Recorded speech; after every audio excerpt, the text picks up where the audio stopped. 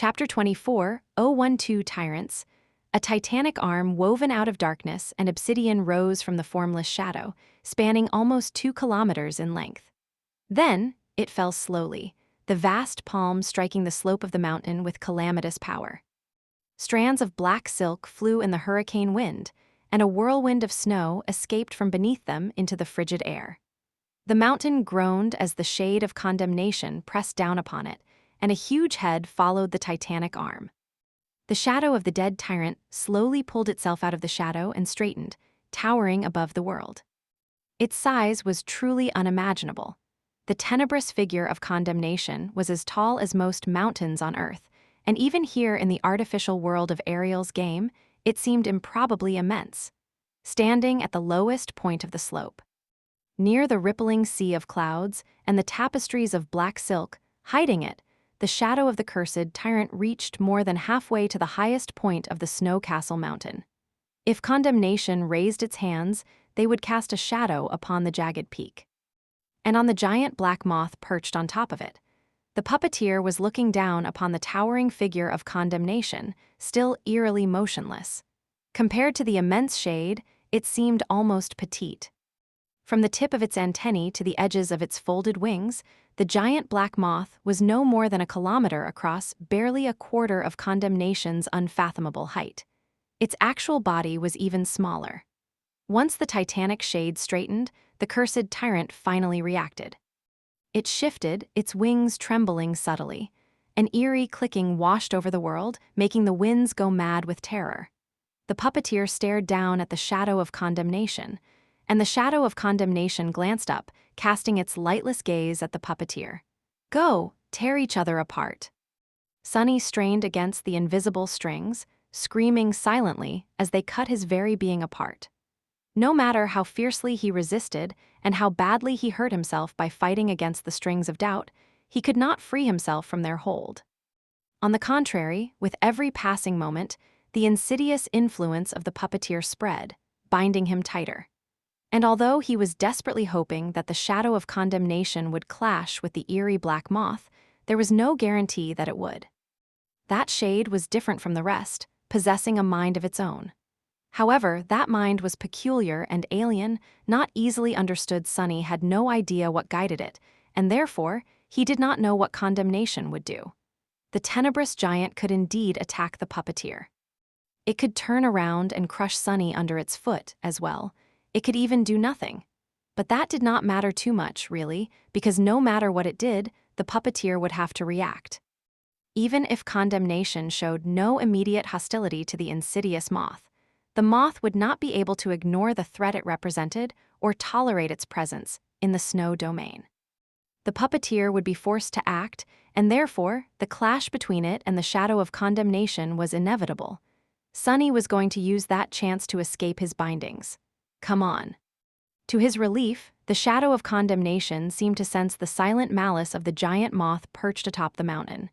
Still looking up, it slowly raised its titanic foot and took a step forward, breaching a vast distance with that single step.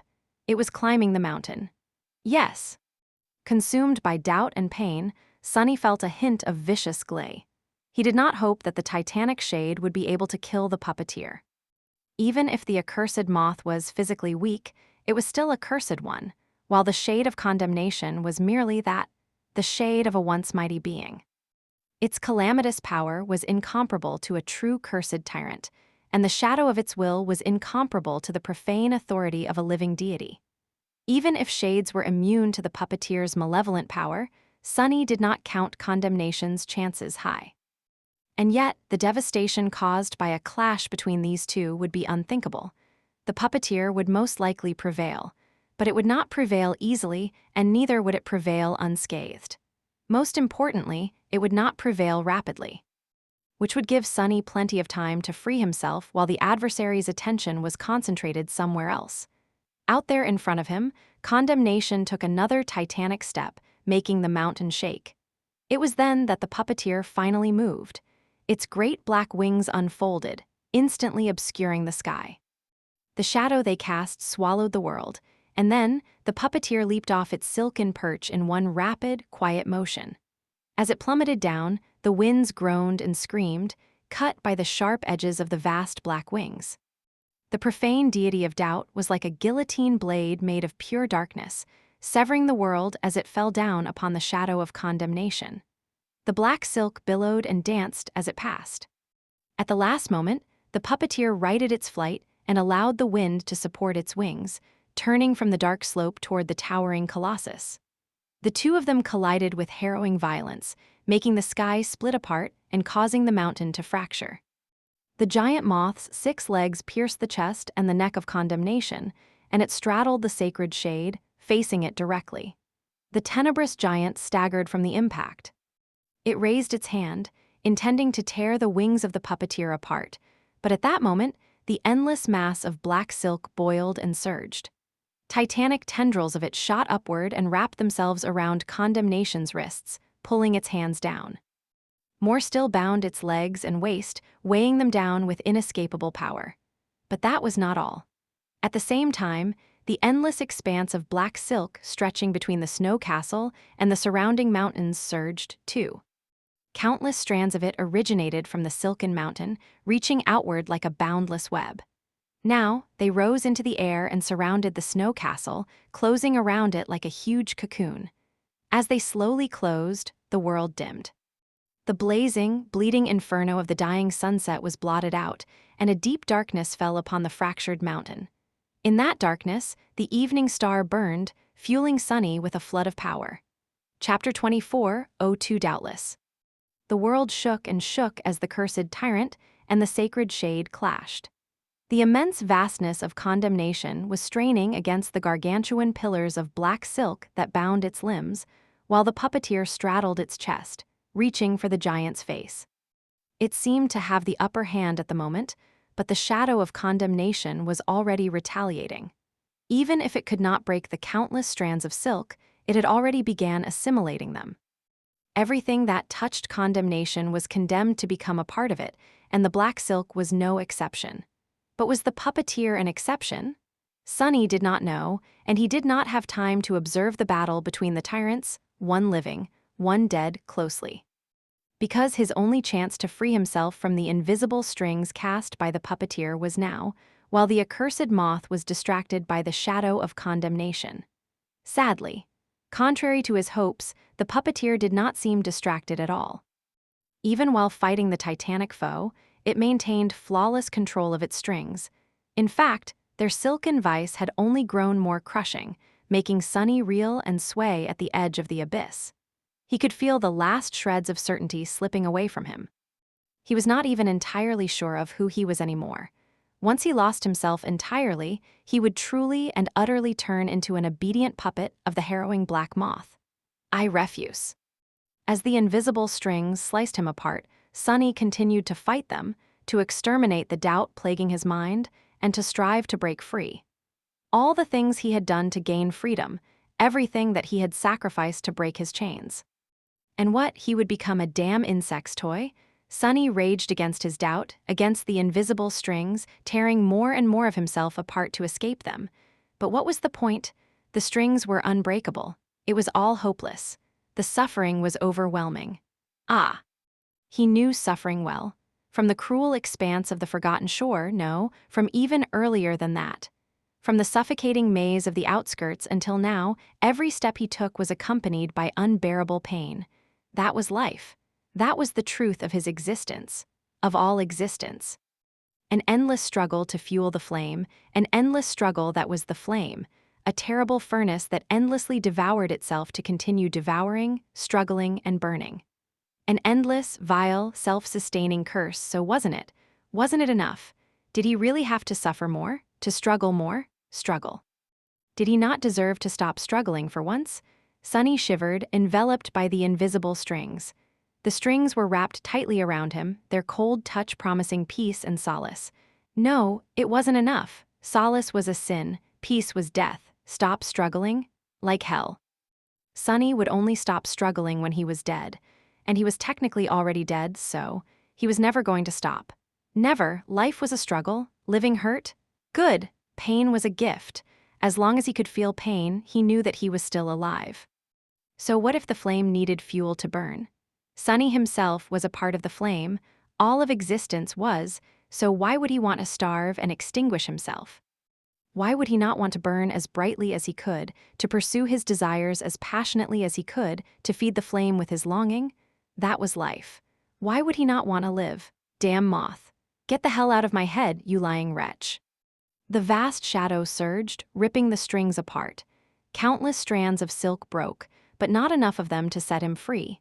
However, by resisting as desperately as he could, Sunny did buy himself time, and a few seconds later, a graceful figure suddenly appeared nearby, her long braid whipping in the wind.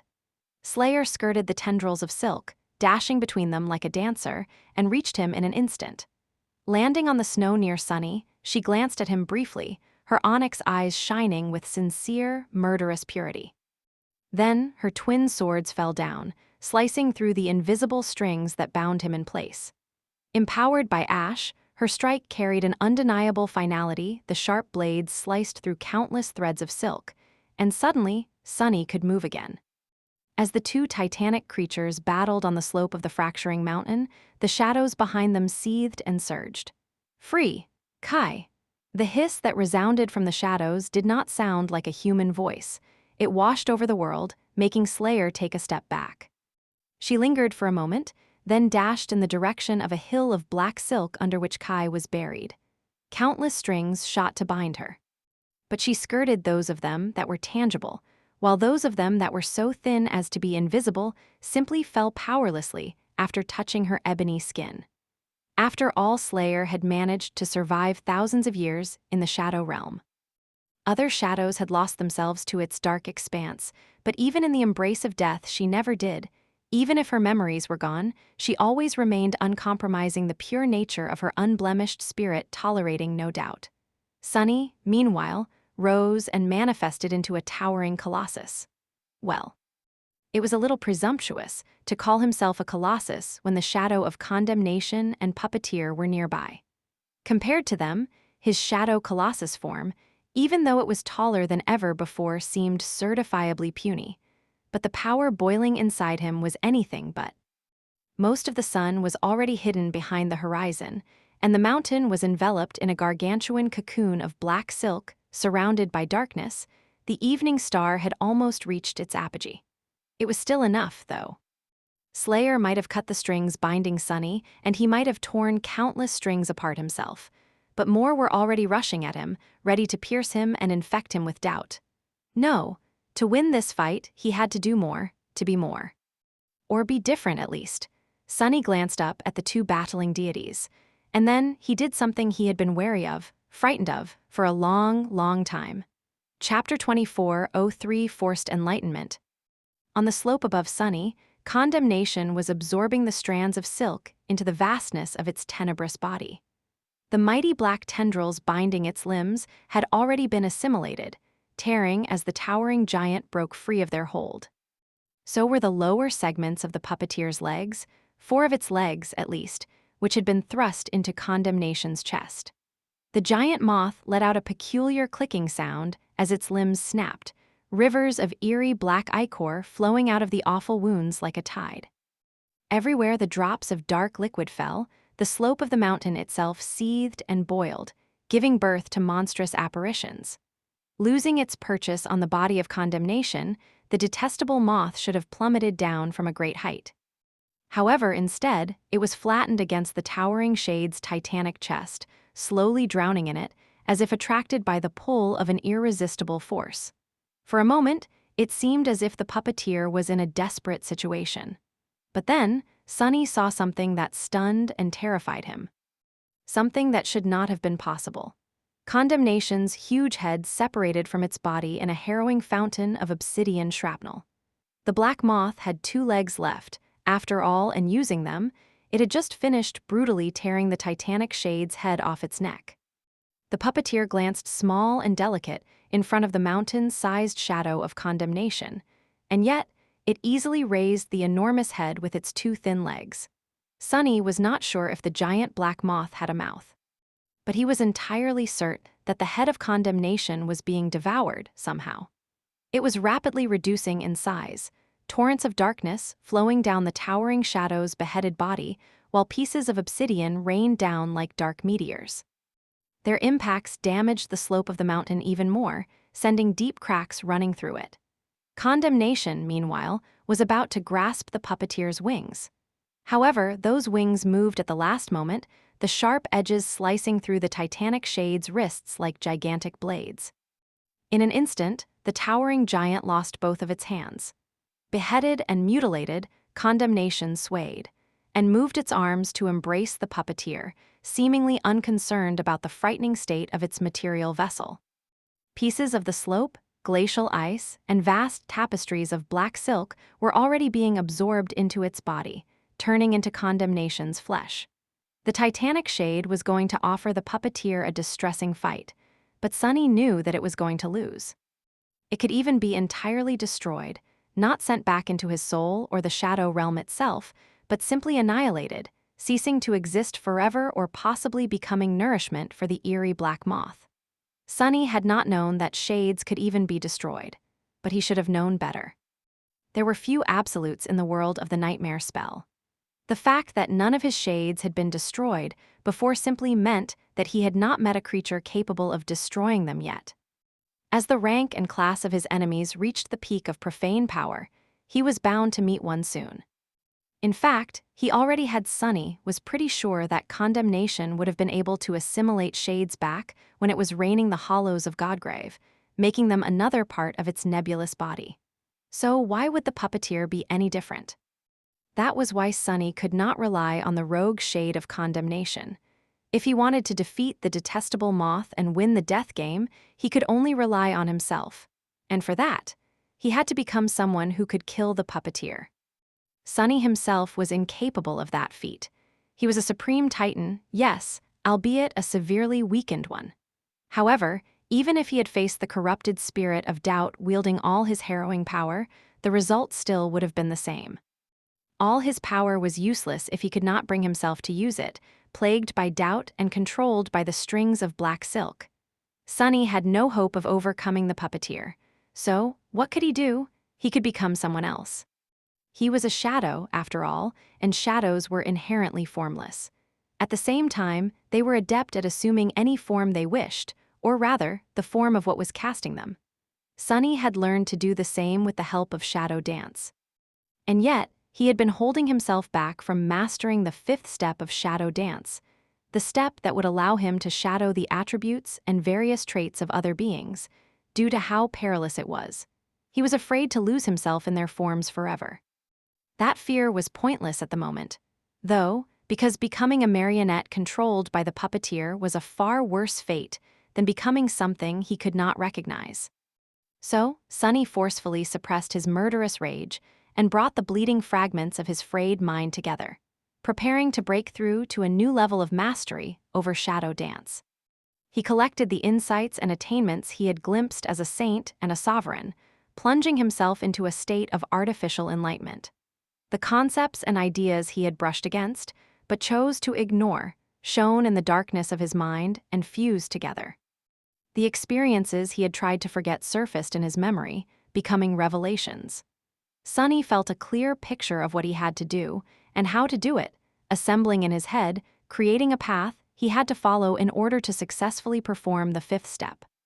All that was left to do was try, succeed, and survive succeeding. I must remain myself. As the detestable moth and the headless giant tore each other apart in front of him, Sunny focused all his being on one impossible task: become a creature capable of slaying the puppeteer. But what creature could that be? Well, wasn't that obvious? Stalwart attribute description. The stone saint is highly resistant to all forms of damage, as well as fully immune to mind and soul attacks. As the mystical stone-like metal of the jade mantle encased the shadow colossus in a fearsome black carapace, Sunny extended his senses to perceive every little detail of the armor forged by Nether, the prince of the underworld. He had to become one of Nether's children. He had to become a stone saint. Chapter 24:04 Fifth Step. When Sunny thought about it, a stone saint was one of the best possible shapes he could attempt to assume to master the fifth step of shadow dance, even if he did not consider the nature of the battle against the puppeteer. After all, saint was his first shadow.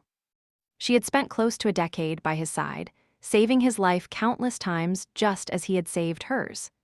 Saint was not only his most loyal follower, but also his battle companion and, at numerous points, had been his teacher. There were few beings in the world he knew better than he knew Saint.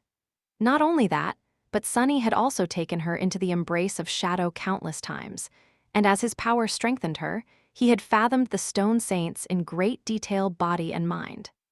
Additionally, Sunny already shared a degree of kinship with these stone-like creatures. After all, he commanded the jade shell, and the jade mantle, a piece of Nether's inheritance, had already become a part of him. So, if Sunny wanted to assume the shape of another creature to the point of manifesting its attributes, a stone saint was a good choice. He had mastered the first step of shadow dance by shadowing Nephi's, whose battle style he knew the best. And now, he was going to master the fifth by shadowing Saint, whom he was familiar with on a level that was only possible between the Sovereign of Death and one of his shadows. This was going to be different from anything he had done before. Sunny had plenty of experience assuming forms different from his own, naturally, but those were merely imitations. Even the shadow spawn form, which he had mastered more than any other, transformed only his appearance and the physical structure of his body. The rest of him, things hidden from view, remained the same. Today, though, Sunny had to delve much deeper into personifying someone other than himself. Imitation was not going to cut it. He had to become the genuine thing. And so, Sunny summoned the image of Saint into his mind and allowed the shadow colossus shell to crumble. At the same time, he released his own shadow to occupy the same space. His vast shadow rose like a tidal wave and billowed, suspended on the cusp of manifesting into matter, but not quite tangible yet. Sunny thrust himself into a foreign mindset, substituting the essence of his being with one that belonged to someone else. He was not a creature of flesh and bone born in the outskirts of NQSC. He was not a shadow of that mortal man, either. I was born in the underworld. Deep in the cavernous halls of his dark domain, the last child of the forgotten god had created Sunny from stone to quell the fire burning in his resentful heart. However, that fire only grew hotter. Designed to bring peace, Sunny and his siblings were instead born into an endless war. I was raised on the battlefield. He was proud, he was strong, he was a warrior. He was proficient in all forms of combat, having wielded all manner of weapons to wage war upon the gods. On 1,000 blood-soaked battlefields, countless weapons sang in his hand, and by listening to their cold songs, he had learned how to fashion himself into a weapon, too. I know no surrender. There were beings out there who could destroy him, however, there were none who could bring him to his knees. His stone-like body was nearly indestructible. His spirit was indomitable. His conviction was as firm as a mountain, as clear as crystal. His ferocious heart knew no submission, only loyalty. He was an orphan.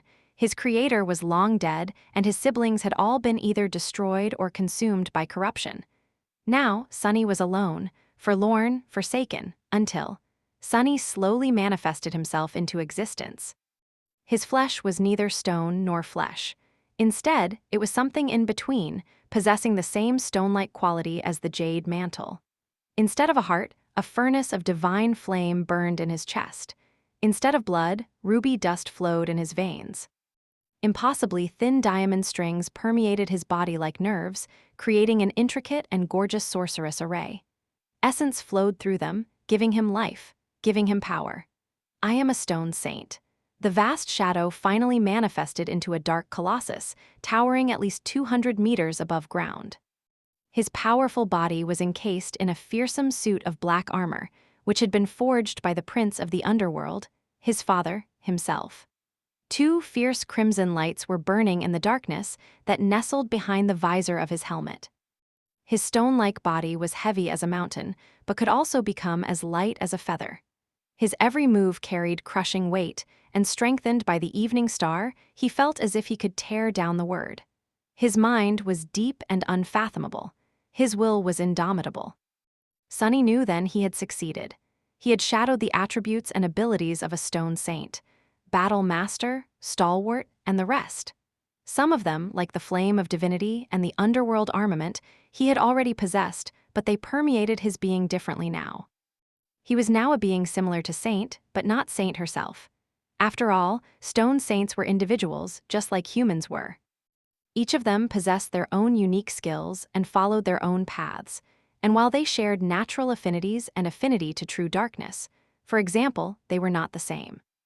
Saint was a transcendent devil who commanded true darkness and had recently learned to control the concept of nothingness to further her goals. Sunny, meanwhile, was a supreme titan who commanded shadows. So, the stone saint he had become was a supreme titan and a ruler of shadows as well. The fifth step was complete. Everything was as it should have been. Something was still missing. Why am I unarmed?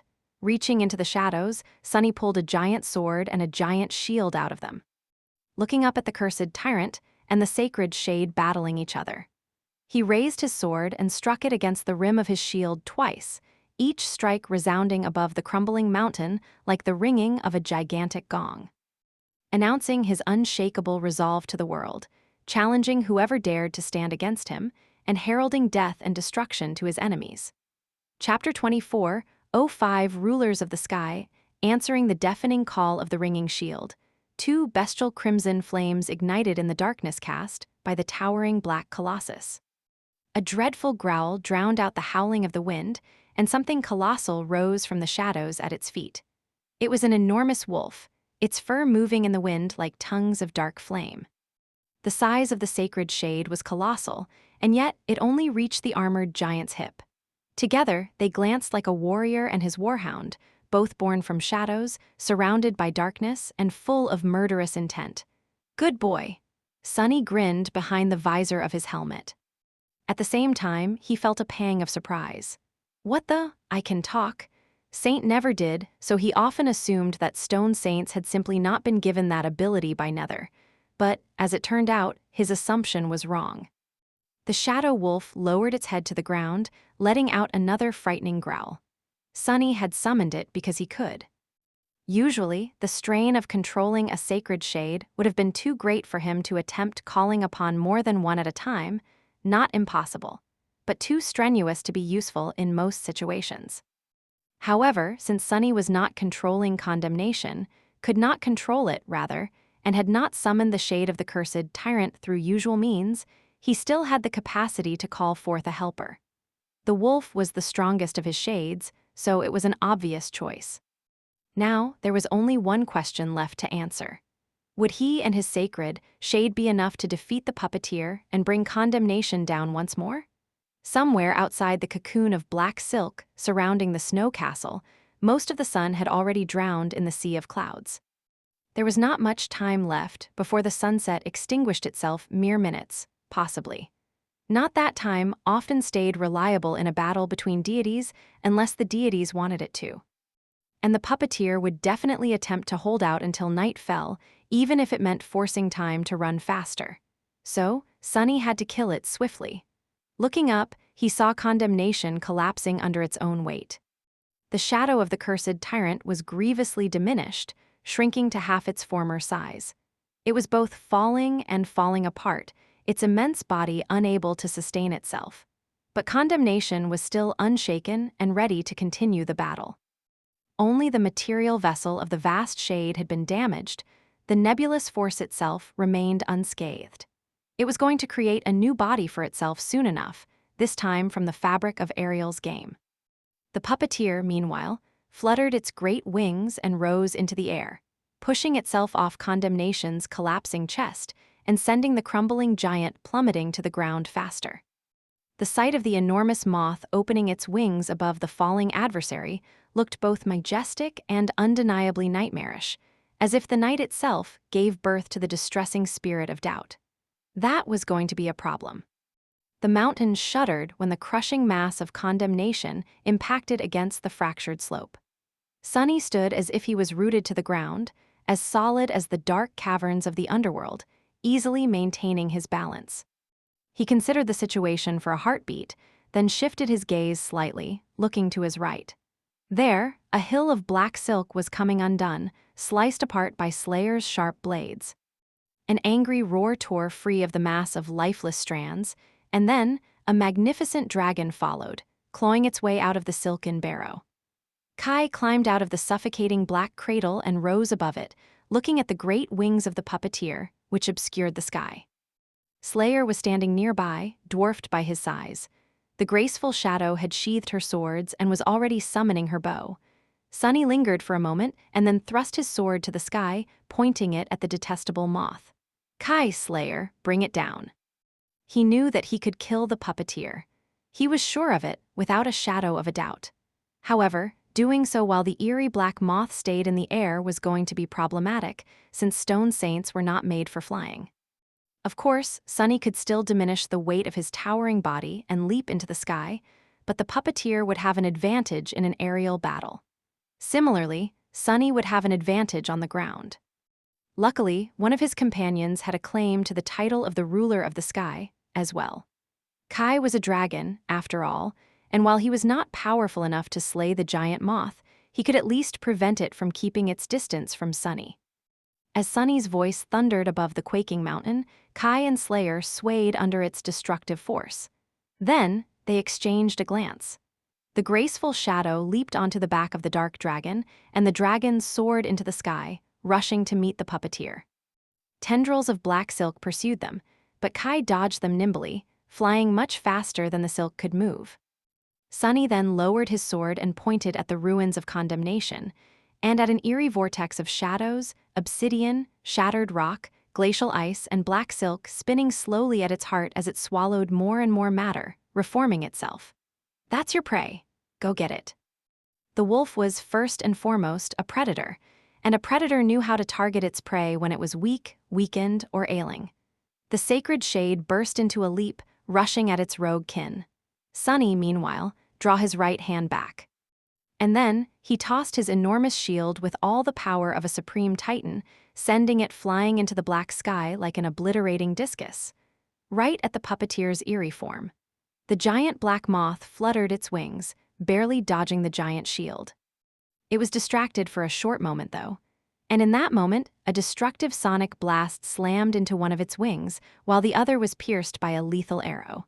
Chapter 24:06 Spirit of Doubt. The puppeteer's wings were mighty, but they were also brittle. Relatively speaking, naturally. In truth, there was hardly a more indestructible material out there than the wings of a cursed tyrant. However, it was being attacked by Kai and Slayer, two transcendent beings who had received the boon of Ash thrice and were strengthened by Sunny's will as a result. Their ability to wound a fallen deity was the result of 6 snow figures being removed from the board, most of them of the cursed rank. The deaths of those cursed nightmare creatures fueled this attack. Slayer's arrow tore a hole in the puppeteer's left wing. Riding on the back of a dragon, the graceful shadow had drawn and aimed her bow deftly. The arrow came from under the dark discus Sunny had thrown, obscured from sight by its spinning mass. The eerie moth had received almost no time to react. Kai's sonic attack, meanwhile, was less focused. It failed to tear the great black wing, but it did push it aside with great concussive force, making the wing fold. Suddenly unbalanced, the puppeteer tilted in the air and lost control of its flight. It plummeted down, straining to regain balance while innumerable strands of silk reached down from the dome of the black cocoon to catch it. However, the shield the giant moth had skirted slammed into them a moment later, pushing the silk tendrils away. Sunny lowered his torso and then launched his towering body up the slope, running to the spot where the puppeteer would fall. He was not going to receive another chance to end the distressing battle, most likely, but that was fine. His stone mind was calm and composed, full of nothing but cold calculation. He could feel the depths of the mountain vibrating under his heavy footsteps, and as it did, his movements accelerated. Great tendrils of black silk rose from the surface of the shattered slope to entangle him, but he cut some with his sword and sidestepped the rest, refusing to allow them to bind him and slow him down. The strings of doubt tried to catch him in their vile embrace as well. However, they failed to pierce his skin and fell powerlessly to be crushed under his feet, finding no purchase in his stalwart mind and spirit. Doubt. How could this cowardly, insidious spirit dare to set its sight on him, a champion of the underworld? The feeble moth was going to learn the price of its arrogance soon. In a way, the stone saint almost pitied the puppeteer. Of all the beings in the world, it just had to encounter them three, him and his two companions. Not only had they slaughtered its thralls, but each of them was also singularly resistant to the sinister moth's harrowing powers. The stone saint could not be infected by doubt because he had an indomitable spirit. The shadow huntress was immune to its jaws because of her pure soul, while the dragon was simply someone who lived his life with tenacious diligence. Even if the puppeteer tried to find three enemies it was woefully ill-suited to fight on purpose, it would have struggled to find anyone better matched against it than a child of Nether and his companions. It was almost as if fate had brought them here. Or destiny, possibly. The giant moth managed to right itself seconds before impacting the ground. Its wings unfolded once again, pushing the winds down with their immensity, but it was already too late. The inertia of its fall was too great to stop in time. It hit the ground hard, its damaged legs buckling. The puppeteer fell awkwardly on its side, supporting itself with the two unscathed front legs. It raised its head, looking at the approaching stone colossus with no emotion apparent in its huge, black eyes. Did it only seem that way, or was there a hint of fear in them for a split moment? The stone saint did not know. What he did know, however, was that he was still too far away from the grounded moth. It could still get away if it moved immediately. Wolf! Just then, a bestial shadow lunged at the puppeteer from behind, awful jaws tearing into its wings. A haunting song descended upon it from above, pushing it into the ground. A rapid arrow fell like a comet, blooming into a destructive explosion. None of these attacks threatened the puppeteer's life. However, they did hold it in place for a few precious seconds, and by the time the giant moth recovered, the stone saint was already upon it. His heavy sword rose, ready to fall and sever the detestable tyrant in two. He glanced at the fallen deity directly in the eye and said with ruthless finality, "Die."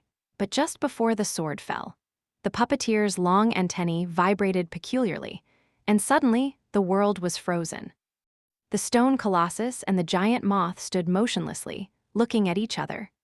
The strands of black silk remained still as they descended upon them like a black avalanche. The furious wolf did not move, its fangs tearing into the black wing. The dark dragon was frozen in the air as it dove to the ground with its wings folded, the small figure of the gorgeous huntress on its back endlessly retrieving an arrow from her quiver. The world was still and silent. The stone saint was still and silent too, unable to move. And in that silence, a soft voice resounded from all around him, asking a strange question. "Do you really want to kill me?" The stone saint smiled chillingly behind the visor of his helmet. Of course. There was silence once more. Then the puppeteer asked dispassionately, "Why?" The stone saint frowned. What a preposterous question. There was a reason, naturally, there had to have been, but that reason had belonged to someone else. A different being made from different things. To a shadow that was full of doubt and hope and pain. The stone saint could not ever remember that shadow's name. How was he supposed to remember its reasons? His frown deepened. "I don't remember." The giant moth seemed to look at him with pity. Its soft voice enveloped him like a rustle of fine silk, making the crimson flames burning in his eyes dim a little. "Are you sure you want to kill me, child of Nether?" Chapter 24:07 Certain Death. The stone saint hesitated. The spirit of doubt was kneeling on the shattered ground in front of him, its black wings broken and torn. The eerie moth was great and awful. However, so was the stone saint. He was the jade titan, and the mantle of the underworld lay heavy on his shoulders. If he wanted to kill the cursed creature, the only choice it had was to die. Even now, the puppeteer was only keeping itself alive by slowing down the flow of time to such a crawl that it seemed to stand still. But interfering with an absolute law to this degree was an unbearable burden even for a being like the eerie moth. It would not be able to hold time still for very long, let alone indefinitely. So, if the stone saint wanted to kill the spirit of doubt, he could. But did he want to? Why would he, indeed? The stone saint glanced at the giant moth chillingly, feeling a peculiar compulsion to answer its question honestly. "I am not sure. However, I burn with the flame of divinity, while you are a nightmare creature of the void. Are we not enemies, you and I? Are we not destined to maim and slay each other? I am holding a sword while you are on your knees. Is that not reason enough to kill you?" The puppeteer's enormous black eyes glistened like gorgeous gems, reflecting innumerable versions of the stone saint and his merciless blade in their compound depth. It spoke softly. "Ah, but look around you, warrior of the underworld. Look who brought me to my knees. The wolf, the huntress, the giant, and the dragon. They are shadows of death, he is a herald of night. The servants of the gods surround us, you and me. The same gods whom your prince is at war with. Are they not your true adversary instead of me?" The stone saint gazed at him chillingly. At war with? The ferocious flame burning in his chest blazed, full of pride and animosity. The spirit of doubt was right. The gods were enemies of the prince of the underworld, and therefore of his children. So many had been shattered on the innumerable battlefields of the war, so many had fallen. So many were yet to fall. There was no peace left anywhere in the world. There was no mercy left, either. Surrender was impossible, and those who lost would not be spared. So the war could only end when the gods fell, or when all of existence fell. The puppeteer's soft voice flowed into his ears like honey. "You are a child of Nether, and therefore, of the forgotten god, who dreams in the void, who dreams of the void. I am a being of the void, and while there is a conflict between us, doesn't it pale in comparison to the conflict between us and those who serve the vile gods? Are we not more alike than we are apart? Are we not allies before we are enemies?" Allies? The stone saint regarded the kneeling moth silently, then shifted his gaze to the frozen figures of his own companions. His frown deepened. The three shadows. The gorgeous dragon whose scales were the color of midnight, its eyes burning like silver stars. The servants of the gods. The vile, hateful, cruel gods. Why was he fighting side by side with the adversary? The stone saint glanced at the spirit of doubt. You might be right. There was indeed a semblance of truth to what the sinister moth had said. He smiled chillingly behind the visor of his helmet. But, spirit of doubt, did you not say it yourself? The stone saint gathered his will, sensing the pressure of the snow domain crushing him, that you made a deal with Weaver. Something about the puppeteer's eyes changed. But it was too late. Not letting the eerie black moth say anything else, the stone saint sent his will and authority outward. And while the gods are truly hateful, no one is more odious and vile than the traitor, demon of fate. You have aided Weaver, spirit of doubt. His will envelop the fractured mountain, crashing against the puppeteer's authority. And for that, I will kill you. There was no hesitation to his sword anymore. No doubt, no mercy, only certainty and finality, only death. The stone saint poured his indomitable willpower into assaulting the snow domain and challenging its reign over the mountain. He was not strong enough, not vast enough to usurp the puppeteer's authority, but he did not need to either. He was someone who had survived innumerable battlefields of the frightening war, after all. Someone who had led legions and won victories against the divine host. Born for battle, he was proficient in all forms of strategy and tactics. He was a master of war, and so, he knew how to break an impregnable obstacle by striking at its pressure point. He knew how to break an adversary who refused to be broken. For the spirit of doubt, that pressure point, the deadly vulnerability, was the strain it was enduring to exert influence on the absolute Flaw. The stone saint did not use his strength to crush the authority of the cursed tyrant. Instead, he added his strength to the destructive pressure of the endless mass of time wishing to flow free, and saw the dam built by the puppeteer cracking. A second later, it collapsed. The fact that it collapsed was apparent from the fact that there was a difference between the previous moment and the next, to begin with, and in the moment after that, everything happened quickly. Time resumed its flow. The giant moth was already lunging forward, its two unscathed legs moving with frightening speed. One pierced the armor of the stone saint like paper, impaling him. The other batted his sword away, then pushed his arm down, breaking it. Awful pain washed over his mind, blurring his vision. The two of them were suddenly face to face, with only a few meters separating the fearsome visor of the jade armor from the harrowing moth's enthralling black eyes. The stone saint saw himself reflected in the 1,000 black gems, rivers of ruby dust streaming down his breastplate. The puppeteer strained its scythe-like leg, aiming to extinguish the flame burning in his chest.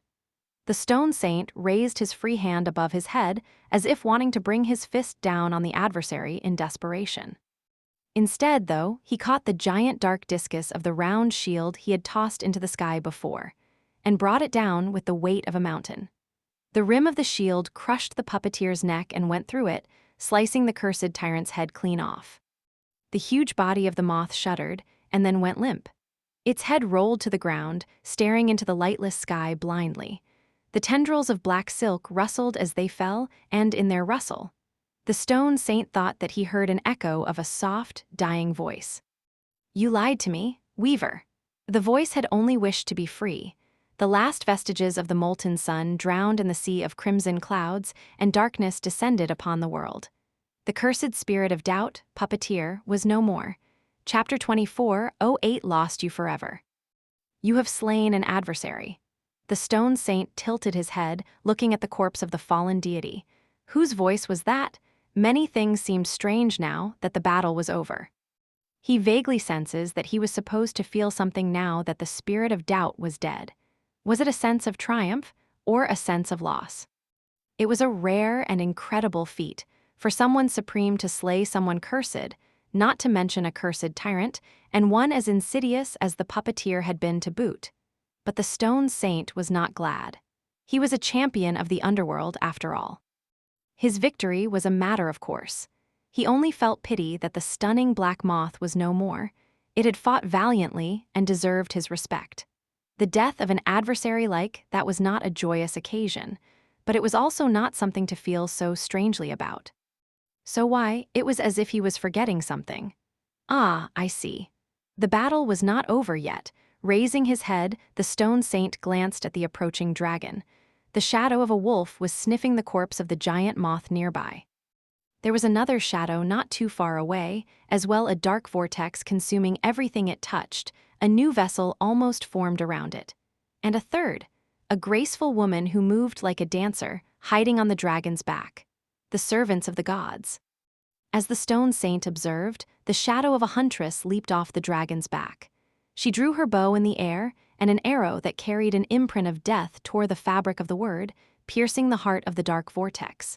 They are fighting each other. The stone saint felt a hint of relief. That was going to make his job easier, not that the task of dealing with these enemies seemed particularly arduous. He could kill them in a heartbeat. High above, the black veil obscuring the world was falling apart. The silk covering the surface of the mountain was withering, too.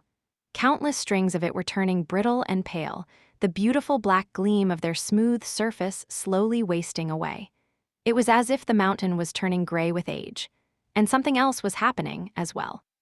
It was as if there was an invisible force radiating from somewhere far away, hidden within the sea of clouds, pushing him, rejecting him from this world. The stone saint frowned as the dragon landed near and spoke, his melodious voice thundering above the fractured mountain. "Sonny, we've won." The towering stone colossus glanced down at the dragon silently, ruby dust still streaming down the polished jade of his armor. There was something strange about that as well. Why was he bleeding? Then again, why wouldn't he?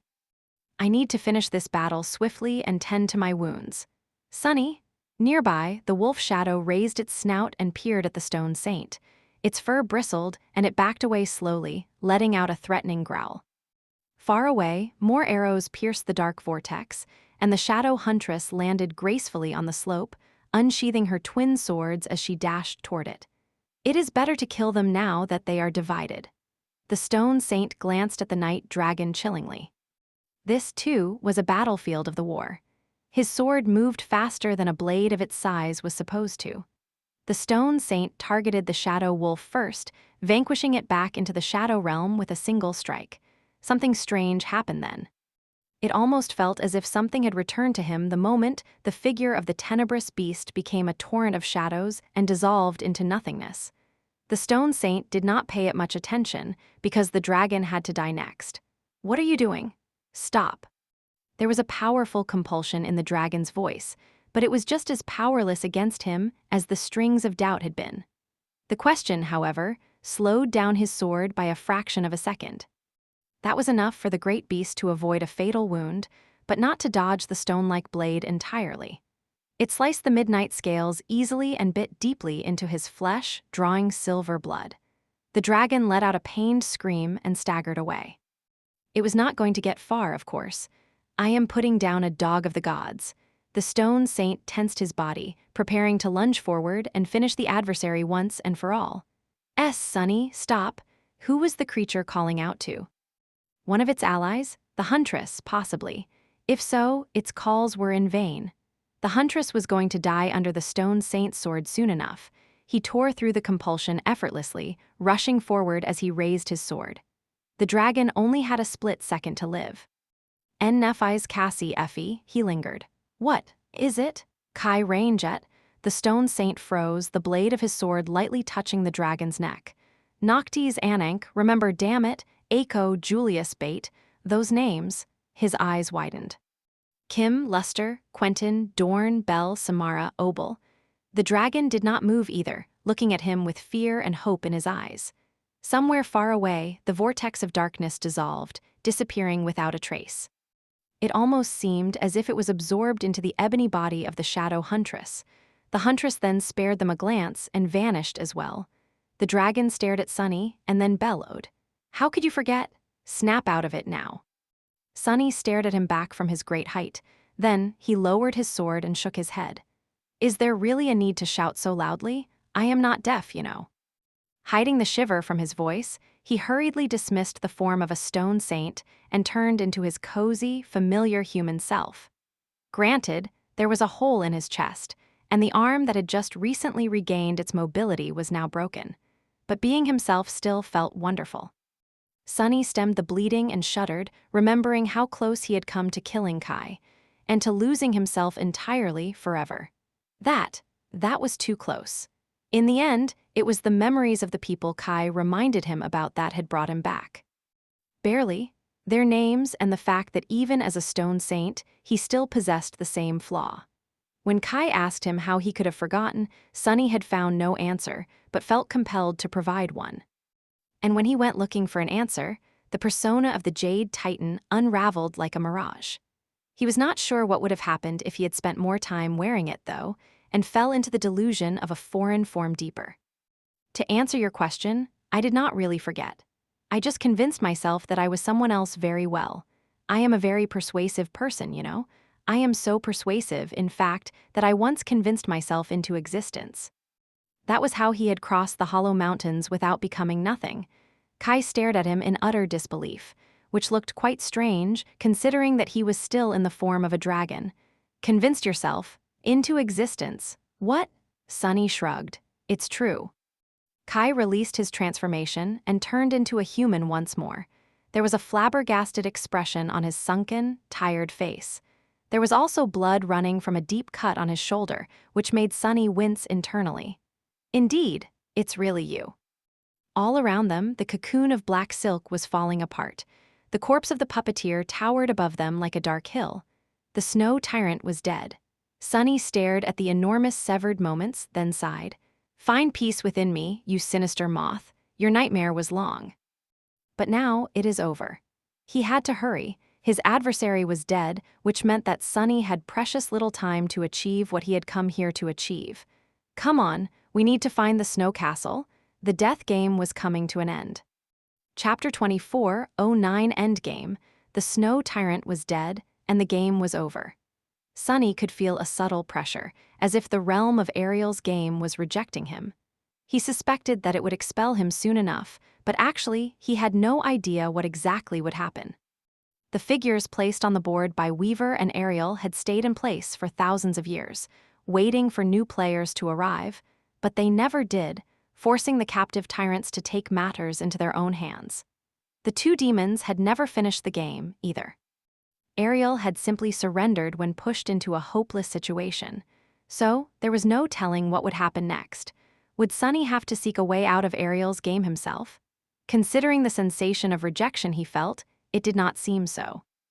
Would he be freed from his role as the Ash Tyrant and return to Ravenheart then? What about his figures? What about the remaining figures of the defeated side? Would the two cursed devils stay imprisoned in the death game, or would they be liberated from their roles as well? Would they be purged by the distressing entity dwelling beneath the clouds instead? He did not know, but come hell or high water, he had to hurry and get his prize. Hell or high water, huh?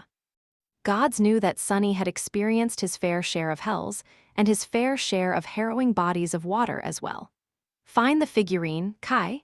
He ignored the pain in his broken arm and torn chest, turning to look at the peak of the mountain. There had to be an entrance to the snow castle somewhere up there. Sunny cast his shadow sense into the depths of the mountain, feeling a sense of urgency. Yes, he did not know what was going to happen. But something was telling him that they did not have a lot of time left. The expelling pressure was mounting, and Sunny already had to exert his will in order to stay rooted in the miniature realm of Ariel's game. The huge body of the puppeteer loomed above him, hiding tantalizing treasures. The wings of the great moth could be used to craft incredible armor and garments. Its limbs could be forged into god-slaying weapons, and the 5 soul shards hidden somewhere in the depths of its corpse could become anchors for the spellweave of immensely powerful memories. But there was no time to harvest any of these sacred relics, even if there were. Sunny was not sure that he would have. He had seen how the world itself seemed to have been tainted and corrupted by drops of puppeteer's ichor. Was it really a good idea to covet its treasures, even in death? It was as if even the corpse of the fallen deity was a source of unceasing corruption. Perhaps these treasures were not sacred, but cursed instead. So the only thing Sunny wanted to find was the jade figurine of the snow tyrant. He needed to hurry. He had already gained a lot by defeating the spirit of doubt, anyway. The puppeteer's shade was now in his soul sea. He had mastered the 5th step of shadow dance, as well. Granted, using this mastery was a terribly dangerous affair. It had almost cost Kai his life, after all. But even if Sunny abstained from performing the 5th step in the future, he would still reap the benefits of having mastered it, because Serpent had to have become a supreme titan as a result. And if Sunny did become a carrier of the nightmare spell again one day, who knew?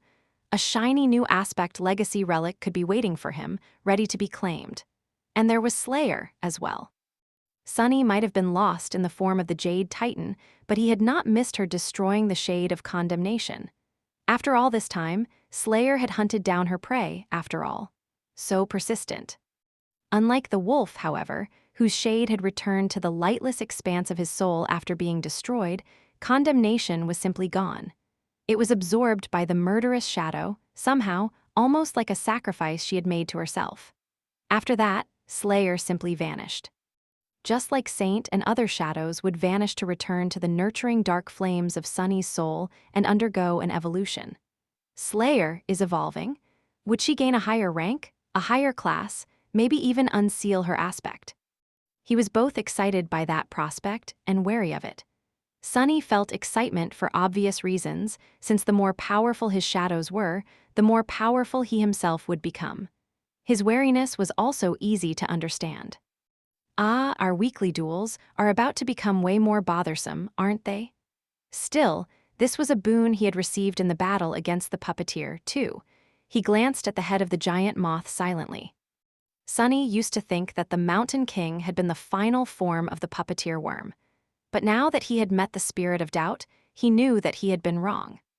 The Mountain King had never been the puppeteer, and neither had it been one of the puppeteer's kin. Rather, he was merely a discarded chrysalis that a worm of doubt had left behind once, a long time ago, after using it as a host to mature into a harrowing moth. A mortal king who had become infected by doubt and turned into a monster, unleashing a distressing curse upon the world. That curse continued to grow and mature until it became the spirit of doubt, puppeteer. And now, it was dead. If Sunny was honest with himself, he still couldn't believe that he had won. That he had killed a cursed tyrant, and one as insidious as the puppeteer had been at that. Granted, he and his companions were so perfectly matched against the sinister moth that it almost seemed like that entire clash had been arranged by someone for their benefit. If it had been, Sunny did not have to guess by whom. Weaver. Just how deep did the influence of the nebulous demon go? What had the demon of fate longed to achieve? Were all them merely puppets dancing to the movement of the strings tied to Weaver's 7 clawed fingers, the strings of fate? Found it. Kai flew across withering silk, landing in a storm of snow near Sunny. The jade figurine lay on his palm, wearing a crown. Sunny smiled weakly. Yeah, I found it as well.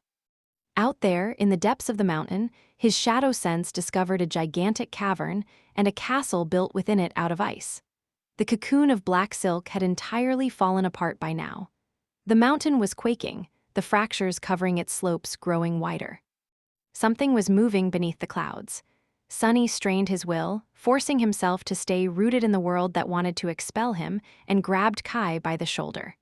Let's go!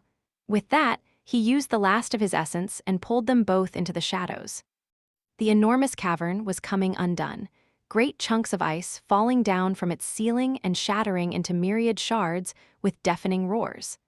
None of them were able to damage the castle that stood in the center of the cavern, though.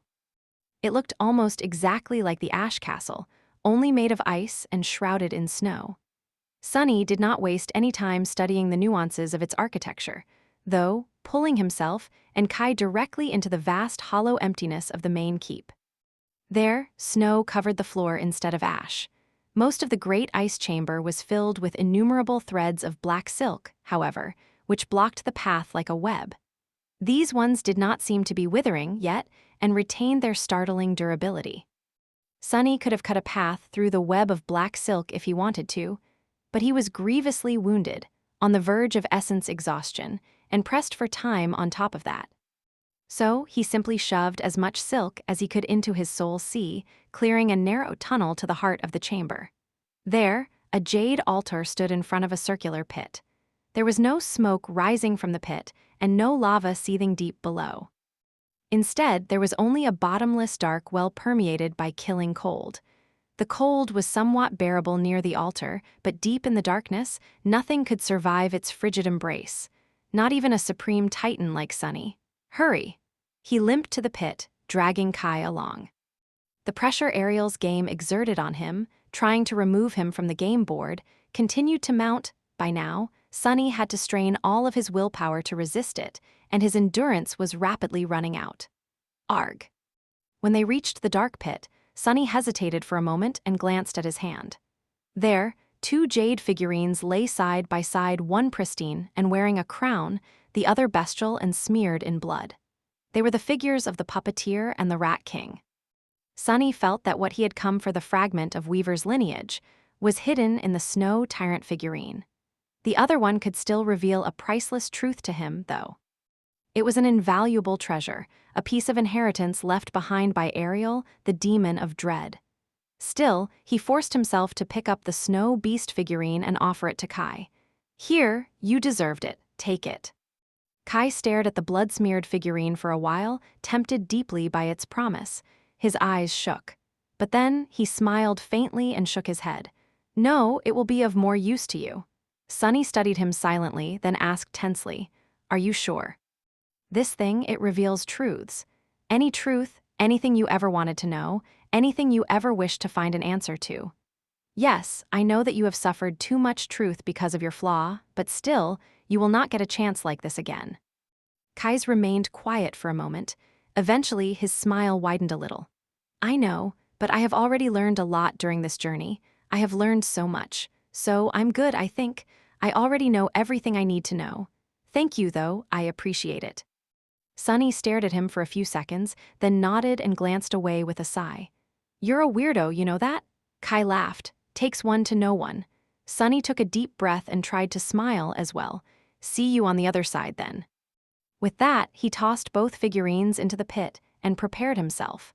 As the jade figures fell into the darkness, he remembered the previous times he absorbed fragments of Weaver's lineage. It had hurt like hell each time. In fact, it was some of the worst pain Sunny had ever experienced. A pale smile twisted his lips. Oh, by the way, if I start screaming and writhing in pain, pay it no heed. Just make sure that I don't bite off my tongue or claw out my eyes if it's not too much trouble. Well, one eye might be okay. Kai blinked. Huh, wait, what? But Sunny did not hear him because he was already someplace else. He was receiving his prize. Chapter 24, 10 Myriad of Stars, the world was made of fire. Countless trees were burning, toppling with sorrowful groans.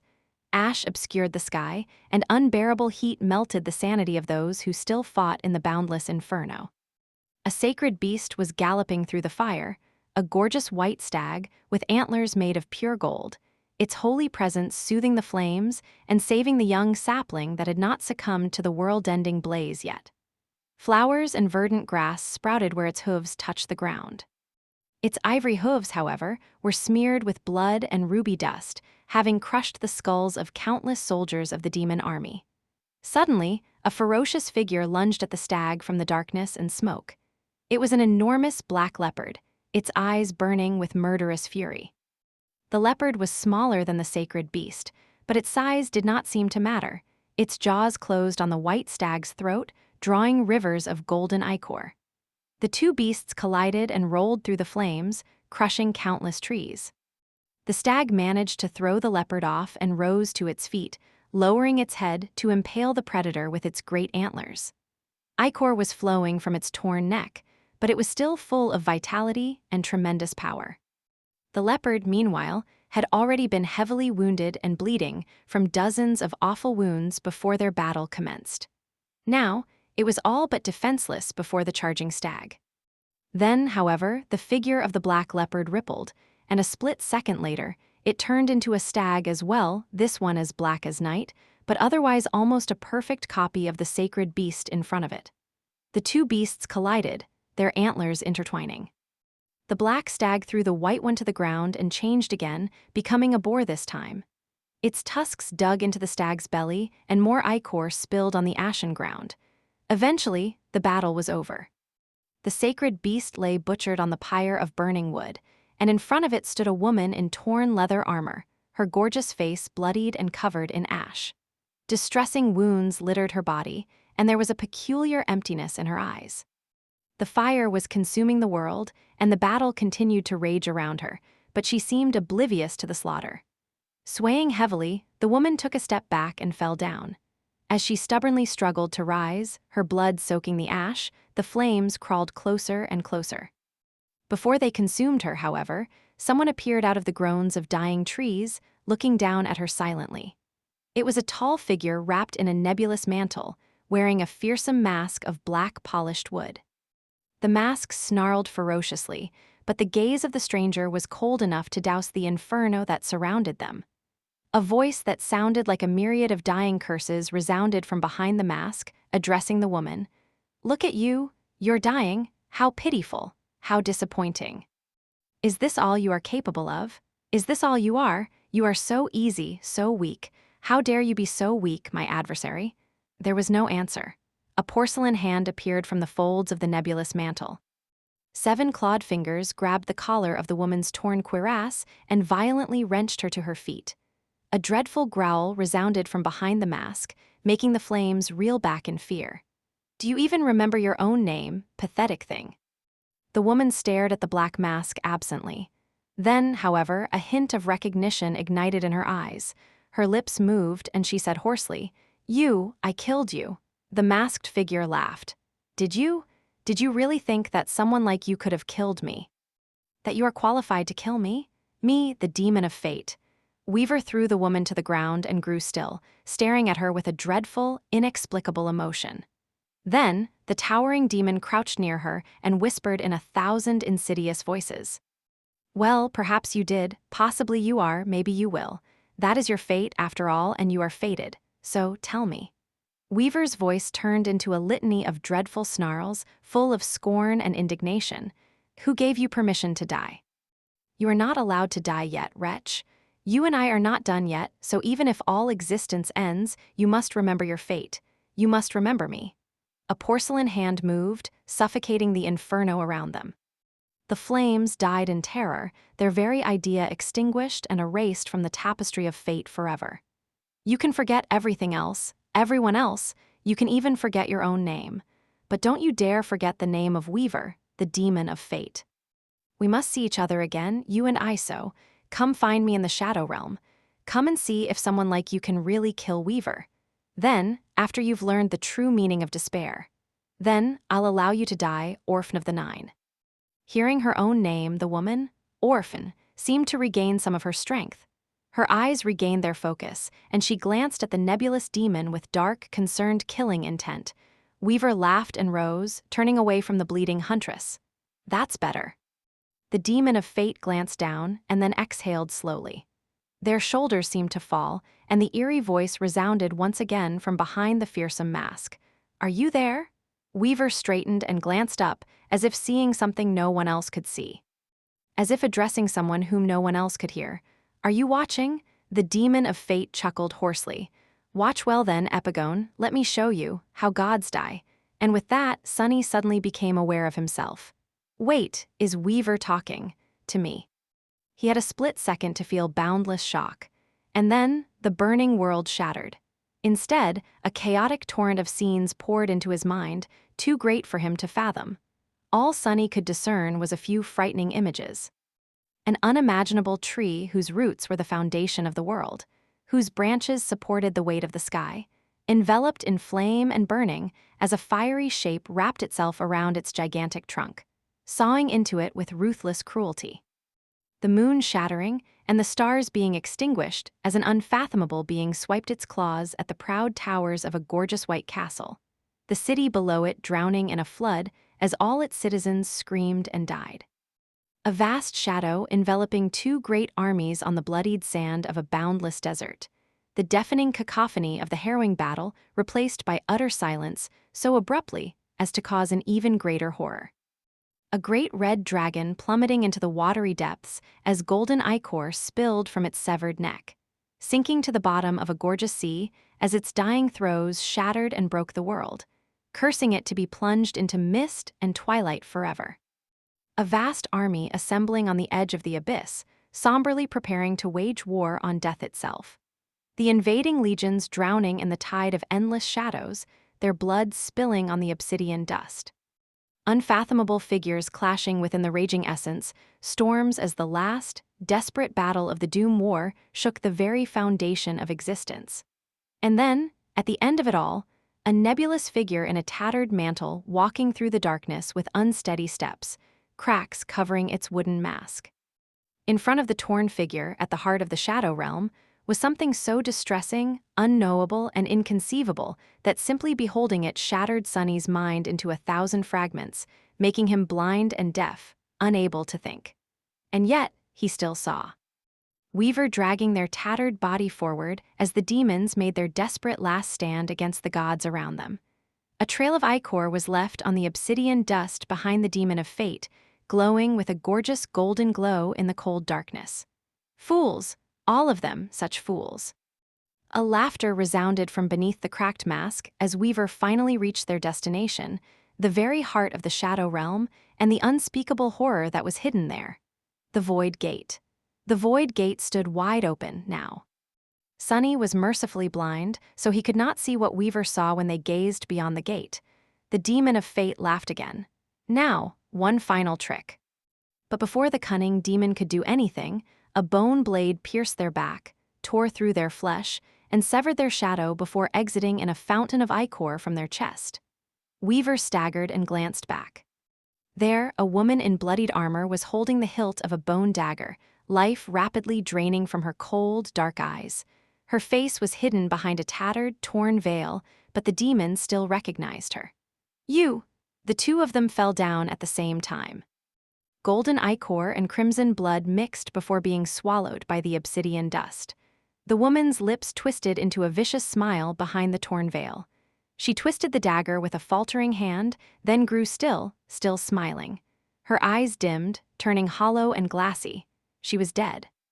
The demon of fate was not going to survive much longer either. A deep sigh resounded from behind the mask. Looking at the dead woman, Weaver drew one last, arduous breath. You are just in time. The last thing Sunny saw startled and confused him, because it did not make much sense at all. He found himself in an endless black void illuminated by a myriad of stars. Some of the stars were small and dim, while some were great and radiant. Some were connected by strings of silver light, while most were isolated from each other by the vast expanse of empty darkness. By then, something changed.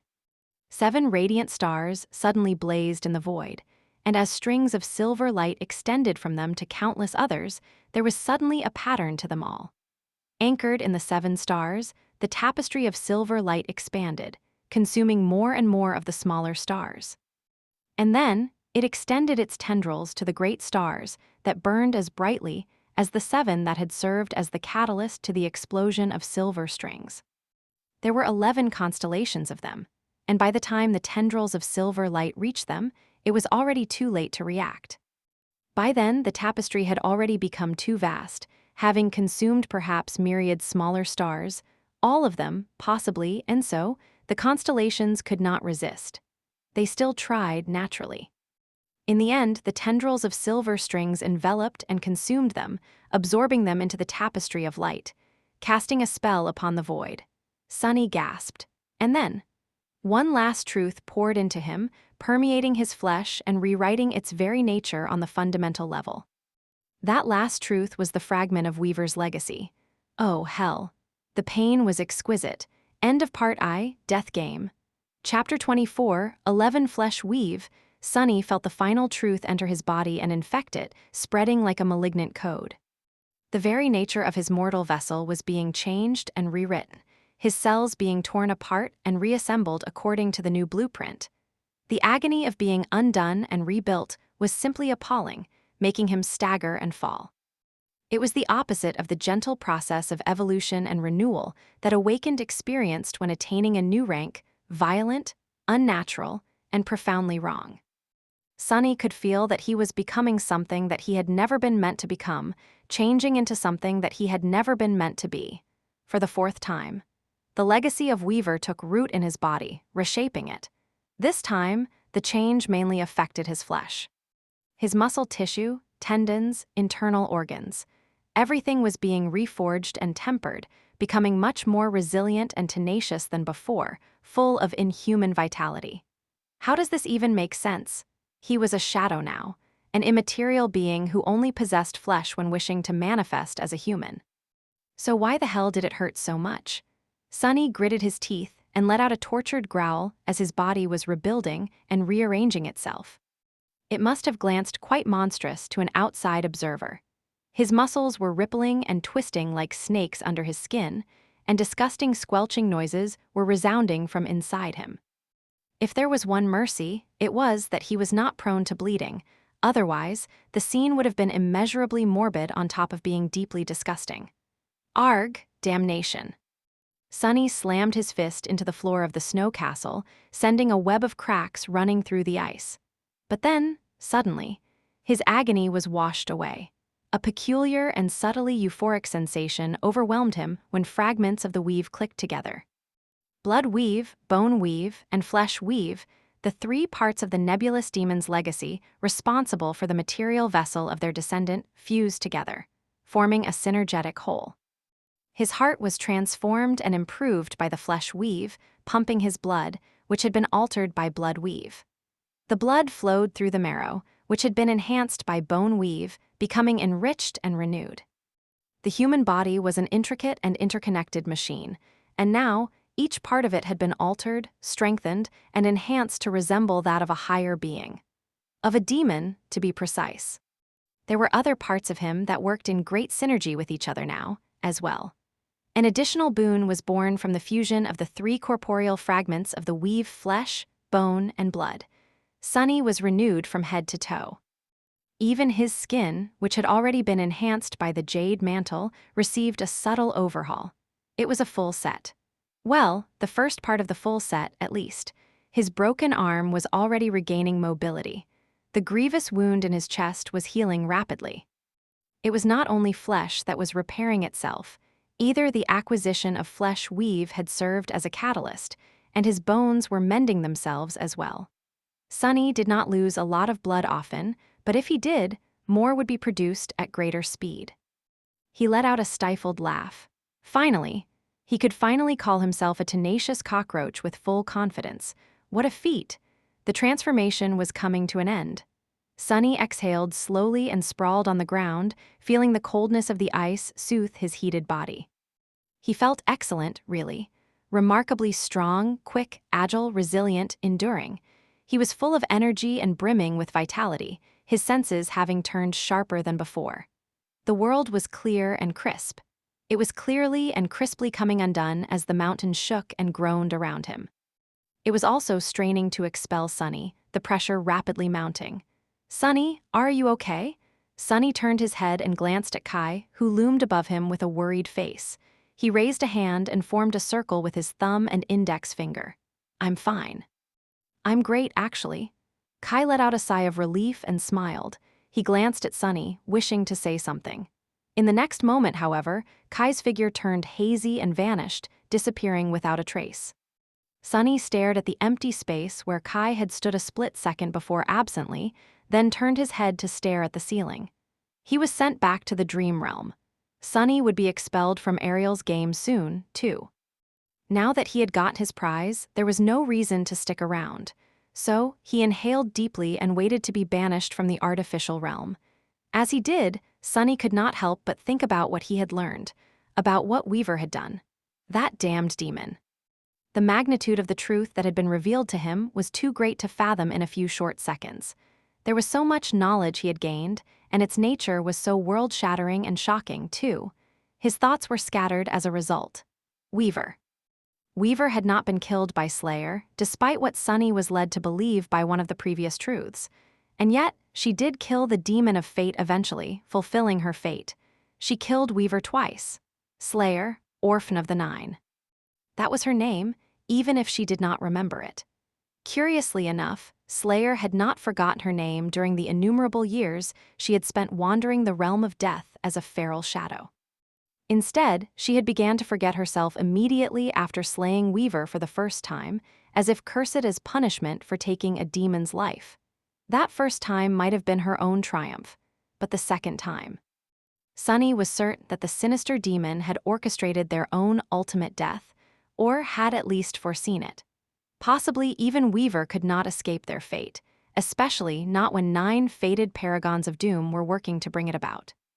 But even if Weaver could not escape their inevitable demise, they could at least influence the tapestry of fate enough to design it. So how had the demon of fate died? And why? For what? Well, the answer was obvious now. Weaver had revealed it to Sunny directly, no less. What was it the sinister demon had said, having foreseen that a person following in their footsteps would learn the truth of that moment one day, thousands of years in the future? "Let me show you how gods die." Sunny's whisper was almost inaudible. Weaver had promised to show him how to kill the gods, and they did. Finally, Sunny knew the answer to the questions that had been plaguing him for a decade. How had the gods died? What had happened to the demons? Now he knew. Weaver killed them. Weaver killed them all. A hoarse, unbelieving laugh escaped from his lips. Chapter 24, 12 Weaver's Lullaby. It had been right in front of him the whole time. The description of Bone Weave said so. When children of the forgotten god rebelled against the gods, Weaver was the only one to refuse the call of war. Despised and hunted by both sides, they disappeared.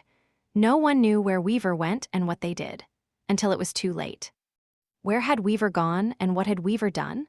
They had gone to create the nightmare spell. Sunny had been confused when he saw the final image of the vision shown to him by the sacrifice of the snow tyrant figure, but now he realized the truth. The vast void, the myriad of stars, then strings of silver light connecting them. What he had seen was the birth of the nightmare spell. Or rather, its evolution from an infant state to the universal force it was today. To Weaver's version of an absolute law. The many stars burning in the black void were the souls of living things. The smaller stars were the souls of humans, while the brighter ones belonged to spirits and deities. While most of them burned in lonesome solitude, some had already been connected by faint strings of silver light. Those were the souls of the first carriers of the infant nightmare spell, like Anank and her people. Weaver had chosen priests among mortals first and sent them to spread the spell among the despairing refugees of the Doom War. In the chaos of the end of the world, it spread like wildfire, unnoticed and underestimated, laying a foundation for what would later become its final form. Slowly reached critical mass. All it needed to evolve into its true tyrannical splendor, at that point, was a catalyst. And that catalyst was Weaver. Their death, to be precise.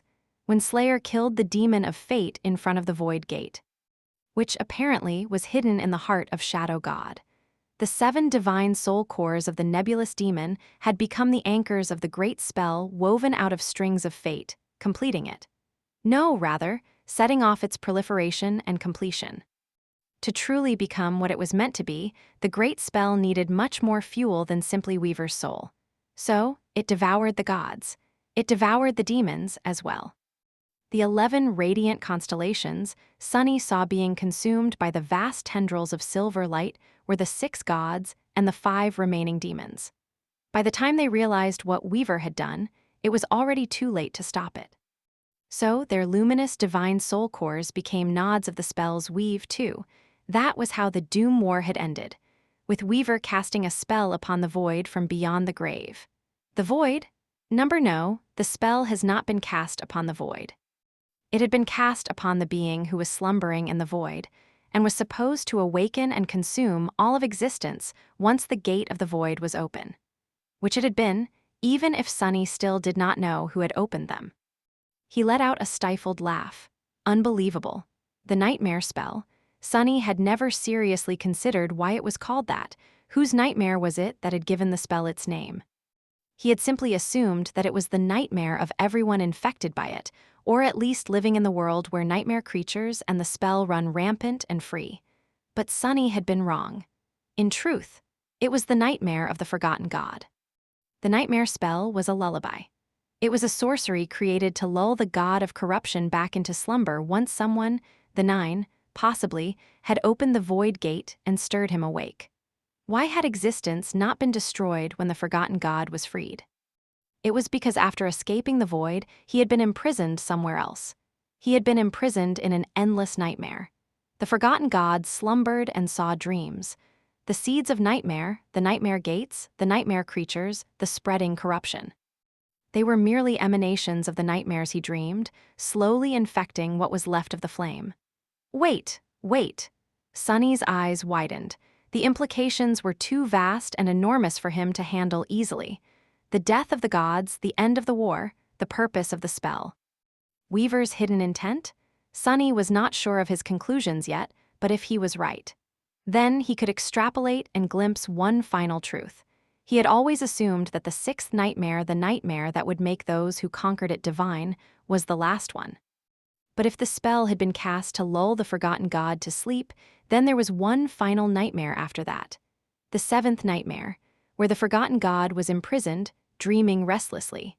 The conflict the challengers of that frightening nightmare were meant to solve was the conflict that plagued all of existence, the fate of the flame. I see now. The spell kept the forgotten god trapped within a nightmare, and at the same time, it ruthlessly nurtured mortals to become the new gods and kill him. That was the truth of the dying world. Sunny remained motionless for a long while and then sighed deeply. That's a little bit too ambitious, even for me. The demon of fate had promised to show him how to kill the gods. But really, Weaver could have just as well promised to show him how to create gods. That dastardly demon.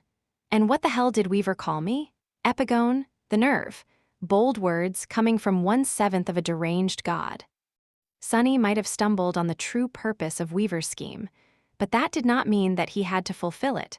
After all, killing the forgotten god was Weaver's goal, seemed to be Weaver's goal at least. But it was not Sunny's goal, and neither was the goal of his comrades and companions. Of Nephi's. Their goal was simply to make sure that humanity survived and build a new home for it in the dream realm. They had to become gods to accomplish that, but battling the forgotten god?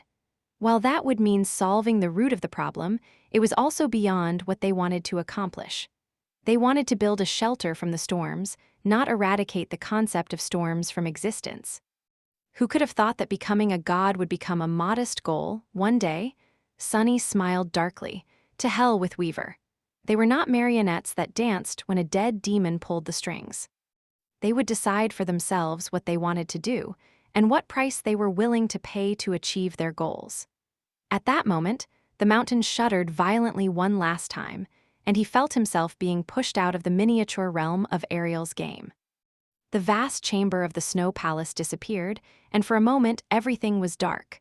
Or rather, everything was nothing and nowhere, beyond comprehension.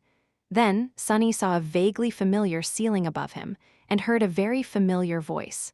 Well, well, well, look who finally decided to show up. Sunny groaned, feeling innumerable points of view and several weeks of memories crashing into his mind. It was his own voice, naturally. Chapter 24:13 Catching Up with Myself. Some time later, Sunny was in a magnificent council room of the Jade Palace, two of him, even. One was sitting on the shadow chair with his legs crossed, while the other was sprawled on a tastefully decadent couch, covering his face with a hand and groaning pitifully. Both were nursing a mighty headache. The incarnation on the chair was much better off than the other one, though. He was clean and neatly dressed, at least. His other self, the one who had just returned from a harrowing adventure in the realm of Ariel's game, was covered in layers upon layers of ash, soot, dried blood, and dirt of all kinds. The hole in his chest barely healed, and the scar where his severed arm had been reattached was yet to disappear completely. All in all, the sight of him was quite pathetic. The first incarnation was a little disheveled too, though. That was because its body had gone through the agonizing process of inheriting the flesh weave as well. All of them had, really. That bastard. Sunny gave himself a venomous look and shook his head. His other incarnation ignored him. Of course, the two of them were really a single person. Once again, so whatever pain one of them felt, the other felt as well. The headache they were suffering from had been caused by the process of several weeks of isolated memories merging together, in fact. Still, if Sunny had an opportunity to appear composed and nonchalant while simultaneously throwing a tantrum and drowning in self-pity, he would be a fool to pass it up. To his quiet dismay, the intended audience was ignoring his masterful performance completely. Sunny sighed. What a waste of a good tantrum. Nephi's was paying him little attention, busy tending to Kai's wounds. Even though Sunny was almost entirely healed, and even though he had caused the most severe of Kai's wounds himself, he was still unhappy with the lack of attention. Granted, the rest of the people gathered in the council room were all looking at him intently. One could even say that they were giving him death stares. To be fair, Sation, Revel, and Hell had a reason to be unhappy with him. Sunny coughed. What? Do you have to ask? Even Cassie's voice was full of reproach. All those days ago, when one of his incarnations and Kai had vanished suddenly from the toy room of the Jade Palace and left the startled Song Sisters behind, 3 nightmare creatures took their place. To be precise, a cursed tyrant and 2 cursed beasts took their place. Sunny had already been moving his other incarnations toward Ravenheart, stunned by the sudden loss of connection to the naughty shadow, but he would have never made it to the Jade Palace in time. The 3 Song Sisters could have died right there and then. But they didn't. Of course, they would have never been able to defeat a cursed tyrant, let alone one commanding 2 cursed beasts. Luckily, the narrow confines of the toy room bought them a few seconds to save themselves, and Sation used those seconds quite cunningly. She lured the distressing creatures toward the Jade Queen's dollhouse, which swallowed them up just like it had swallowed her and her sisters decades ago. The cursed ones were still trapped inside of it. In fact, over the last 2 weeks, Sunny had spent numerous hours staring at the tiny figures of the detestable horrors wandering the gorgeously decorated rooms of the dollhouse. Someone had to guard the 2 harrowing toys, the dollhouse and the jade board, at all times, after all.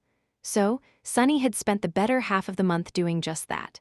After a while, Nephi's joined him as well. They did not know what would come out of the jade board next, so having this much power concentrated in Ravenheart was a necessity. The missing incarnation remained lost, but it wasn't like they did not have any information about what it was doing at all. In fact, they could see the figures move across the game board twice a day just fine. Sunny could also feel every excruciating moment of his soul receiving damage and saw new shades entering his soul sea from time to time.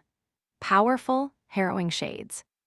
Oh, and then the shadow of condemnation went and vanished entirely. His dastardly avatar seemed to be having great fun out there all by himself. All of this culminated in Kai stumbling into the toy room out of thin air.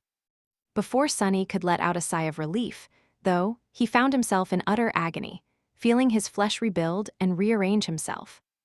And as soon as he recovered, the prodigal incarnation returned, flooding his mind with the memories of vicious battles, startling revelations, and truths so shocking that he was almost sent into a catatonic state. Luckily, he also regained memories of somewhat coming to terms with this new knowledge, initially, at least, so that episode did not last long. Sunny looked at Nephi's, then responded Cassie's mental question. I don't have to ask, but come on. They weren't even maimed that badly. How long do I have to spend in the doghouse? Whatever wounds the Song sisters had received were almost instantaneously healed by Nephi's from a vast distance. That, too, was a reason they were alive and well. Sunny might have been a little reckless, but could he really be blamed? If Sation had not told him about visiting the toy room numerous times as a kid and returning alive and more or less unscathed each time, he would have exercised more caution. Why would a sovereign be extra careful in a place where literal children used to play? Kai was fully healed by now, so Nephi's left him and walked over to the head of the table. Sitting down, she studied Sunny for a while, both of them in turn, and opened her mouth to speak. Before she could, however, Deathsinger spoke first. Look, there's two of them. Changing Star, can I have one, please? Pretty please. Nephi's closed her mouth and stared at her silently. Her face remained expressionless, but the curtains behind Deathsinger seemed to have suddenly caught on fire for some reason. Ouch! Deathsinger shook embers out of her hair and gave Nephi's a sorrowful glare. Greedy. Nephi's stared at her for a few more moments, then took a deep breath, extinguished the curtains with a thought, and glanced back to Sunny. So, what exactly happened? He smiled awkwardly. Well, do you want the short version or the long version? Nephi's shrugged. Let's start with a short summary. Sunny scratched the back of his head. Okay, let's see. Chapter 24, 14 The Incredible Adventures and Astonishing Deeds of Heroic Dreamer Sunless and His Dashing Best Friend Nightingale, abridged, Volume IX. Sunny leaned back in his chair. He had a story to tell, and after having suffered through the story personally, he was going to enjoy himself telling it. He began off in a solemn tone. A long time ago, the demon of fate and the demon of dread played a game. Only, being insane bastards, they played with great and cursed nightmare creatures instead of game pieces. And, what would you know? Kai and I got sucked into the death game realm and given a choice between winning an unwinnable game or meeting our deaths. So we went and won. Nephi sighed. A little bit less short, please. Sation, meanwhile, glanced between them with a stunned expression. Excuse me, demon of fate, demon of dread, cursed nightmare creatures? Sunny grinned. You're excused. Anyway, where do I begin? First, we eradicated a swarm of 100 great beasts. Then, we graduated to fighting cursed abominations. The first one we killed was an infinite worm, and I mean literally infinite. That thing seemed like trouble, but actually it died when I simply stepped on it. Revel stared at him for a few seconds, then turned to Kai. Kai waved a hand weakly, still exhausted from the ordeal. His voice was faint. It's true, it's all true. Her eyes widened. No, but... However, Sunny interrupted her. So, next we found a cozy temple on the peak of a mystical mountain, and waited to be beset by a pack of frightening wolves led by a cursed demon, as well as a very impressive training dummy. I was really hungry by then, but sadly, there was no wolf meat left by the time I was done with them. In fact, there was barely any mountain left as well. I sort of blew it up to smithereens. It was quite a sight. Nephi's shifted slightly and gave him a strange look. You blew up a mountain? Sunny raised his chin. Sure did. He thought she would be proud of him, but for some reason, her gaze seemed a little dejected. If Sunny did not know any better, he would have thought that Nephi's was pouting, but that was impossible, naturally. After all, she was Changing Star, the last daughter of the immortal flame, the fearless sovereign of humanity. Surely, she would not mind him stealing her signature move? Right. No way, Sunny cleared his throat awkwardly. Well, in any case. Next, we killed another cursed demon and 2 cursed monsters. How? To be honest, I don't actually remember, but it must have been in quite a spectacular fashion. Deathsinger glanced at him, then at the other him laying on the couch with a miserable expression on his grimy, but unmistakably dashing face. She raised an eyebrow. Wait a minute. How can you not remember slaying a cursed demon and 2 cursed monsters, though? Those were cursed nightmare creatures they were talking about. Actual deities? Sunny gave her his most sincere, innocent smile and shrugged nonchalantly. It must have slipped my mind. There was silence in the room for a while. Eventually, everyone turned to look at Kai in unison. Exposed to their gazes, Kai smiled awkwardly. Oh, actually, I don't remember either. Nephi's and the Song Sisters seemed deeply betrayed by that statement. Their reproachful gazes were obviously saying, "You too, Nightingale? You too?" Kai coughed and glanced away in embarrassment. Sunny chuckled. After that, though, something incredible happened. 4 gazes turned to him once again. He paused for a few seconds and continued in a happy tone. "We finally procured a meal? Well, at least I did. There was this cursed beast, you see, an endless swarm of rats. And I mean literally endless. Turns out, a cursed rat roasted over lava is simply delicious. Blighted, diseased, and poisonous, but nonetheless piquant and delectable. I positively stuffed myself, and can you blame me?" Death Singer paled a little and moved away from the incarnation on the couch. Her mumble was almost inaudible, but it still made Nephi's let out a long sigh. "On second thought, you can have that one, changing star. He's all yours." Then, she glanced at the incineration on the chair and batted her eyelashes. Sunny wisely pretended not to notice. Now that I had a full stomach, it was finally time to take on the cursed tyrant. The cursed tyrant was an acquaintance of an acquaintance, as it turned out, quite a pleasant fellow, really. We had a nice chat. This time, it was Cassie's who interrupted him. You chatted with a cursed tyrant?" Her voice seemed to tremble a little as it resounded in his head. Sunny smiled. "Indeed, I did. We discussed refined topics like philosophy, theology, and peaceful resolution of violent conflicts. Sadly, our enlightened debate reached an impasse. So I cut off the cursed tyrant's head." He sighed and glanced into the distance thoughtfully. "That, I find, is a surefire way to win an argument." The council room was filled with a stunned, incredulous silence for a long time. Sunny did not hurry to say anything else either, at least for a while. Then, he glanced at his audience and smiled again. "And here I am." He scratched the tip of his nose. "Well, technically, I've been here all along, but you know what I mean." His smile widened. Nephi's stared at him for some time, then rubbed her temples. "Yes, here you are." She hesitated for a moment, then glanced at Kai. Did he forget to mention anything? Kai considered the question seriously. "I don't think so. Well, I guess." There was also that dragon. Nephi's suddenly stood up, interrupting him. "Actually, never mind. Let's continue this conversation later, shall we? Better yet, forget I asked." Her gaze softened. "You two must be awfully tired. Go wash off the grime of battle, eat a proper meal, and rest. There will be plenty of time tomorrow." Kai nodded in gratitude and rose to leave. Sunny stood up as well. "If you'll excuse me then." Both of his incarnations headed for the door. The one covered in soot was let go, but the other one. Someone suddenly caught him by the collar. Turning around, Sunny was met by Neff's heated gaze. "Not you, you stay here, if you will, I have a few questions to ask." "Yes, I have a few questions to ask too." Cassie's voice had an edge to it now. Sunny forced out a pleasant smile. Why, naturally. Something was telling him that he was in for a long, restless night.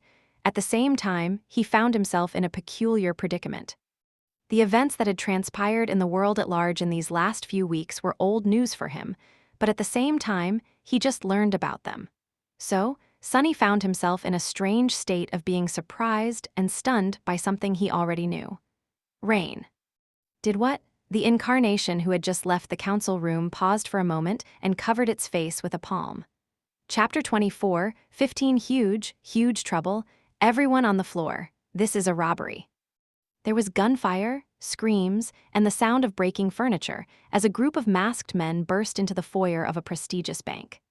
The startled clients froze, paralyzed by shock and fear. The workers raised their trembling hands into the air. The awakened security guards lunged forward while summoning their memories, but a few seconds later, they were already sprawled on the ground, groaning or unconscious. June should have known that his first mission as a member of the Shadow Clan would go terribly wrong. Ah, I hate amateurs. He had spent close to a month in the peaceful silence of the Dark City. being trained by the graceful stone devil, learning how to use the mark of shadows, and establishing bonds with other members of the Shadow clan. Usually, a new recruit would have been given more time to adjust to their role and get used to things, but June was in somewhat of a unique position. His status as an elite among the black market operatives gave him a perfect cover to be seen in places where other members of the Shadow clan could not enter without drawing attention, as well as a convenient reason to meddle in all kinds of unsavory business. So, he had been sent on a mission earlier than usual, and now he found himself in the middle of a bank robbery. To be precise, June was wearing black combat fatigues, hiding his face behind an abomination mask, and holding an automatic rifle while watching his fellow robbers herd the hostages to the center of the foyer. The rest were breaking into the security system of the bank to activate the lockdown protocol, having made sure that everyone was proceeding smoothly. He turned to the person who had fired a burst of bullets into the ceiling and regarded him chillingly. The man sensed his gaze and turned, asking in a hoarse voice, "What?" Instead of answering, June silently punched him in the solar plexus. His jab had not been telegraphed in any way and lacked a wind-up, so it did not seem very forceful. And yet, the awakened henchman folded in two and fell to his knees with a pained gasp, struggling to breathe. June calmly grabbed him by the hair, jerked his head upward, and asked in a chillingly calm tone, "What are you doing?" He pointed to the ceiling. "Have you watched too many movies, moron? This bank is built to withstand nightmare gates. It is a box made from monster hide and reinforced alloy, so where do you think your bullets go when you start shooting randomly? Do you want to kill someone with a ricochet?" The man hissed, trying to struggle free from his grasp, and glanced up at June with fury. However, that wrath was replaced with fear after meeting his cold, murderous, and eerily calm gaze. The enforcer shivered behind the snarling mask. Sorry, Corsair." June watched him for a second more, mentally reevaluating the situation. The people who had reached out to hire him for this job were not his usual clientele. They were not professionals assembling a crew of reliable specialists. Instead, they were zealots. Usually, June would not have taken such a contract, but the peculiar cult these zealots belonged to had been on the Shadow clan's radar for a number of months now. This was their first serious move, so awakened Kim had sent him to learn more about their goals and to make sure that nothing went wrong during the attack on the bank. In short, the robbers were a motley crew of a dozen or so believers and a few hired hands, June included. He was one of the more experienced people among them, so even the zealots seemed to be treating him with respect and trepidation. Still, maybe it was a good idea to make them respect him a little more. June glanced at the kneeling enforcer, considering if it was worth it to make an example out of him. "Is there a problem here?" He shifted his gaze and glanced at a delicate young woman with fair skin and blonde hair who had approached them.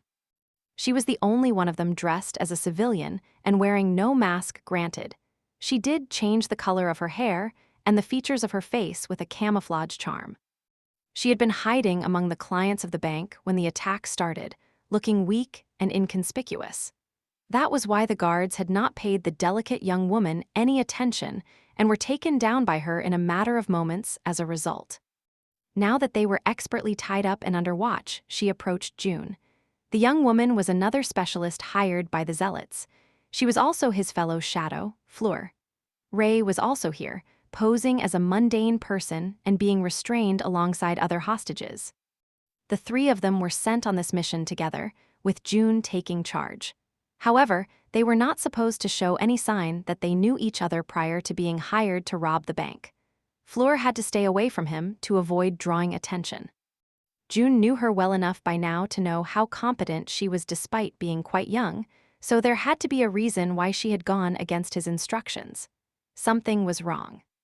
Letting go of the kneeling henchman, he wiped his hand on his fatigues and gave her a frigid look. "No problem whatsoever. We were just having a friendly chat." Using the opportunity, the henchman scrambled away. Flaw studied June for a moment more, then nodded and turned away. Her delicate fingers, though, moved to form subtle signs. June glanced the other way, paying no attention to them. He did, however, sense the signs formed by the shadow of her fingers on the floor. "We are in huge, huge trouble. maintaining a nonchalant attitude, he tensed inwardly. Look right. June did just that. The hostages were divided into two groups. The larger group consisted of mundane humans. Ray was among them, sitting on the floor with his hands tied behind his back. Despite being amateurs in June's eyes, the robbers were not, in fact, hapless. They had reliable means of identifying Awakened. It was just that Ray's aspect made most of such means useless. The smaller group, consisting of only a handful of people, was isolated to June's right. He glanced at them, immediately noticing two stunning young women, both handcuffed with special enchanted cuffs.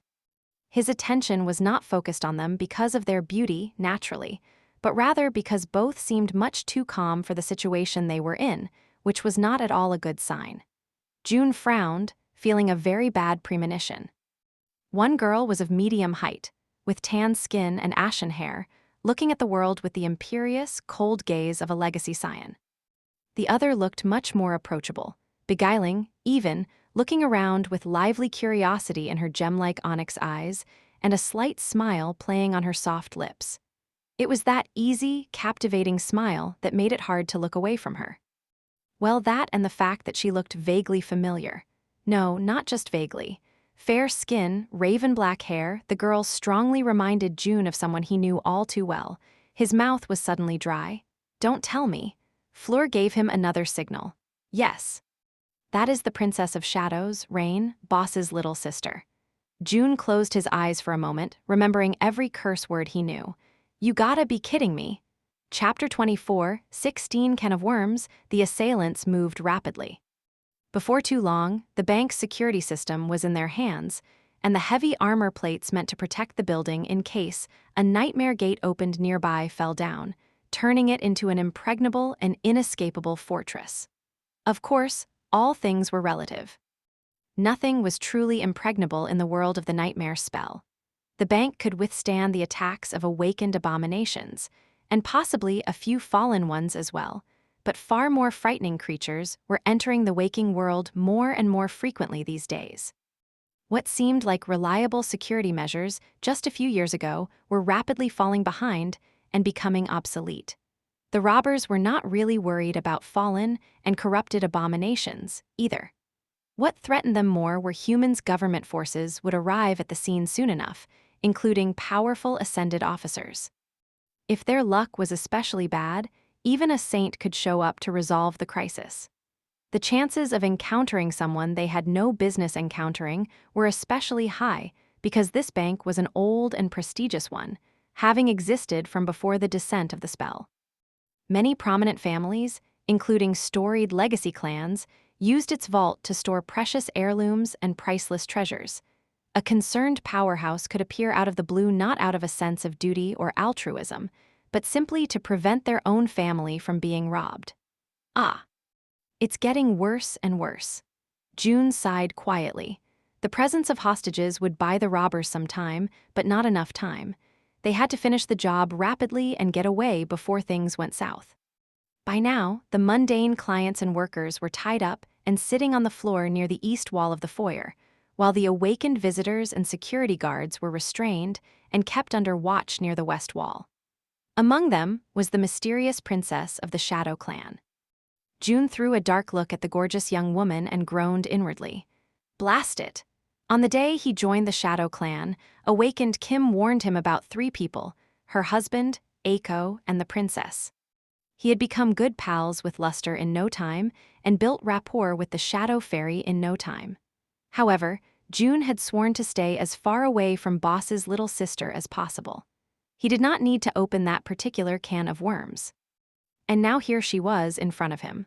Locked, restrained, taken hostage, and surrounded by militant zealots. What was going to happen to June if even a single hair fell from her head? What was it that awakened Kim said? When it came to their boss, being killed was not an escape from suffering. It was merely the beginning. June had remained calm in many situations that would have made most awakened faint. He had survived horrors beyond imagination and glanced death in the eye without flinching on innumerable occasions. But now, he suddenly felt nervous. Forming subtle signs with his fingers, he sent Fleur a message. We must make sure that absolutely no harm comes to her. Fleur did not answer for a few seconds, and when she did, there was something peculiar about her response. Harm comes to her. No, Corsair, you don't understand. She turned faintly and gave him a peculiar look. You should be concerned about the zealots instead. We must make sure that Rain doesn't take them all out before we can complete our mission. Deciphering the ominous message, June raised an eyebrow behind his mask. Why? Is there a possibility that she'll go on some kind of massacre? Fleur stared at him with an incredulous expression for a brief moment, then glanced away. Don't be silly, she's a pacifist. Now, what the hell was that supposed to mean? June would have loved to learn more, but at that moment, a man wearing a tyrant mask walked into the empty space between the two groups of hostages. His low voice resounded in the foyer of the bank, making a few of them flinch. Ladies and gentlemen, I am Tyrant. You have the honor of being my guests tonight. Show proper manners, and you'll have a pleasant visit. If not, his dreadful gaze landed on the hostages, forcing a few to reel back. I am afraid you won't enjoy the consequences. My people won't enjoy washing blood and viscera off our clothes, either, so do consider acting with decorum and following our instructions faithfully. Don't give me a reason to revoke my hospitality. The man was the leader of the group, a figure of prominence in the cult and a seasoned warrior, at least judging by what June had discerned about him. Worst of all, he was a master. June had taken down a master or two in the past, but it was never easy, especially when he did not have the advantage of striking from stealth or luring the adversary into an ambush. Assassinating an ascended was one thing, but facing one in an honest battle was not something he ever wished to repeat. He just hoped that the princess would not draw the tyrant's attention. Nothing good would come if she did. As June was somberly contemplating contingencies, the dead silence that followed the tyrant's address was suddenly broken by a loud whisper. Wow, Tamar, did you hear that? That was a proper villain's speech, wasn't it? So cool. That guy is too full of himself, but let's give credit where credit is due. He's really eloquent, for a pompous dimwit, I mean. Rain, can you shut up, please?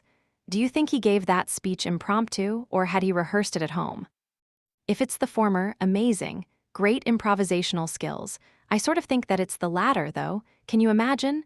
That'd be so funny, him standing in front of a mirror, practicing a sinister voice. Stop talking, fool, I'm begging you. No, I'm just saying. Do villains like that utter buffoon over there also get stage fright?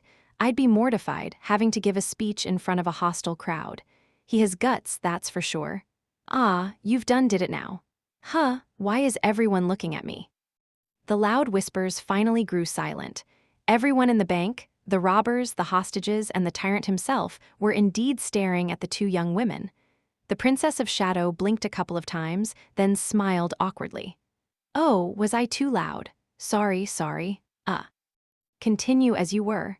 June shook and suppressed the desire to shoot someone, possibly himself, in all his career as a soldier, mercenary, and occasionally an assassin.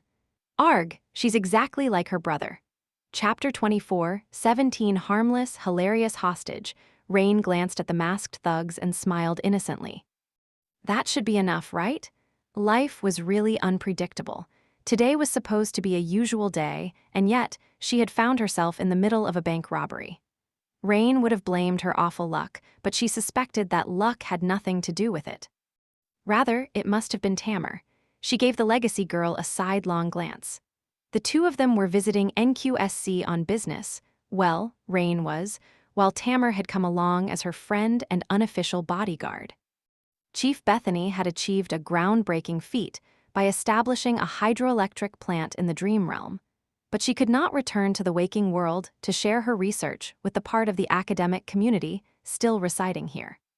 If she did, she would be pulled into the first nightmare, so an intermediary was needed to make a report on her behalf. Rain was the only awakened on the team, so she was a natural choice despite being an intern. She had been wanting to visit NQSC for the longest time, as well. This was where she had grown up, after all, but after leaving the city for Ravenheart numerous years ago, she never had the opportunity to return. So, Rain and Tamar used the Dream Gate to come back to the waking world. The conference where she was supposed to make the report was supposed to start in a few hours, but before they went to the venue, Tamar asked to visit the bank where her clan had a deposit box.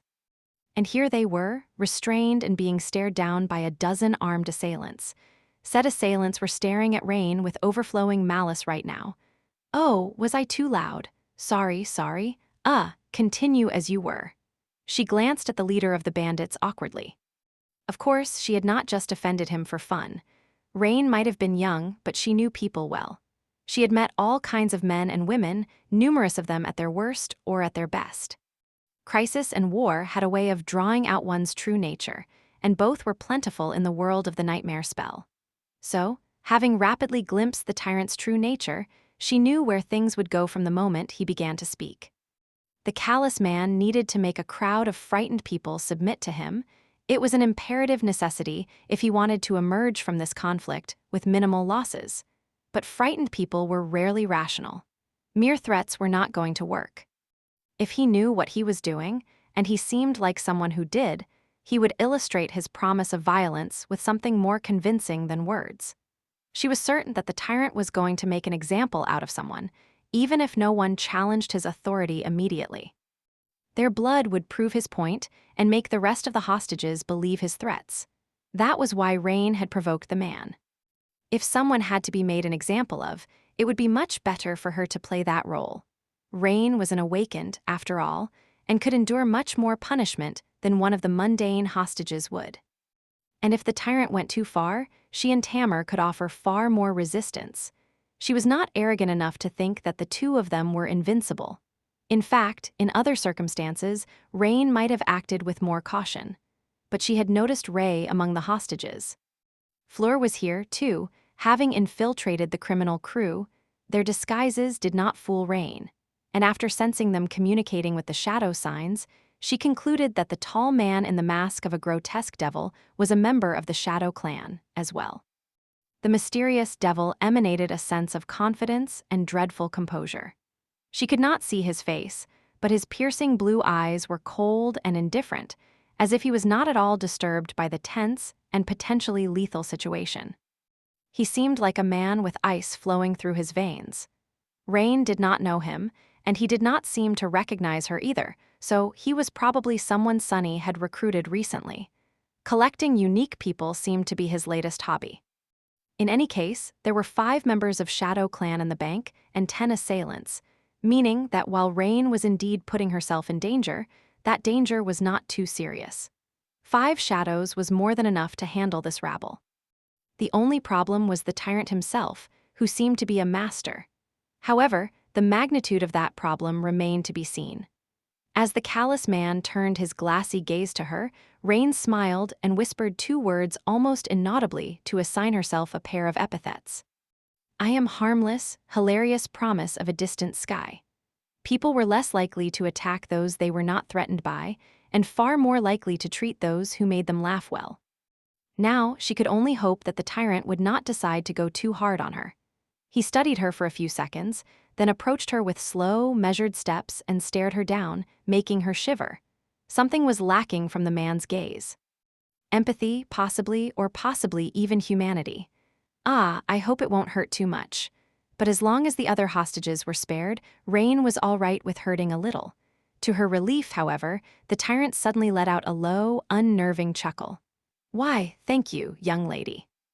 Eloquence is indeed something a man in my line of work needs to excel at." With that, he shifted his glassy gaze to Tamar. The tyrant remained silent for a moment and then spoke in an even tone. "Tamar of Sorrow, what a pleasant surprise." Legacies were no different from celebrities, so it was no surprise that he recognized her. Even if Clan Sorrow had lost its former prominence, numerous people would know what she looked like. The tyrant seemed to smile behind his mask and then spoke over his shoulder in an emotionless voice. "Corsair, take these young ladies down with us. It will be easier to get into the vault with them around." Rain let out a tiny sigh of relief and threw a glance at the tall man in the devil mask, Corsair. The newest member of the Shadow Clan was looking her way, as well. But why did it seem like he wanted to strangle her? Chapter 24, 18 VIPs. The assailants moved with speed and discipline one would expect from well-trained soldiers, not thugs who would go around robbing banks. Before Rain could even come to terms with the shifting situation, she and Tamar were being escorted into the depths of the building. The tyrant was leading the way, with 6 of his men following.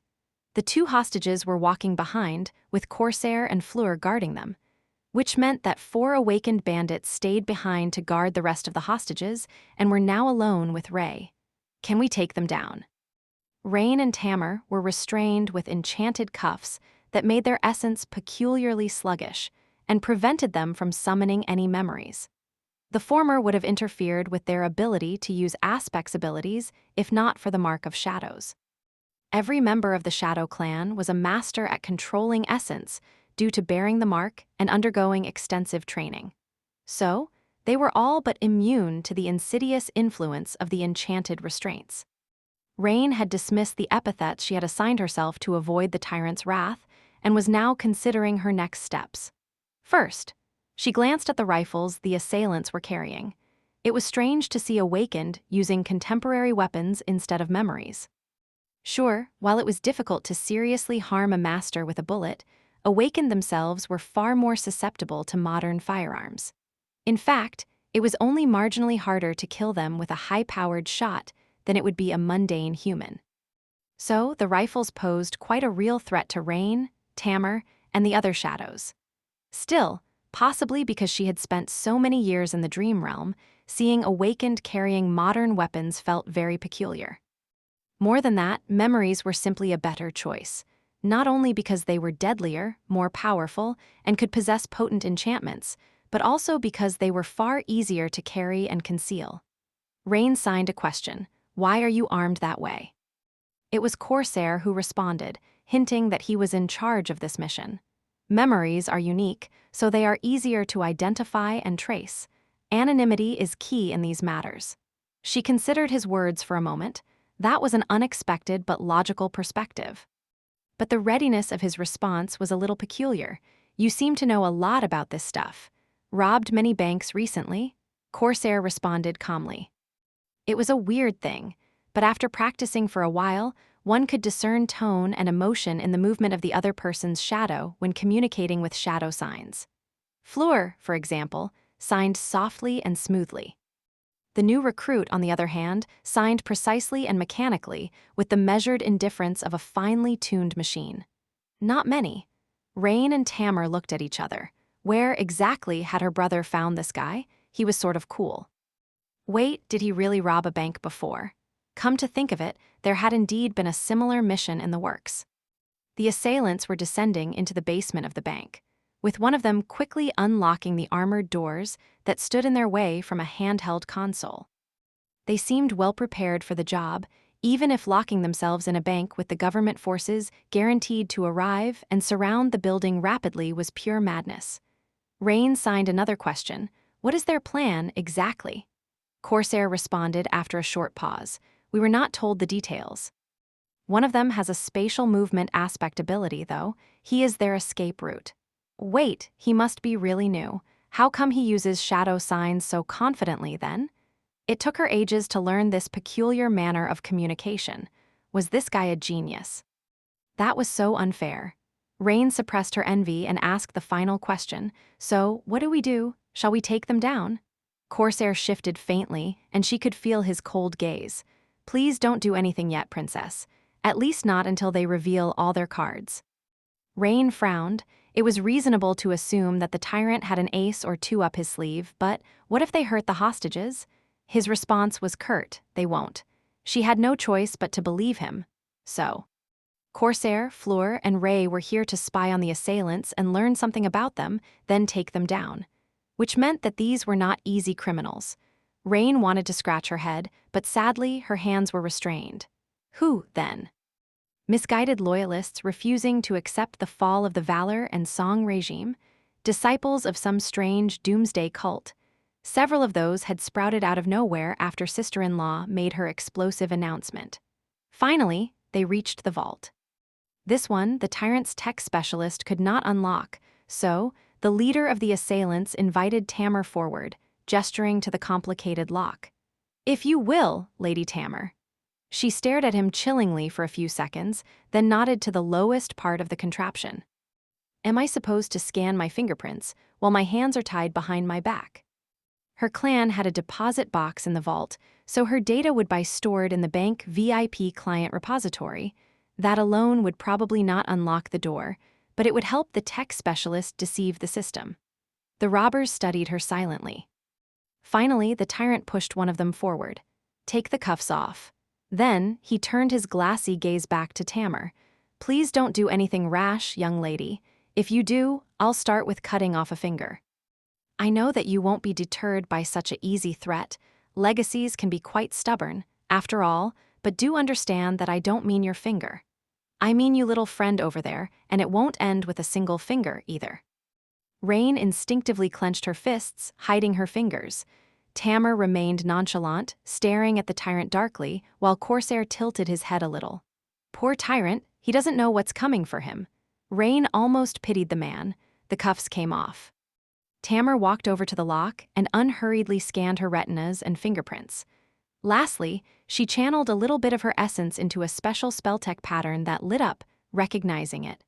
Soon, the heavy door let out a series of low clicks and opened slowly. Far above, in the foyer of the bank, Ray was sitting on the floor among the frightened hostages. His hands were zip-tied behind his back, and there was an appropriately scared expression on his face. His eyes, however, hid a hint of boredom. The four robbers were watching the hostages like hawks, but no one seemed to be paying him much attention. Ray remained motionless. But, unnoticed by anyone, a black snake slowly slithered out of his sleeve. The snake coiled on the floor, then raised its triangular head. Its fangs bit into the zip tie, easily slicing it apart. Ray brought his hands forward and rubbed his wrists. Then, he reached back and picked up the snake gently. A moment later, its body rippled and turned into a razor-sharp black blade. Still ignored by everyone, Ray inhaled deeply and slowly rose from the ground. Chapter 24, 19 Bank Vault. Deep in the bowels of the heavily fortified bank, the colossal doors of the vault opened, and the tyrant led his men inside. Rain and Tamar were forced to follow, as well, finding themselves in The bank vault looked nothing like what Rain had expected. In fact, it looked no different from a tastefully decorated, luxurious apartment. There was a spacious guest room with lavish furniture, video walls showing a scenic seaside landscape, and a sophisticated climate control system that imitated an invigorating breeze.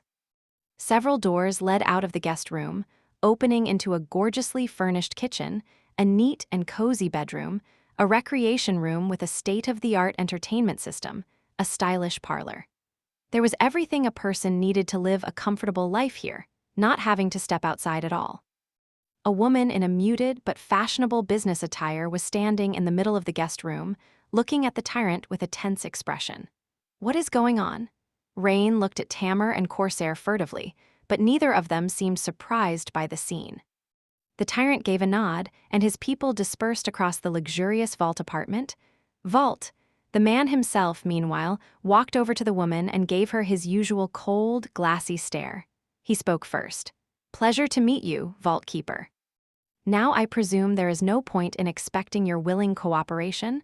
The woman shook her head somberly. The tyrant chuckled. Suit yourself. Torture it is, then. She gave him a cold smile. You seem to know your basics. Then you should know that people like me are employed for a reason, as well. My aspect makes me immune to pain, so try your worst. Rain finally understood what was happening. In hindsight, it was quite obvious. This bank was an old and prestigious one, offering its services to numerous prominent legacy families. And what was it that legacy clans would want to keep safe? Jewelry, precious materials, pieces of priceless art. Well, that too. But primarily, the most valuable assets legacies possessed were memories and echoes. Only awakened could own those, though. In case the heirs of a family had not undergone the awakening yet, a reliable intermediary was needed to make sure that they would receive their inheritance. Awakened led perilous lives, after all, and could die at any moment. Parents were not always able to transfer the legact relics and valuable memories to their children themselves. Adult legacies were most likely in the habit of entrusting the heirlooms of their clan to a reliable, neutral party for safekeeping. especially before embarking on a life-threatening journey like challenging a nightmare or participating in a war, for example. Hence the need for the bank, and for the woman who was standing in front of the tyrant with a cold smile. He had called her the vault keeper, but more precisely, she was the vault. She was the awakened who kept the memories and echoes entrusted to the bank in her soul. That was why she was locked underground, living in the safety of this luxurious, heavily protected apartment. And just in case someone invaded the underground safe room, the vault keeper possessed an aspect that negated pain and was therefore immune to more mundane forms of torture, making it that much harder to force her to transfer the memories and echoes against her will. But where there was a will, there was a way. Rain's expression darkened. There was probably an armored room with mundane deposit boxes somewhere here as well, but that was not the tyrant's goal. His goal was the vault keeper. The man studied her silently for a moment and then seemed to smile behind his mask. Bold words, but will you be responsible for them? We will see just how potent your aspect is soon, vault keeper. Are you truly immune to all pain? Does that encompass all physical pain, or do you not feel the agony of having your soul torn apart either? What about fear? Do you not fear watching yourself be maimed and disfigured, even while not feeling anything? She pursed her lips but remained silent, looking at him with a pale face. Yeah, no, I don't know what Corsair's mission is, but I am not going to watch an innocent woman be tortured right in front of my eyes. At that moment, the tyrant chuckled again. Well, no matter. As much as I'd love to test your limits, insolent fool, there is no time for that, so let me introduce you to my friend. Suddenly, a whirlwind of radiant sparks surrounded him. The whirlwind was too large to manifest into a memory, which meant an echo. Suddenly, there was a sound of claws scraping against the floor.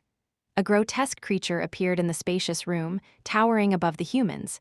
It was about 3 meters tall, with a gaunt torso and long, pale limbs. Its lower limbs were long and powerful, resembling that of a frog, while its upper limbs looked almost like that of a human apart from their deathly pallor, eerie proportions, and clawed hands. The truly appalling part was its face, though. Disgusting. A mess of slithering tentacles hung from the creature's mouth, obscuring its chest. Its eyes were large and milky white, covered by cataracts, and there were fin-like ridges crowning its head. The whole thing was moist and glistening dimly, as if the creature had just crawled from a dark pool of stagnant water. From what Rain could tell, it was an echo of a fallen devil. The vault keeper took an involuntary step back, while Corsair took a lazy step forward, which just so happened to put him between Rain and the echo. Coincidentally, he almost bumped shoulders with Tamer, who had done the same. What is this thing? The vault keeper's voice was concerned. The tyrant craned his neck to look at his echo and then turned around to the woman. This is a uniquely persuasive echo. Its powers affect the mind. Sadly, they also physically destroy the brain of the victim, but only after getting the victim to do what the master of the echo needs. So, Vault Keeper, you have a choice.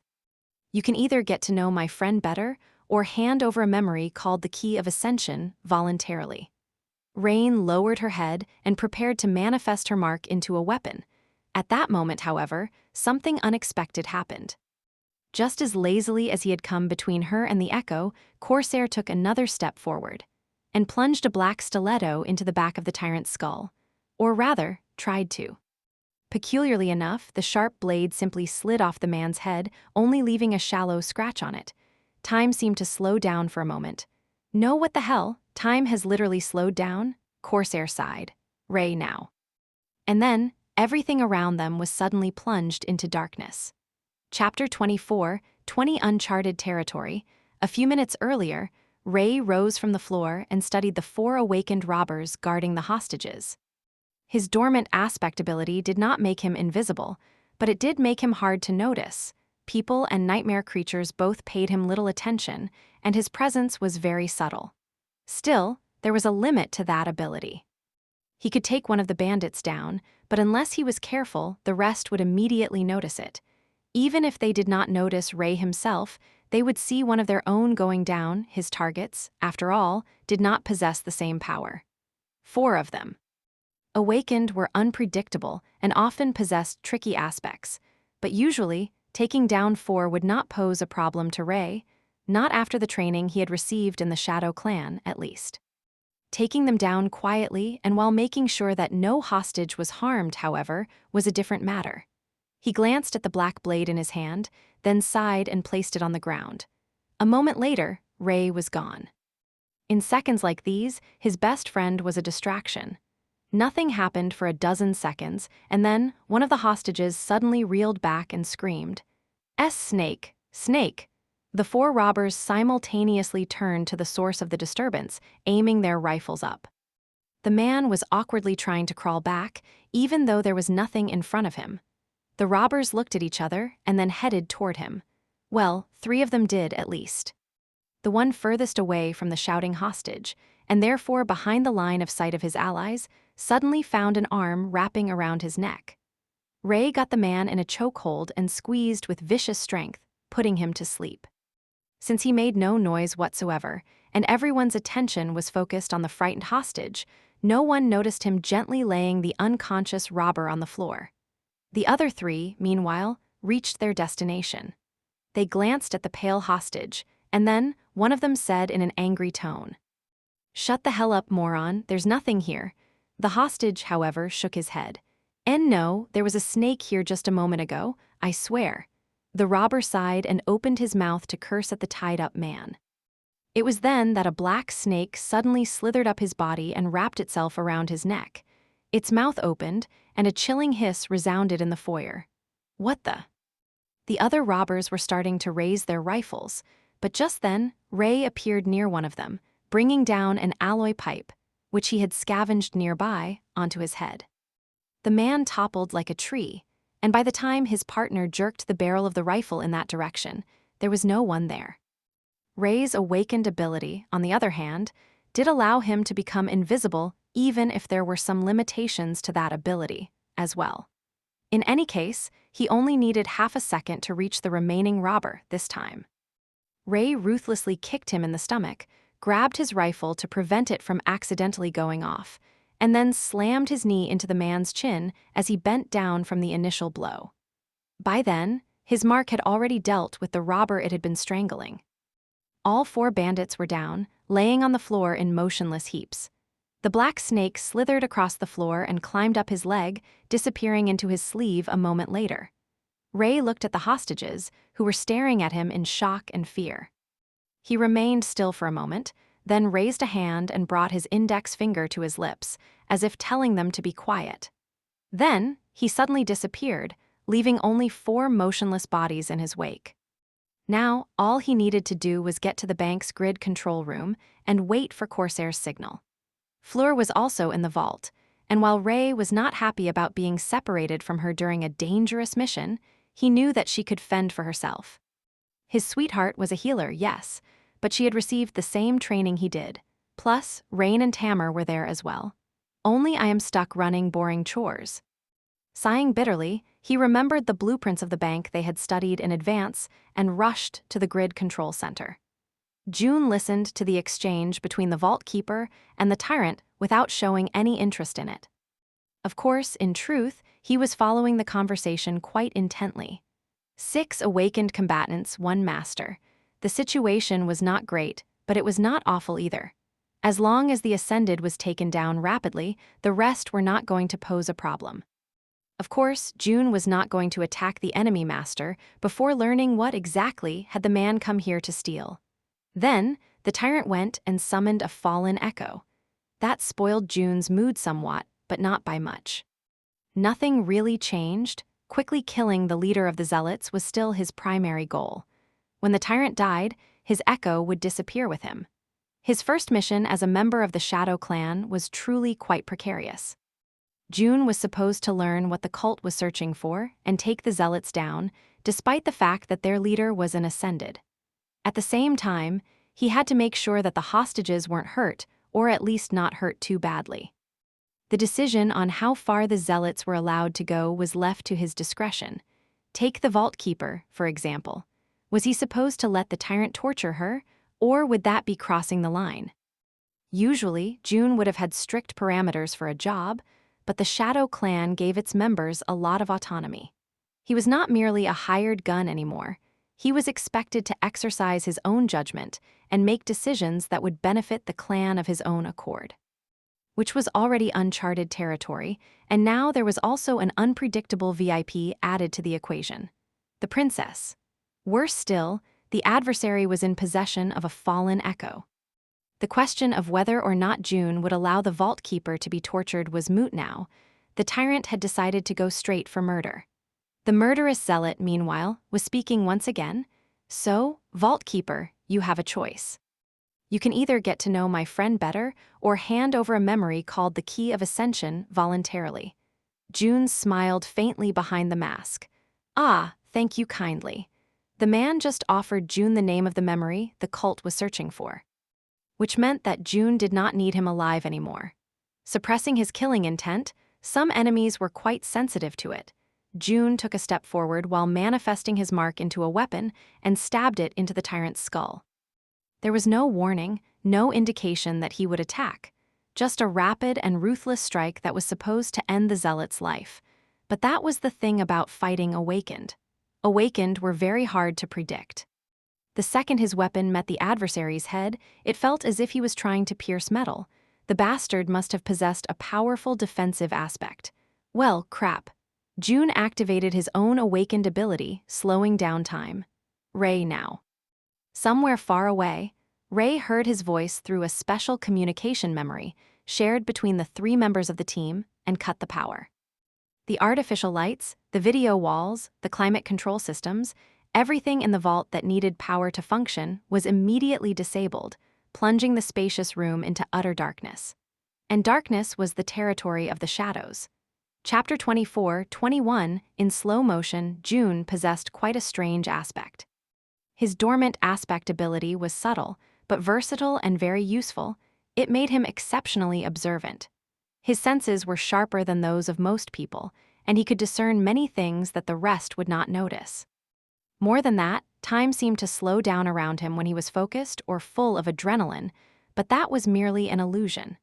In truth, time flowed at its usual pace, and it was rather June's ability to perceive and assess his surroundings that outpaced it.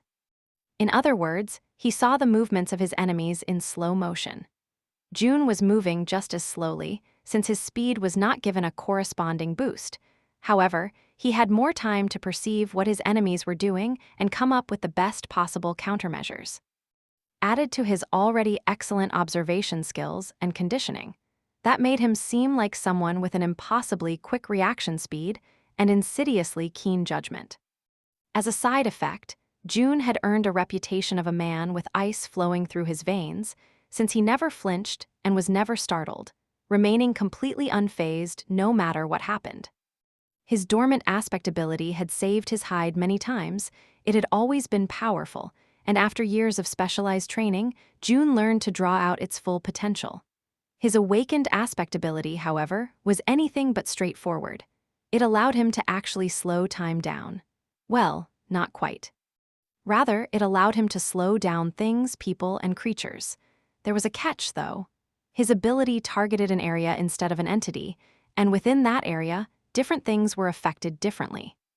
Those more powerful than him would be slowed down less than those of equal power to his own, while those weaker than him would be slowed down more. Additionally, only their bodies would be affected, while their ability to perceive and assess information would remain the same. Inanimate objects and phenomena, meanwhile, were slowed down the most. June was not immune to his own ability either, which meant that he had to use it cautiously and with foresight.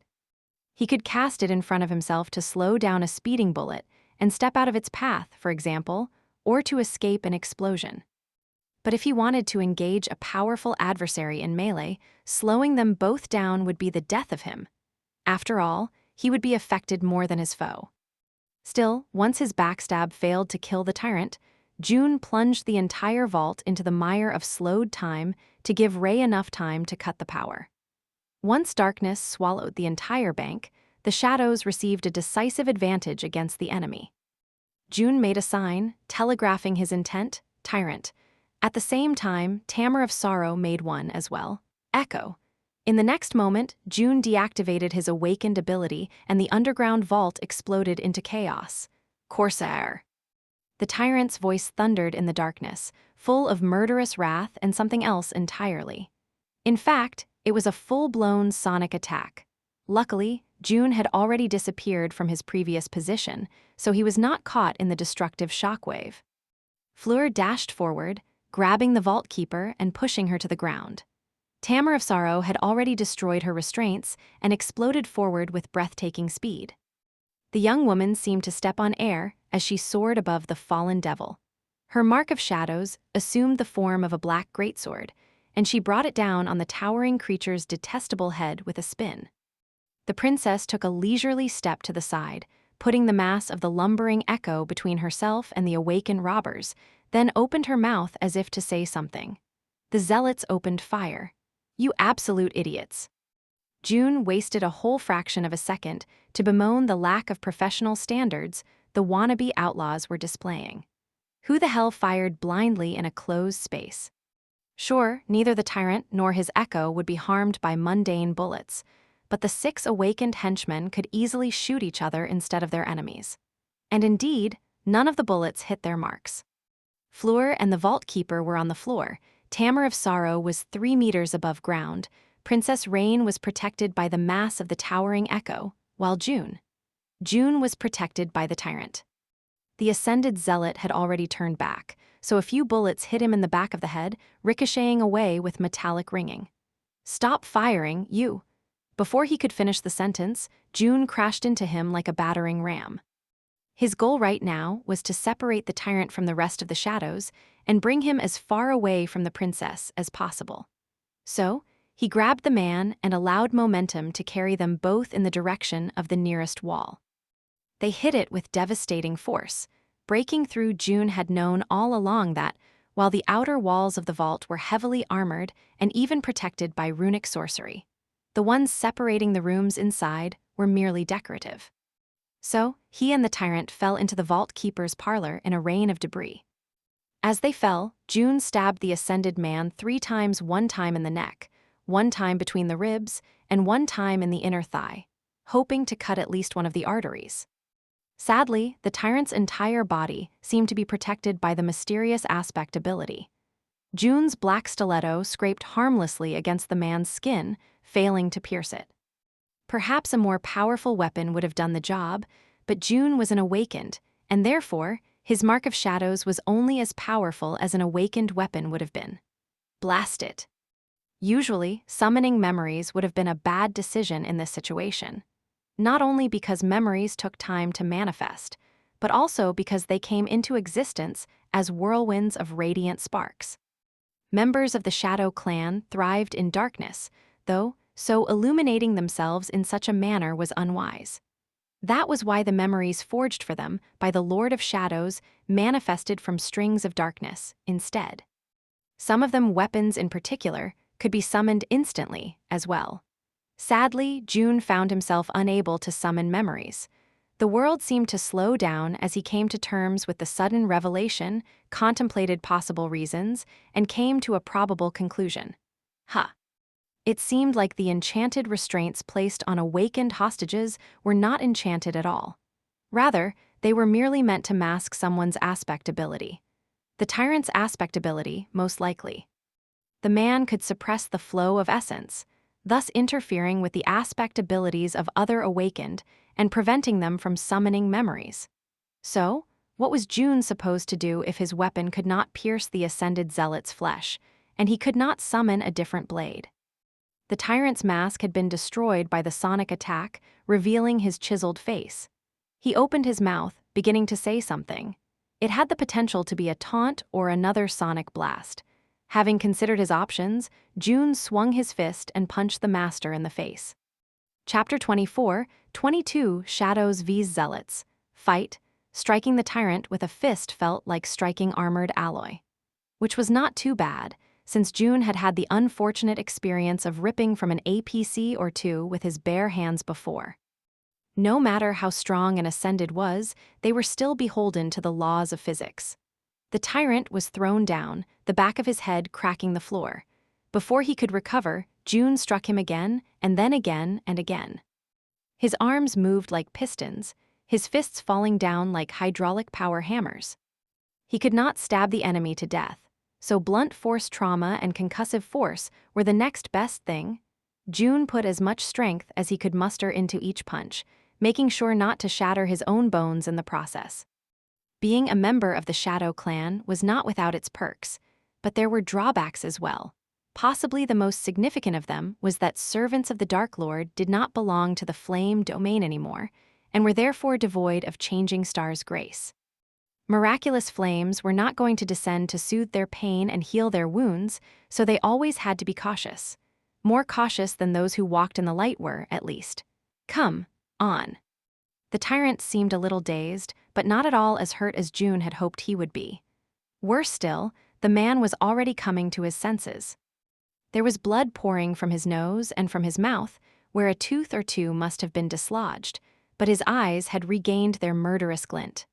3 moments had already passed since the moment the power was cut, even if it felt like much longer. That meant that things were about to get far more difficult for the shadows.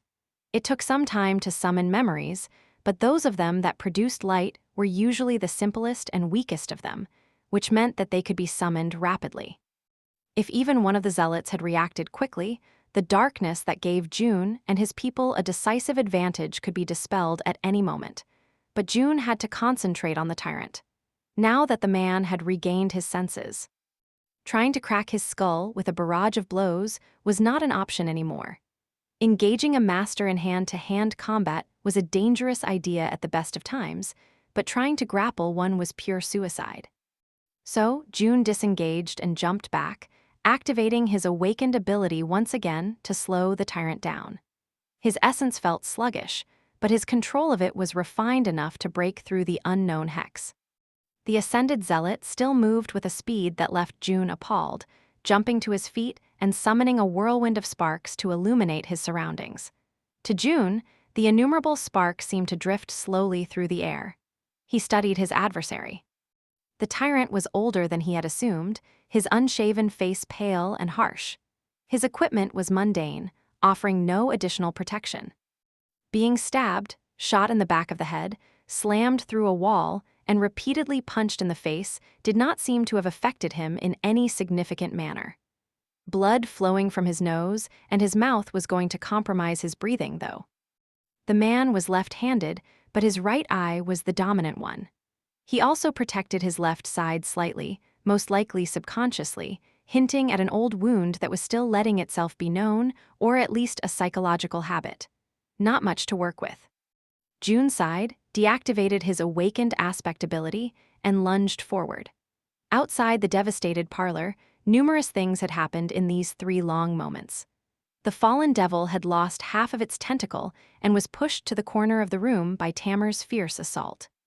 Her black greatsword was a memory forged for her by Sunny himself. Its enchantments were quite perplexing, making the brutish weapon exponentially deadlier the faster its wielder was moving and granting it far greater power if the wielder was completely airborne, not touching the ground at all. That and the element of surprise allowed Tamer to push the towering echo back. Now, however, the devil had regained its wits and was about to launch a counterattack. Rain, meanwhile, had used the first second to assign herself an epithet. As an awakened, she could maintain 2 at the same time, so she granted the same epithet to Fleur too. It was quite an easy one. Fleur now. As the vault keeper pressed herself into the floor, the 2 young women rushed toward the robbers. The darkness was only broken by the muzzle flashes and ethereal glow of swirling sparks of light, so the enemies could not really aim at them. Still, 6 automatic rifles produced a lot of bullets. Rain was hit in the shoulder. Despite the epithet she had assigned herself, she was not entirely bulletproof. A direct strike from a heavy railgun would have probably punched right through her body. She would not have been able to protect a mundane person from being killed by less destructive firearms, either. After all, it was not in the nature of mundane people to be immune to bullets, but she was an awakened instead. Awakened did possess some measure of resistance to mundane weapons, so the epithet she had given herself did not have to fundamentally change her nature.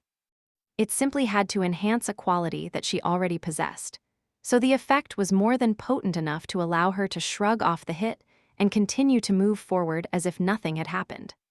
The same held true for Fleur, even if the epithet assigned to her was not tied to a true name and was therefore less effective. Both of them reached the zealots in one piece. What happened next was quite predictable. Rain and Fleur were exceptionally skilled awakened warriors with fully saturated cores and rich, harrowing experience of fighting a war in Godgrave under their belts. More than that, they could see in the dark, while their enemies could not.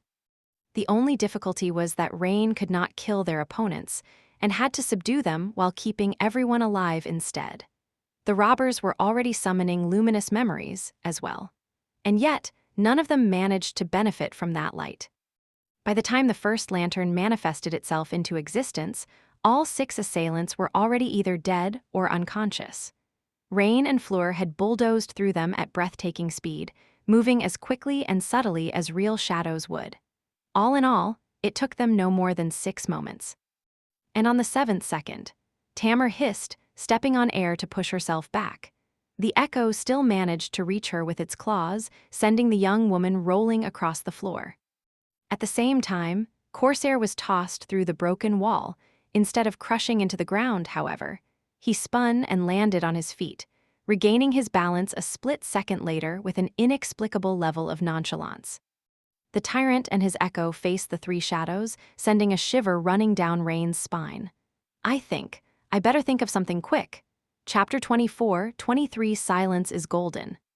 The tyrant walked out of the ruined parlor like a sinister spirit, 3 luminous memories igniting above his shoulders and above his head like 3 eyes of a furious monster.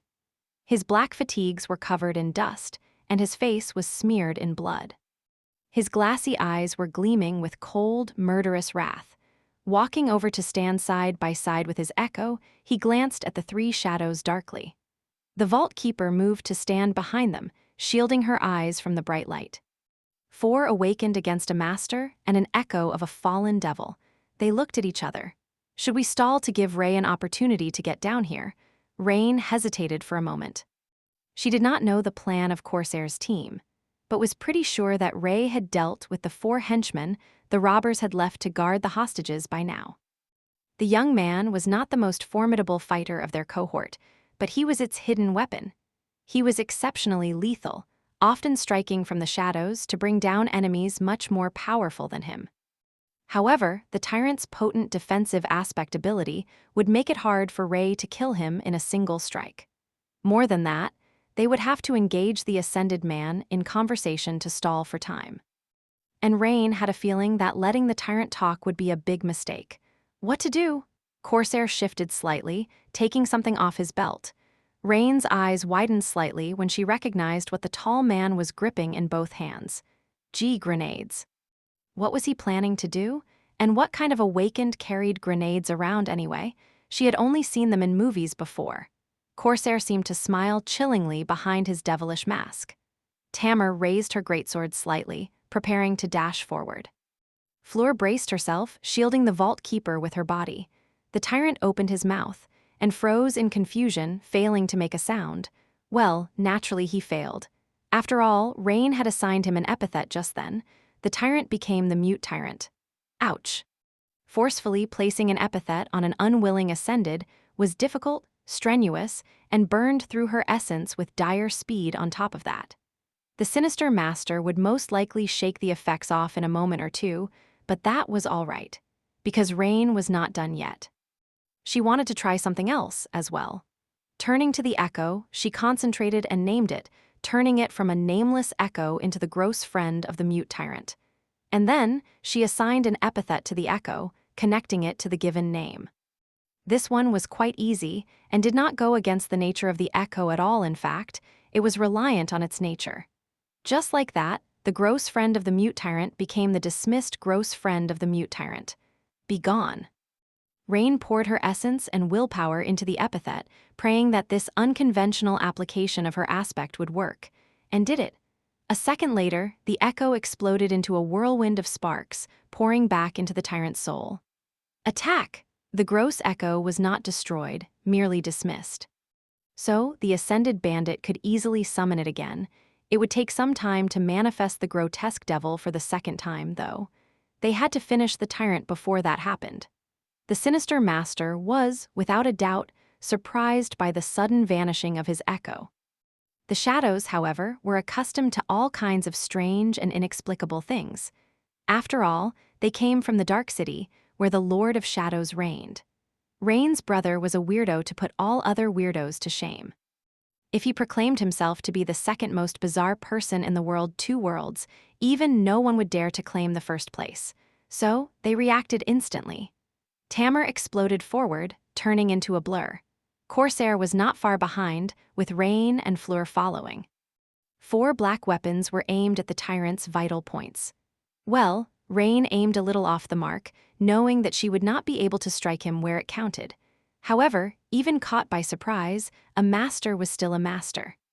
The tyrant moved with awful speed, evading Tamar despite her awakened ability. In the next moment, his hands shot forward to grab her neck. Then, both of them slowed down, as if caught in a mire. The tyrant was reaching toward Tamar, who was evading away. Her hair fluttered in the wind, rippling slowly. Her hands shifted slowly on the hilt of the black greatsword, pushing and pulling to turn its colossal blade around. The blade was mere centimeters away from the ascended bandit's torso, but at the speed it was moving, he would not be cut anytime soon. Then, Corsair slammed into the tyrant, throwing them both back. Time resumed its usual flow, and the 2 men hit the floor a dozen meters away from the rest of them. Something rang as it rolled on the floor. Those were the safety pins of the grenades. Rain's eyes widened. You insane. At the last moment, Corsair managed to push himself away, sliding back across the floor. Still, when the grenades detonated, he was no more than a couple of meters away from the explosion. The tyrant was suddenly enveloped in light and flame. The flame, the shrapnel, the shockwave moved slowly, however, blooming in all directions like a peculiar, gorgeous, radiant flower. Corsair was right in front of the slowly exploding ring of fire and shrapnel. His kneeling figure countered against it sharply. Bastard! Something moved within the flame. A master was not going to be killed by a couple of mundane grenade naturally.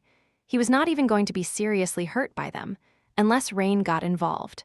Dismissing the mute epithet, she assigned 2 new ones to the slow, combustible tyrant. Then, she opened her mouth and spoke the true name of fire. Chapter 24, the word is mightier than a grenade. The flames suddenly grew in intensity, and a wave of unbearable heat washed over the bank vault. The figure imprisoned in the slowly blooming explosion shuddered and convulsed, a strangely distorted scream reaching Rain's ears. She knew that the tyrant was not going to be killed by the flames. The very fact that she had been able to speak the name of fire proved it. Her flaw would have prevented her from channeling it otherwise. However, he would definitely be hurt by the explosion. A lot. Not only was the tyrant more susceptible to being burned because of the epithet she had assigned him, but her other epithet synergized with Corsair's aspect, slowing the burning master down even more. The man himself rolled away from the explosion, escaping it entirely. Jumping to his feet near Rain, she gazed at her with his piercing blue eyes and said evenly from under his monstrous mask, "I thought you were a pacifist." Rain smiled radiantly. "I am." With that, she turned to the burning master and dismissed the combustible epithet, replacing it with another one. Hyperalgesic, extremely sensitive to pain. Rain was not going to admit why she even knew that word, but she did. And as a result, the peculiarly distorted scream turned into a strangely distorted howl. Corsair stared at her with his calm blue eyes, but did Rain imagine it, or had the tall man shivered faintly? Surely, it was just her imagination. Some time later, the commotion was over. The robbers, who had turned out to be zealots, were unconscious and restrained. The badly burned corpse of the tyrant was covered by a sheet. Rain had not killed him, naturally. Like the peaceful and harmless person that she was, she simply made him wail and convulse in agony while Tamar and Corsair finished the job. She had suggested sparing the murderous zealot and merely knocking him out even, but Corsair had other ideas. She could understand his decision. As well, the awakened criminals were already difficult to contain, but imprisoning an unhinged master demanded a wealth of resources the government did not possess. The government was barely holding the world from falling apart as it was. In any case, the lockdown was lifted from the bank. Corsair, Ray, and Fleur disappeared without a trace, while Rain and Tamar stayed behind to have a talk with the government forces. Tamar's status as a legacy, and a former centurion of the 7th Royal Legion, would come in handy to explain how a dozen awakened criminals and an ascended mastermind ended in their current pitiful state. After checking on the hostages and releasing them from the restraints, the two of them walked outside. As they waited for the police to arrive in front of the bank's doors, Rain glanced around, her gaze lingering on the graffiti marring the walls for a moment. She sighed. NQSC had really changed. In the past, there would not have been graffiti in such a prestigious district, especially one lacking any artistic value, just a mess of letters drawn in faded paint. There would not have been crazed zealots robbing banks either. She glanced at Tamar. Hey. We did not just happen to be in that bank by accident, did we? Tamar gave her an impassive stare. Eventually, though, she shrugged. Maybe. Rain raised a hand and flicked her on the forehead. I knew it. Why, though? Don't get me wrong, I do not mind foiling a bank robbery. Actually, it was kind of exciting. But I am so busy today, I have to speak in front of a large crowd in an hour. She made a pitiful face. Tamar looked at her, remained silent for a few seconds, then sighed. Your brother is preoccupied at the moment, so Aiko asked me to evaluate Corsair's performance and back his team up if necessary. Granted, she probably did not expect that I'd take you with me. Rain chuckled. So why did you? Tamar glanced at her with the usual stern frown. I mean, you're kind of hard to get rid of, you know? A rare smile illuminated her face, and she glanced away. Plus, I wanted you to see Corsair in action and get your opinion. I am assembling a cohort to challenge the second nightmare, you know? I had my eye on him but needed to make sure that he'll fit. Rain smiled as well. And what do you think, will he fit? Tamar nodded. Sure, Asterion will fit just fine. Rain blinked. Had she heard wrong? What did you say? Tamar looked at her in confusion. I said that Corsair will fit just fine. Why? Rain tilted her head a little. I think you misspoke. She pointed to the wall. That graffiti must have been on your mind, huh? There, someone had written in large, bold letters, Asterion. What's an Asterion anyway? Tamar studied the graffiti for a moment, as if noticing it only now, then frowned and shook her head. No idea. Sounds a bit familiar, I guess. Somewhere far away, sirens broke the silence. Rain patted Tamar on the shoulder. Well, you'll deal with it. I have an academic report to make. Turning around, she began to walk away. The strange word got stuck in her mind, repeating itself like an earworm. Asterion, Asti-Ryon. In a hallway in Ravenheart, Sunny stopped and leaned on the wall. He had just remembered receiving a report about the bank robbery and Rain's participation in it. She did what? Rain cooked a master alive, alive being the key word, and she had forcefully dismissed an echo, too. Apparently, that was something his sister was capable of now.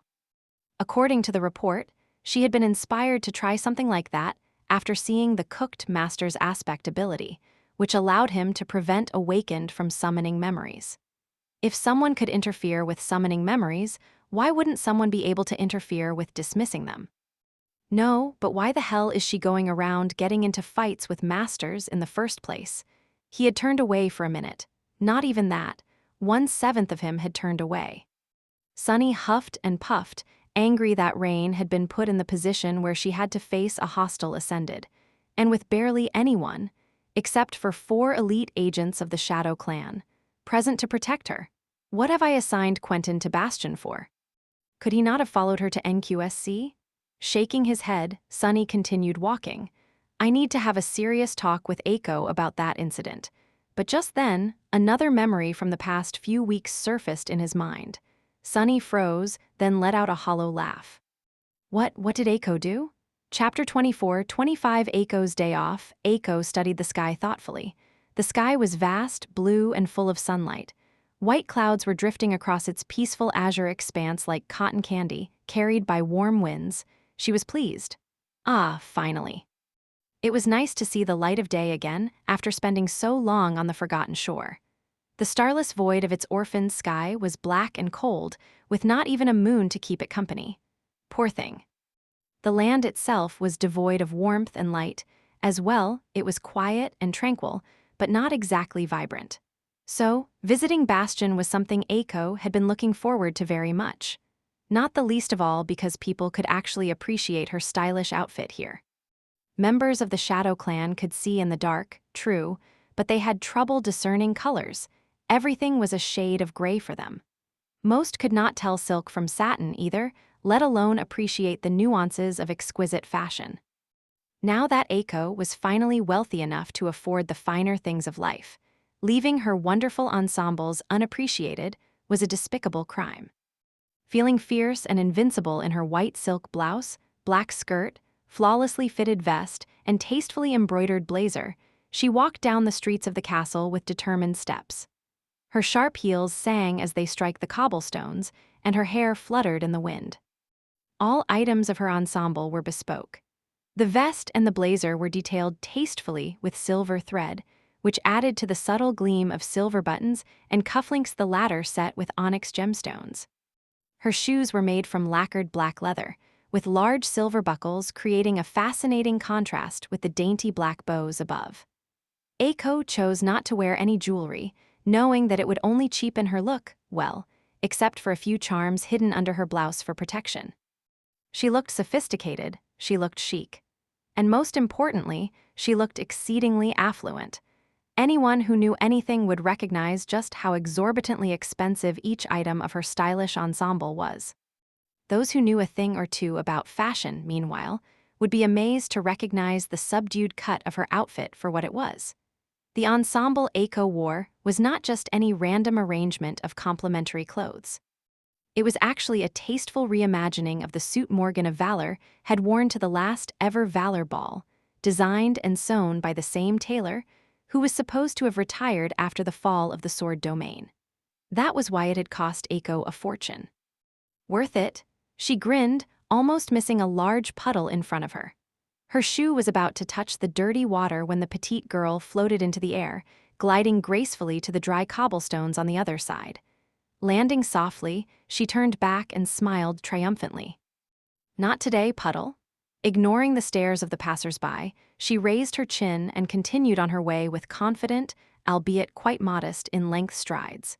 Reaching one of the inner walls of the castle, Aiko floated to the battlements instead of passing through a nearby gate. Standing there, she enjoyed the view of the glistening lake and of the great city beyond. Bastion had grown tremendously since the first time she saw it. Back then, when Aiko was a youth who had just escaped the forgotten shore, there was not even a city on the shores of the lake. Every awakened sheltered by the great citadel, including her and Kai, lived within the castle. There was nothing but ash and nightmare creatures waiting for them beyond its walls. Things were different now, naturally. Bastion sprawled around the lake, with no end in sight. The city was vast and immense, sheltering close to 100 million people. Unlike the claustrophobic cities of Earth, which endlessly grew upward or burrowed into the ground to stay within the narrow confines of defensive barriers, it stretched in all directions freely. The buildings of Bastion were relatively low, not only because building towering human hives in the dream realm, where most of modern technology turned useless, was all but impossible unless sorcery or people with powerful utility aspects were involved, but also because there was no need to build them high. Aiko liked it better. She liked looking up and not feeling crushed by the looming mass of alloy and concrete, or crimson coral, and breathing in the vastness of the sky with a full chest. Naturally, sustaining a city of such size in the dream realm was no easy task. In fact, the rate with which Bastion had sprouted from the ash was nothing short of impossible. If not for the innumerable awakened working day and night to build homes for the refugees of Antarctica and new settlers, none of it would have been here. The city was at capacity, at tearing at the seams, though. These days, most of the settlers were channeled to other citadels across the vast reaches of the former Sword Domain, while those in the west traveled along the River of Tears to settle down in one of the human strongholds situated in its basin. there were innumerable problems to be solved in Bastion. It was all boiling and changing, taking form and crumbling, always one step away from complete collapse, which meant that there were innumerable opportunities to be reaped. Aiko was not the same youth anymore either. She had changed too. She had gone from running a gambling den in the bright castle to running the entirety of the dark city, as well as the powerful shadow organization dwelling there. Naturally, there's the boss, but let's be honest here. That walking calamity can't even manage himself. I mean, how did he manage to lose one of his incarnations? Who does that? Who has incarnations and who goes around losing them? Aiko scoffed and prepared to glide off the wall. At that moment, however, a polite voice interrupted her. "Excuse me, my lady. Flying is forbidden in the inner rings of the city." Turning her head, Aiko tried to look at the awakened guards who had approached her while patrolling the wall. Sadly, she had to crane her neck to actually look them in the eye. So instead, she floated up until she could look down at them snobbishly. "Good to know, thank you. However, I am obviously floating, not flying." The guard who had spoken to her blinked. "What is the difference?" Aiko gave him a confused look and did not respond immediately, as if stunned into silence by the question. Eventually, she said, "Velocity is the difference." She floated with the help of the awakened ability and pushed herself with the help of her dormant ability. So her speed had never been too great. The guards looked at each other. The other one shook his head. No, as stated by the regulations regarding unconventional spatial movement, flying is constituted by aerial movement with the help of a self-generated directional force, while floating and gliding are constituted by the lack of said directional force. You were obviously flying, my lady. I am deeply sorry, but we will have to fine you. It is really a small sum. Aiko smiled dangerously. Oh, well, in that case, by all means, over my dead body. They wanted to fine her? In their dreams, the guards stared at her with lost expressions. "Excuse me," Aiko crossed her arms haughtily. "Do you even know who I am?" They studied her expensive outfit for a few seconds, then frowned. "No, we don't, we have no idea, but what does that?" Aiko smiled radiantly. "Wonderful." With that, she allowed the wind to carry her over the lip of the wall and glided rapidly toward the crowds of people below. After all, since they had no idea who she was, they would not be able to find her in the city of 100 million people. The guards were so shocked that they were a second too late to react. Hey, wait a moment. But Aiko was already gone, enjoying the gorgeous boon of anonymity. Directional force, bah, how silly, as if I'll allow myself to lose money over something like that. Chapter 24-26, The Fine Nuances of Printing Money. Bastion was too vast now to travel across it on foot, granted. Aiko's destination was not far from the lakeshore. Leaving the ferry, she thought about hailing a carriage, but then stumbled upon a shop window and became enthralled, staring at the displayed items with gleaming eyes. It occurred to Aiko that she had made a terrible mistake when choosing her outfit. Living in the darkness of the dark city must have messed up with her fashion sense, after all. She had gotten so used to only seeing the world in shades of gray that she neglected to add a splash of color to her ensemble. Ah, what an oversight. Aiko was utterly mortified. That red scarf, those ruby cufflinks, those shoes with scarlet soles. No, she couldn't. After all, her outfit was in homage to the criminally underappreciated icon of fashion, Morgan of Valor herself, not a shameless imitation. Morgan had those breathtaking vermilion eyes, which held the entire ensemble together. That was why her outfits went well with red accents and ruby accessories. Aiko, sadly, did not have vermilion eyes. Her eyes were brown, so. Blue, green, no, those won't go well with silver. Pink, how about purple? She glared at the store window, almost burning a hole in it. In the past, when Aiko was poor and destitute, long before her awakening, she had spent many hours in front of shop windows like this one, staring at gorgeous things that she knew would only be hers in her fantasies. But now, she was not one for window shopping. Why stare at windows when she could buy anything she wanted in the shop, or even buy the shop itself? Walking inside the boutique, she gave the staff a neutral look. The professionals immediately evaluated her clothes, accessories, and general appearance. A moment later, their expressions changed, and bright smiles illuminated their faces. "My lady, welcome." Aiko allowed a corner of her mouth to curl upward. "Ah, being rich is really the best." Then she raised her hand and pointed to a shelf. "This and this. And this one as well, also that one and that one and that one over there." She lost track of time. After a while, a mountain of colorful boxes was in front of her, and the smiles of the staff grew so wide that their faces were on the verge of cracking. "That would be 100 coins, my lady." Aiko produced her coin purse, untied it, and emptied it onto the counter. The clerk's eyes glinted sharply. Hers did as well. Now came the important part, haggling. Of course, as civilized and refined people, they were not going to haggle over the price of purchased items. Instead, they had to haggle over the price of her money. Aiko pointed to her coins. "As you can see, these are prime condition Ravenheart coins, so I am willing to pay 50 of those." The clerk smiled pleasantly. "Ah, but the quality of recently minted Ravenheart coins is not as superior as it used to be. Even if it was, surely, they would not be twice as valuable. Possibly a tenth more valuable at best. I am very sorry to say this, my lady, but I can't surrender these gorgeous things to you for less than 90 of these coins." Coins minted in Bastion and Ravenheart were supposed to be identical, containing a set amount of soul essence. But the way they were minted and infused with essence was not completely precise. Different mints, and even different batches from the same mint, produced faintly different results. Ravenheart coins were generally more valuable, although that too depended on numerous factors. Aiko raised her hand and shook a finger. "Oh, but your eyesight must not be sharp. It seems that you failed to notice that these coins over there are not merely Ravenheart coins. They are in fact Song Domain coins in pristine condition. Come to think of it, I think I failed to notice that as well. My, how silly of me, so I am willing to part with 40 of these gorgeous coins." The clerk's face paled in fear. How did 50 coins turn into 40? Wasn't she supposed to increase the price instead? Worst of all, he could not even dispute this tiny girl's logic. Apart from the coins minted in Bastion and Ravenheart these days, there also remained coins minted by the Fallen Song and Sword domains. Their quality was not that superior to the modern coinage. In fact, it was inferior in most regards. And yet, they were quite a bit more valuable, for no other reason than that they were much rarer.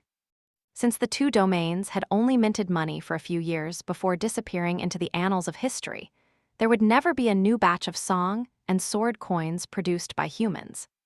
Their number was limited and rapidly plummeting. After all, essence coins could be consumed to get a boost of essence in a difficult situation. So, their rarity alone inflated their value.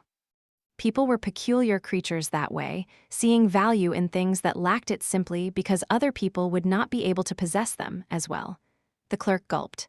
"F40? And no, I couldn't. After all, we are all Bastion natives here. Those pesky Song coins are not welcomed here." His voice did not sound confident. Aiko smiled triumphantly. "Money doesn't stink, you know, but actually, I bet carrying all these coins would be cumbersome for you. How about I pay with something else?" Suddenly, a different coin appeared between her fingers. That one was larger and heavier, entirely black, and etched with a symbol of a coiled serpent. The clerk's eyes widened drastically. "Is that a shadow coin?" He reached forward with a trembling hand. Aiko grinned, retracting her own. "Indeed, it is. So, how about I pay with only one?" The clerk hesitated for a few seconds. If the old domain coins were valuable, then shadow coins were extremely so. Nobody knew where they came from and who was minting them, but everyone wanted to possess one. That was because they were not essence coins. Instead, they were fragment coins.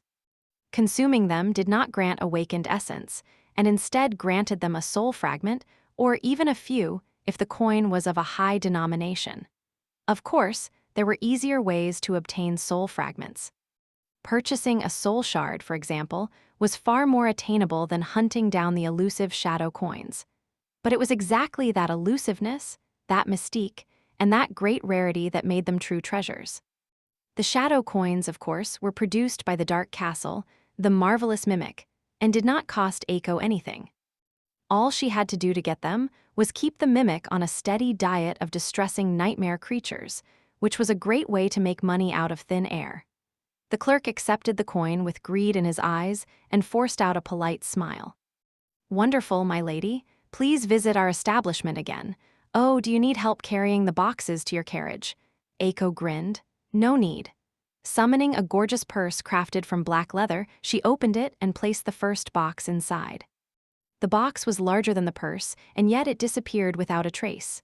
The second box did as well, and the third, and the fourth. Before too long, the mountain of boxes vanished completely. Tying a vibrant cravat around her neck, Eiko smiled in satisfaction. "Well then, goodbye."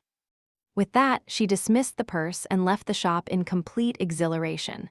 Of course, she did not forget to gather her coins from the counter first. "Now, I'm off to see Effie." Chapter 24-27 Transportation Situation.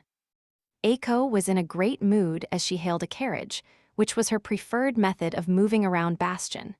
Moving around Bastion was somewhat of a complicated matter, actually. There was already a grand project in the works to simplify it. Special tramways meant for streetcars were being embedded into the main streets, strengthened by primitive sorcery.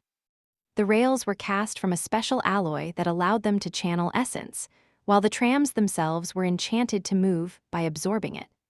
Now that the Rivergate Hydro had gone operational, though, there were talks of discarding the magical streetcars in favor of good old-fashioned electric trams. Eiko suspected that, in the end, both types were going to be implemented, with enchanted tramways serving as the thoroughfares of the public transport network, while more mundane ones would branch out from them as satellite outlets. The first streetcar was supposed to be launched quite soon. Before that happened, though, citizens of Bastion had 6 main ways to get around the city. The first one was to use a ferry and cross the lake. Naturally, that could only get one to a different location on the lakeshore. However, considering that the city surrounded the lake like a ring, it was often faster to travel by water before continuing on foot than to make the entire journey while never leaving the land. The second way was the simplest. It was to use your own 2 feet. However, Bastion was an enormous city, so one could literally walk for days without ever reaching their destination in case they needed to travel to a distant part of the city. Naturally, Awakened had a great advantage over mundane humans in that regard, but even they would be hard-pressed to simply walk everywhere. The third way was much faster, albeit somewhat inconvenient. It was to hire an Awakened rickshaw.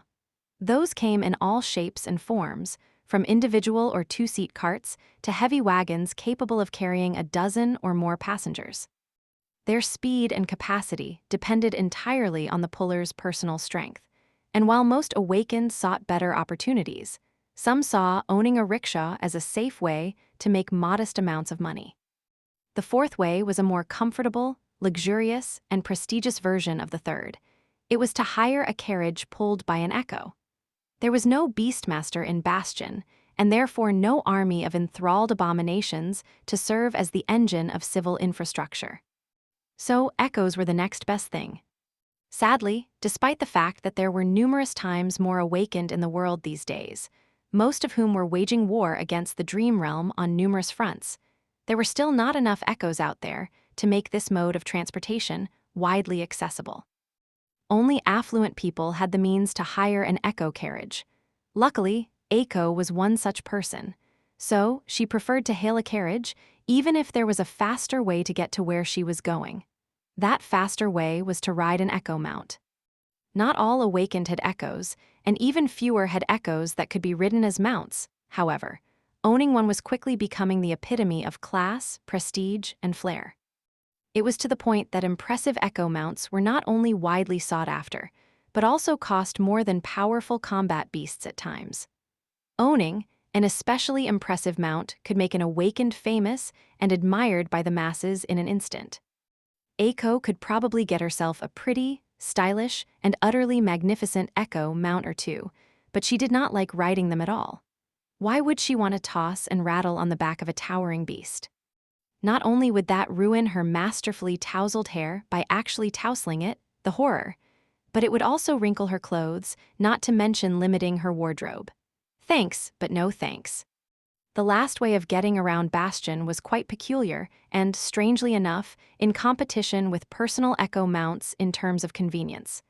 Not only that, but it was easily accessible to every citizen, awakened or not. That method was riding a bicycle. Bicycles were not very complicated machines, so nothing prevented them from being used in the dream realm. Citizens of Bastion had developed a great appreciation for bicycles. Actually, most were still imported from the waking world, but some were already being crafted right here in the city. Aiko would know, since she had invested heavily into bicycle manufacturing herself. She had invested in innumerable enterprises around Bastion, actually, but the bicycle business was one of her golden geese. So, she loved them a lot. Which did not mean that she was inclined to use one as a means of transportation, and for a very easy reason at that. Aiko could make a bicycle fly, but she had no idea how to ride one. The entire thing mystified her to no end. Should I ask boss to teach me? That'd be a funny story to tell her grandkids one day, if she survived to tell the tale. In any case, Aiko managed to hail a carriage rapidly. Climbing into the soft seat, she told the driver where she wanted to go and leaned back, enjoying the view and the warmth of the sun on her face. She even started to hum a happy song quietly, feeling that her day simply could not get any better. She was still humming it when the carriage suddenly shook and came to an abrupt halt, as if hit by an earthquake. Then, an enormous yellow eye appeared outside the window, staring at Aiko with sizzling intensity. The driver reeled back on his seat, shouting in fear and indignation. And an echo, who let their echo run wild, damn it? Letting out a sigh, Aiko opened the door and floated out of the carriage. Language. Outside, an enormous wolf sat on the ground, towering above the carriage like a small mountain of white fur. Its tail was wagging wildly, making the ground shake a little with each strike. The wolf's tongue was hanging sideways from its mouth, and it was panting happily, staring at Aiko with gleaming eyes. She glanced at the driver and frowned. That is not an echo, can't you see? That is the venerable Saint Ling. Watch your tongue in front of a child, mister. Chapter 24-28 Fairy Godmother. Auntie Aiko, let's fly. No, walk on your 2 feet. Don't wanna, walking on 2 feet is stupid. What? How is it stupid? Auntie Aiko, 4 feet is the way to go, don't you know? Yes, but Wolfie, you are a big boy now. Ling Ling is not a big boy. I am only 6 years old. I mean that you are too big to walk on all 4s. The street is not wide enough. Oh, so let's fly. Aiko suppressed a smile. Little Ling had assumed his human form, so she was holding his hand as they walked along a tranquil street. It would have been a cute scene, in normal circumstances, but the two of them made for a strange pair, mainly because she was barely taller than the little boy. Aiko was very petite, while little Ling had been abnormally large even as a toddler. Now that he was 6 whole years old, his height was no different from someone twice his age. It was a bit scary to imagine what the boy would look like when he grew up. The rascal would probably dwarf even his inordinately tall mom, which was a rare feat. Still, his height aside, little Ling glanced like an adorable 6-year-old now. He was a proper child, not the clumsy toddler he used to be. It was very strange to see him all grown up, forming full sentences and talking like a little adult. Aiko had not even had to remind him to summon his clothes when he turned into a human. Her chest swelled with pride. Ah, time flies. And speaking of flying, she cleared her throat. We can fly when we pass the gate, all right? Little Ling smiled radiantly. Deal. He fell silent for a few seconds and then said thoughtfully, but Auntie Aiko, yes, Ling Ling is 6 years old now. Uh-huh. I turned 6 last week. So, my birthday was last week too. Makes sense, and. But Auntie did not come. I am here now, aren't I? But what about my birthday gift? Aiko laughed. Am I not enough of a gift? Little Ling stared at her with wide eyes, cornered and aghast. He frowned, thinking hard, and then smiled. Auntie Aiko is a gift, but you are not a birthday gift. She grinned. All right, of course I brought a gift. Who do you take me for, Wolfie? Finally, they reached the gate of Effie's estate. As the steward of Bastion, and of the entire East, Effie was supposed to reside in the main keep of the great castle. However, she mentioned something about it being too stuffy and remained in her original place of residence. which was a large estate on what had once been the outskirts of the city.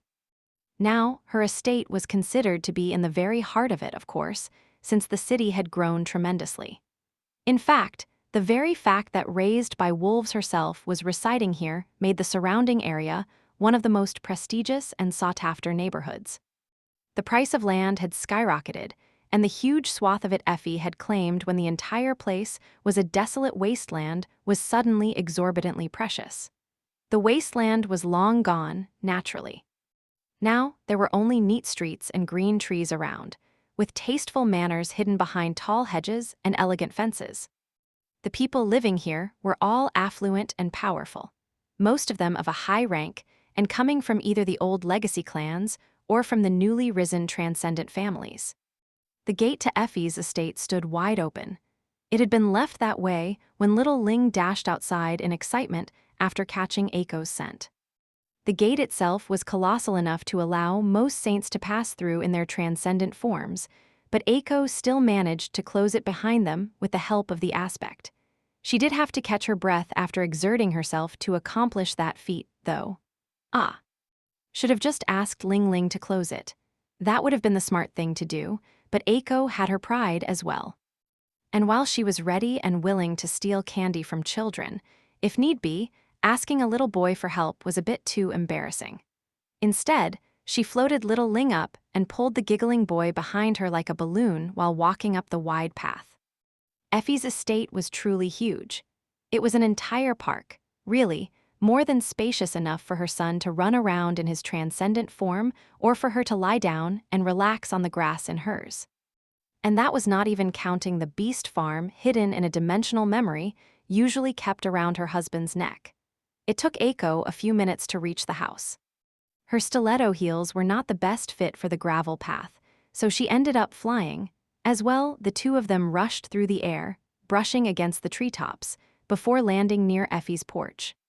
There, a tall and athletic figure was waiting for them, leaning on a wooden beam. Effie grinned. Well, hey there, Tinker Bell. Aiko glanced up and gave the vivacious huntress a dirty look.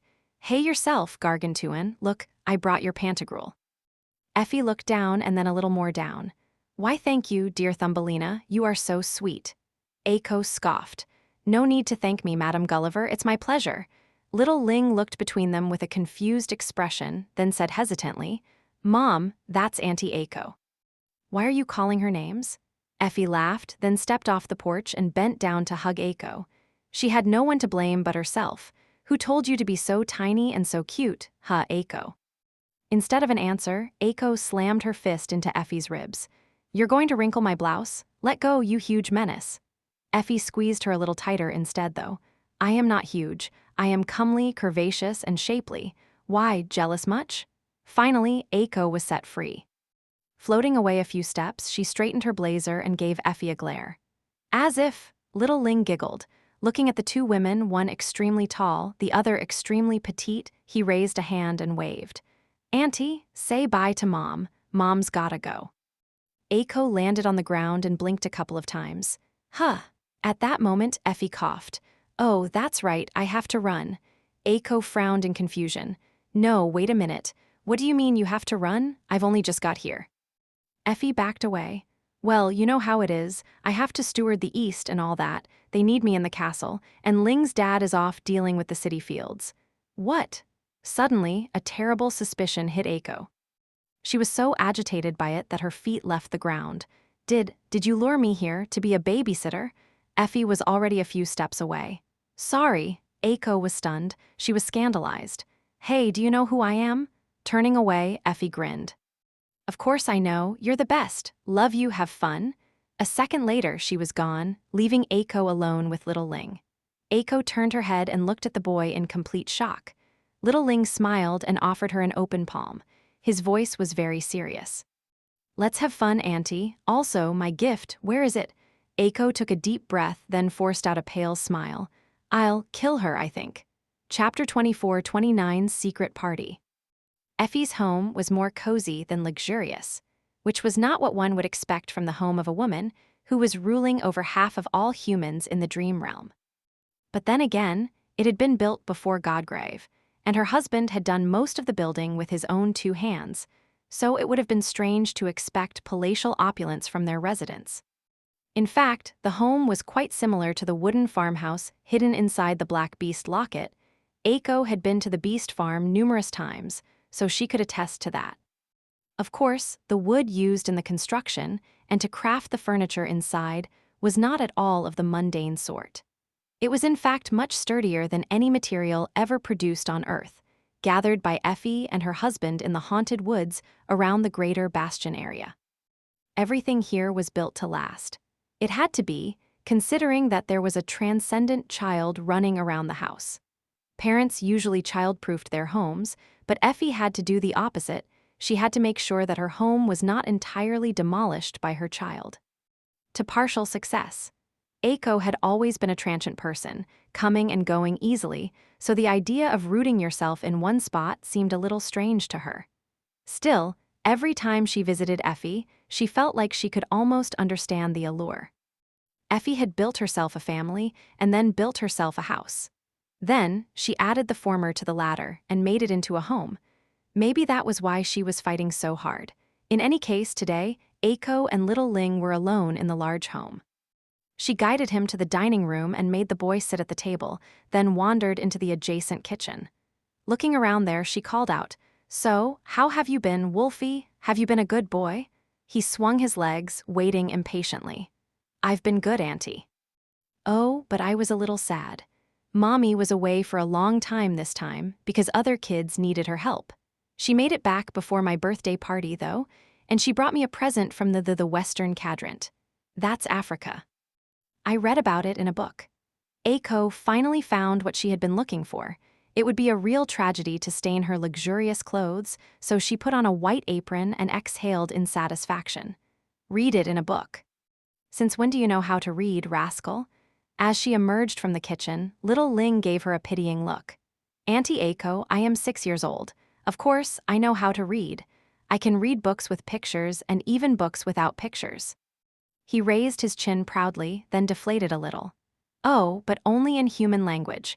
Runic language is too difficult, so I still need pictures when reading runes."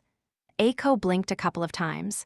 6 years is a little too early to know how to read, though, I think. When do children usually start reading? She had no idea, more importantly. Who is teaching you to read in runic language, and why? Come to think of it, maybe little Ling did need to know runes. He was a carrier of the spell, after all. Aiko was suddenly engrossed by the question of how the little boy interacted with the spell, to begin with. Did it show him runes, even? How would it translate the runes to people who could not read? Would it show them a series of images instead, or simply narrate every word? Would they simply understand the meaning of the runes despite not knowing how to decipher letters? Was there a way to somehow make money out of this? Little Ling giggled. "Grandpa Julius." Aiko snapped out of her reverie, feeling a hint of sorrow as the breathtaking ringing of illusory coins she was daydreaming about faded away. "Oh, who is that?" The boy smiled, still swinging his legs. "My tutor. Mommy says Grandpa Julius is the best." Julius. Was he the elderly academic in charge of the entire Dream Realm Education Initiative? Damn. Effie did not hold back when it came to little Ling's development, it seemed. Shaking her head, Aiko smiled and summoned her luxurious leather handbag. "Well, in any case. Auntie was very sad to miss your birthday, Wolfie. Uncle Sonny was very sad, too, so he prepared you a little gift." With that, she opened the bag and started to produce one item after another. They floated into the air as if by magic, landing softly on the table.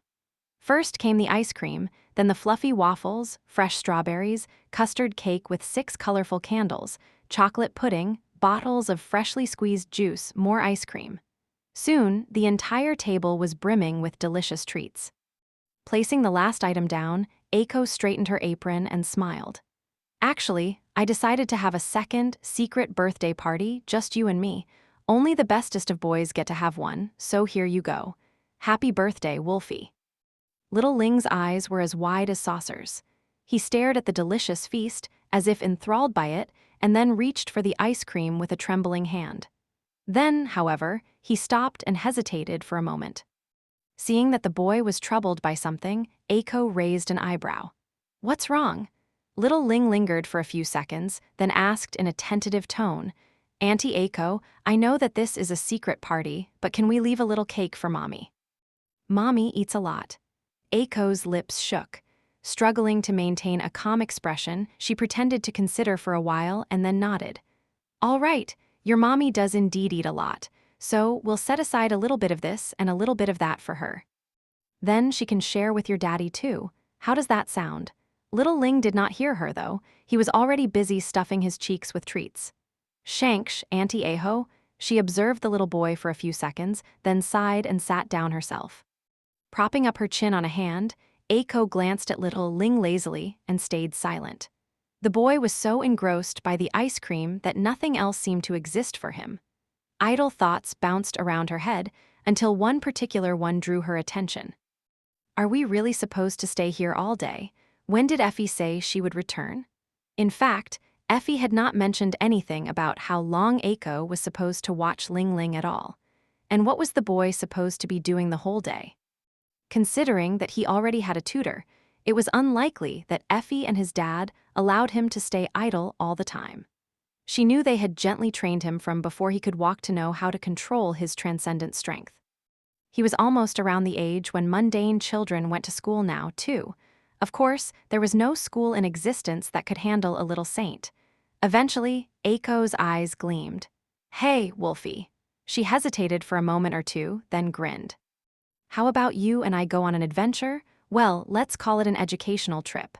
Little Ling raised his head, his face smeared in ice cream and chocolate in equal measure. His eyes widened. An educational trip? Eiko's grin widened too. Sure, let's call it that. Let Auntie Eiko teach you a thing or two. Chapter 24, 30 Auntie Eiko's Lessons. Good afternoon, Ms. Eiko. Oh, and who is that little fellow by your side? This is Transcendent Ling. Wolfie, say hi. Hi, Mr. T. Transcendent. Ling, Saint Athena's heir? Sure. But why is he with you, Ms. Eiko? Well, why else? I am his favorite auntie, right, Ling Ling? Right, Auntie Eiko is the best. So, about the contract we discussed last month. If I remember, the price you insisted on was a little on the heavy side. Something about my lack of credentials? What? No, ahaha, that must have been a clerical error. Those darn clerks always making errors. Obviously, the offer you initially put forward was more than fair, Lady Eiko. It was, wasn't it? Indeed, so, should we redraw the contract right now? That one went well. I hope you don't mind. This cutie is my close friend's boy. I am rarely in Bastion, so he insisted on following me around. Auntie took me on an educational trip. Excuse me, are you okay? This is Saint Ling. Oh, so you know the rascal. Then your close friend is. Effie, sorry. I think you call her Saint Athena here. Or was it War Beast? Raised by wolves? Steward of the East? Honestly, she has so many titles these days that I get confused. Mommy is the best. Sorry. What can I do for you, my lady? Oh, and for you, Venerable Saint Ling? You see, I have heard that your club is very exclusive and only allows people of immaculate standing to become members. My standing is not too notable here in Bastion, so I would not want to impose. No. What are you talking about, lady? Eiko, was it? Please, may I offer you and your young companion some refreshments while I fill out the paperwork? How does VIP membership sound? No, what am I talking about? VVIP membership it is. Thank you kindly. Oh, but I did not think you had VVIP members. We do now. How wonderful. What is it, Wolfie? Auntie, ask Mr. if they have ice cream. Ling Ling thinks that he will be very refreshed if he eats ice cream. That one went even better. Welcome, how can I help you? Good day. My young friend here kept insisting on getting ice cream. Well, you certainly came to the right place. So, would you like to buy our signature ice cream? I would like to buy your ice cream shop. Excuse me, Auntie Eiko, I want pistachio flavor. I see. That will be your ice cream shop and 1 cone of pistachio ice cream, please. Can I pay in cash? That one went wonderfully, too. Sometime later, Eiko and little Ling were sprawled on a bench in a small park, enjoying 2 cones of ice cream. The sun was shining high in the sky, and both of them basked in its warmth, tired and deeply satisfied. Little Ling licked his pistachio ice cream, let out a content sigh, and glanced at Eiko. "Auntie, can I ask you a question?" Eiko shrugged. "Sure, go ahead." The boy considered his words for a moment. "This was the best educational trip ever, Auntie." But was it really educational? Grandpa Julius usually gives me lessons, homework, and tests. That's education. Eiko smiled faintly. Of course it was. Listen, Wolfie, your mom and dad, and Grandpa Julius as well, can teach you many things at home. But there are some lessons that can only be learned outside. Today, you were supposed to learn one such lesson. Can you tell me what that lesson was? Little Ling scrunched his face in concentration, remembering where they had been, whom they had talked to, and how those conversations had gone. Eventually, he offered in a hesitant tone, "That everyone loves Mommy?" Eiko grinned. "Exactly. The lesson you were supposed to learn today is that having friends is more important than having money." Little Ling glanced into the distance thoughtfully. "Ooh," Eiko nodded, "because if you have the right friends, you can make way more money." The boy gave her a dubious look. She bit into her ice cream, enjoyed its smooth texture and rich flavor, then swallowed and raised an eyebrow. "What?" Little Ling stared at her for a second more, then sighed and looked away. "Nothing. It's just that I don't think you're really suited to be a teacher, Auntie." Eiko looked at him in indignation. "What? Why?" The boy sighed again. "Maybe I should ask Grandpa Julius to give you lessons too." Eiko scoffed. "Who is going to teach whom?" "Let me tell you, Wolfie, I had the best tutors in NQSC when I was your age. Well, before my family went bankrupt. Money is important, you have to have money to get educated first." She shook her head and looked around. The neighborhood they were in was close to the lakefront, so she knew it well from before the war. It was close to a ferry station and near one of the main streets, as well. Foot traffic here was excellent, and the location offered easy access to several popular landmarks. More than that, one of the runic tramways was set to be built just outside the small park. That was the reason Eiko had purchased the ice cream shop on the corner. Not only was it going to bring in good income, but having a covert safe house here would be quite convenient for members of the Shadow Clan operating in Bastion. Granted, the neighborhood had become less picturesque since Eiko left the city. She had never seen graffiti here before, for example, but now several were marring the walls of the surrounding buildings. Little Ling was staring at one such questionable art piece as well. "Auntie Eiko, what letters are those?" Auntie's spell is not translating them. She blinked a couple of times. Wah, what the hell was he talking about? First of all, the nightmare spell is not your auntie. It is ancient, so at best, it's your grandma. Grandpa. Anyway, don't put me in the same category as the spell, please. She frowned. Secondly, don't go around reading graffiti. Those are usually bad words. What will happen to me if you learn a bad word on my watch? Goodness gracious. Your mom will kill me. Little Ling blinked a few times and looked at her with wide eyes. "Auntie Eiko, what are bad words?" Eiko froze. "Huh." Clutching his melting ice cream, the little boy leaned forward excitedly. "Bad words, what are they?" She coughed. "What, you have never heard a bad word before?" Little Ling shook his head energetically. "Nope, but now that I know that they exist, I really want to learn. Grandpa Julius says that learning is a noble calling. Will you teach me?"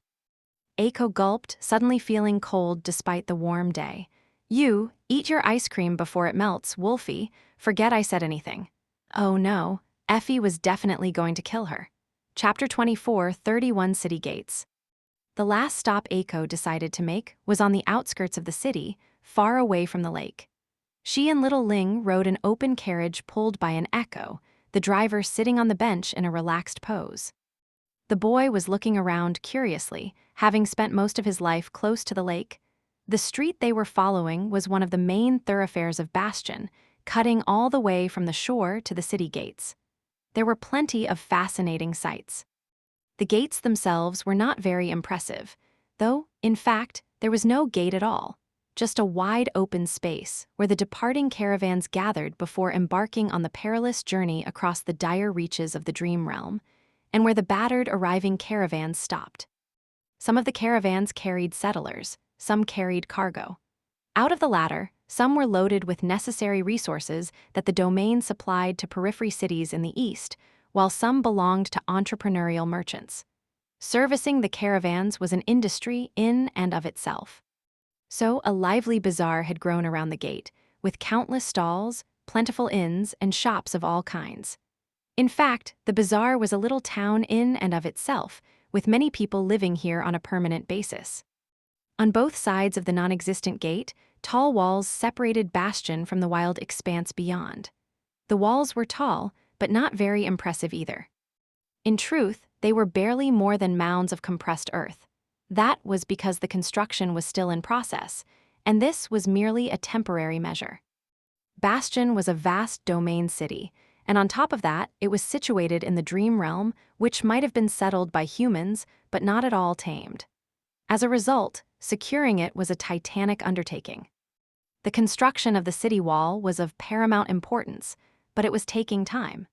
Humans were no strangers to constructing great barriers around their cities, but this was not the waking world with its sophisticated technology and expansive infrastructure.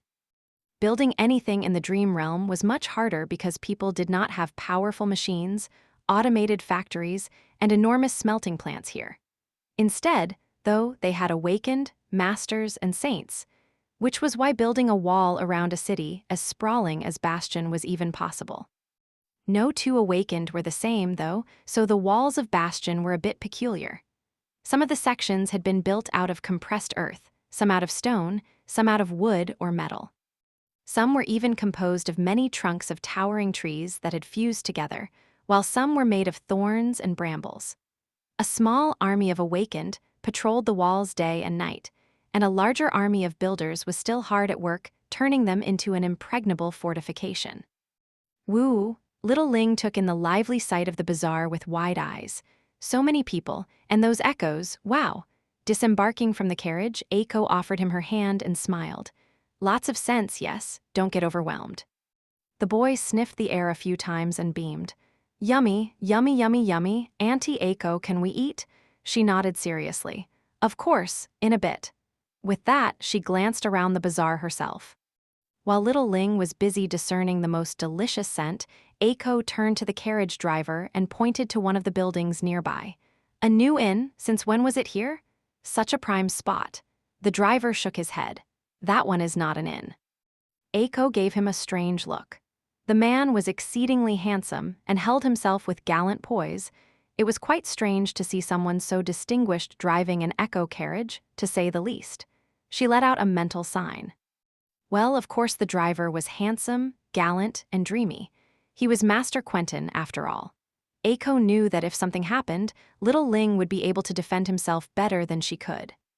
Nothing really compared with the strength of a transcendent, child or not, while she was a measly awakened. Still, she was not going to take Effie's precious son out on the town without reliable protection. So, Quentin had been demoted to a carriage driver for a day, taking them around Bastion since morning. Of course, the man did not complain. Reminding herself that he was taken, Eiko suppressed the impulse to bat her eyelashes at him and raised an eyebrow. Oh, Quentin nodded. It's a church. She frowned slightly. You mean one of those weird meditation halls where people definitely do not pray to Nephis? He chuckled. No, this one is an actual church. Church of the Moon, or something like that. It's a tiny cult. These guys are mostly harmless, too. They used to be a bunch of wanderers, traveling with caravans and offering blessings for safe journeys. Things seem to be looking up for them, though, considering that they've been able to buy this building. Eiko blinked a few times. Church of the Moon, as in they worship Beast God, the dead one? Quentin shook his head. No, they just worship the moon. If you ask me, traveling and guidance is more of a storm god thing. But I am not well versed in inventing religions, so what do I know? Eiko studied the modest church, which did not look any more opulent than the surrounding inns, and pursed her lips. Shame. I had my eyes on that location. Gods, these weirdos really do grow like mushrooms. Where are they all coming from anyway? I have never even heard about cults being a thing before. Quentin nodded. The government used to be strict about it. Plus, it is not easy to muster religious zeal in a world where gods are dead and the nightmare spell exists. But things are different now. Lady Nephi's was right to share the truth of what fate awaits Earth with the people, but not everyone can bear the weight of truth. So, people are turning to all kinds of things to soothe their fear. Granted. He turned and glanced at the distant silhouette of the ivory island drifting high in the sky above the city. Most are turning to immortal flame. Why believe in anything else if there is a literal goddess looking over you from above? Aiko nodded. Well, or an eccentric demigod looking up at you from the shadows. She gave Quentin a long look. Still, this Church of the Moon, did you make a report about it? He smiled faintly.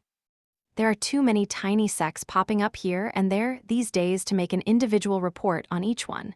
We've been compiling information to make a batch report after the solstice, though, when things calm down a little. Aiko nodded again. Good.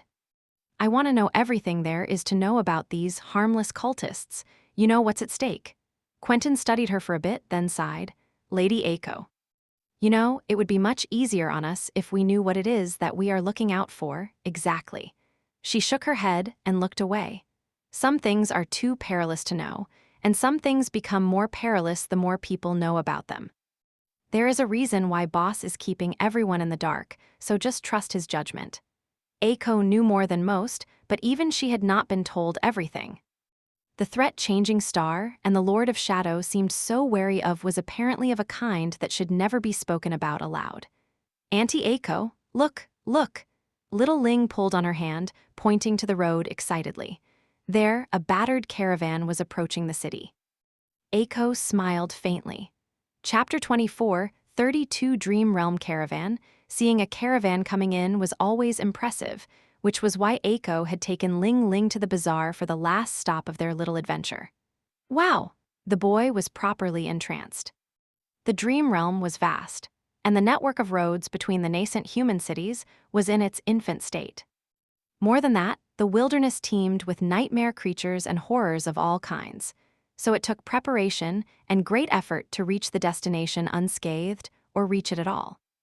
The situation was somewhat better in the west, where the River of Tears served as a medium connecting the citadels in its basin, but here in the east, the caravans had to be formidable forces to courageous the harrowing expanse of the Dream Realm.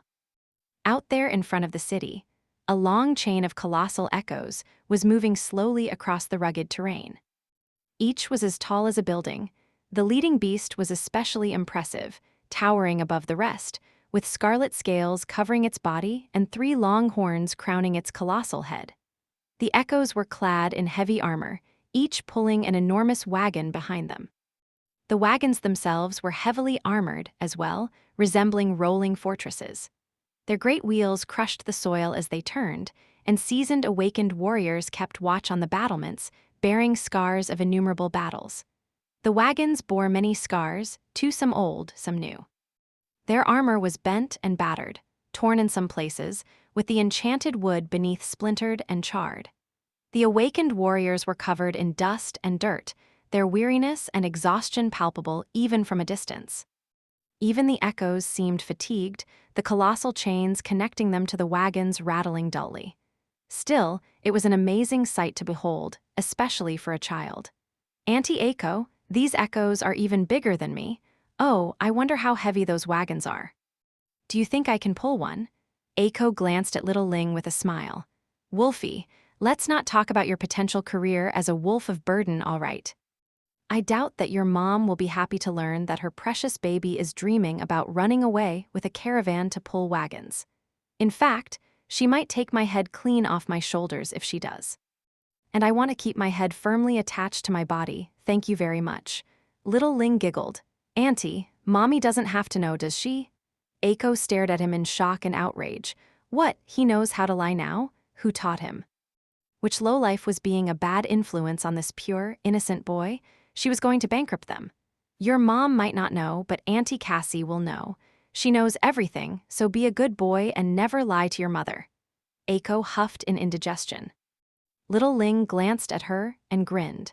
Should I tell her about how we convinced that one uncle to sign an exclusive witty contract with you today, Auntie?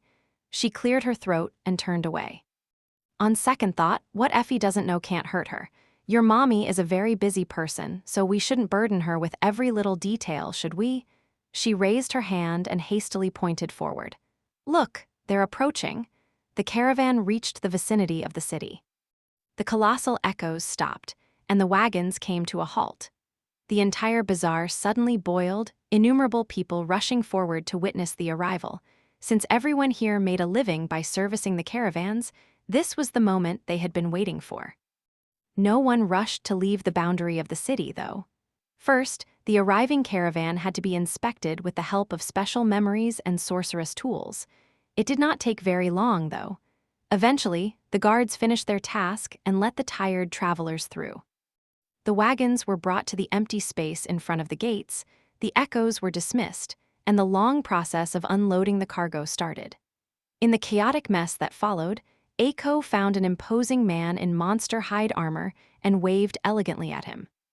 The man was a master and the owner of the returned caravan.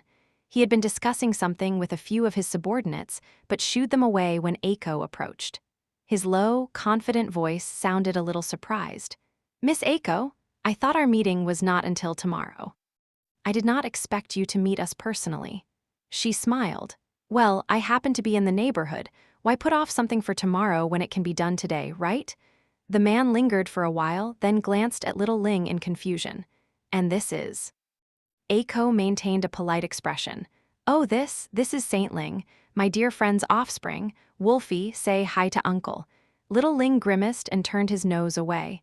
"I don't wanna, this mister smells funny." Aiko's smile turned a little forced. Ling, don't be rude. Also, don't just go around sniffing people." The little boy just shrugged unhappily. She studied him for a few seconds, then turned to the caravan master. "Please forgive his manners. He is usually well behaved. You know, when he's at home, with his mom." Saint Athena, raised by wolves, steward of the East. "Oh, what was I talking about? Right, the special cargo you delivered. I am ready to take it off your hands right away. Let's say, 1,000 soul shards." The man studied little Ling for a moment or two, then smiled widely. "What a boisterous boy. Sorry, kid, I've been on the road for months. You know what they say about the smell of adventure? Well, it's more of a stench, really. You get used to it, though." Then he glanced at Aiko and nodded. 1,000 soul shards sounds about right. Shall we sign the documents?" Aiko's smile froze. She glanced at little Ling, then back at the caravan master. After remaining silent for a few seconds, she chuckled. "Why, naturally, time is money, right? Ah, but before that, I wanted to show you something." She raised her hand, summoning a memory. At the same time, she moved her fingers to form a shadow sign. Some distance away, Quentin's eyes suddenly turned sharp. Little Ling not liking his smell was already suspicious enough. Aiko maintained a relaxed expression. But a merchant who doesn't haggle? Ring the alarm. Something was very, very wrong with this master. Chapter 24, 33, Swindling a Horror, the Caravan Master. Whoever whatever he was shifted his gaze, looking at the memory forming on Aiko's hand curiously. "That is an unusual memory, Miss Aiko." Indeed, while most memories formed from sparks of light, some were different. The memories crafted by the spellsmiths of fallen valor, for example, manifested in a whirlwind of scarlet sparks instead. There were stranger ones out there, as well, even among those memories bestowed upon awakened by the spell. Those were usually quite special, albeit not always more potent than the rest. The memories crafted by the Lord of Shadows after his supposed death, however, always appeared like a torrent of darkness. Aiko smiled. "Well, you know how the spell is. It likes to be fancy sometimes." The caravan master chuckled and glanced at her with the same curious smile.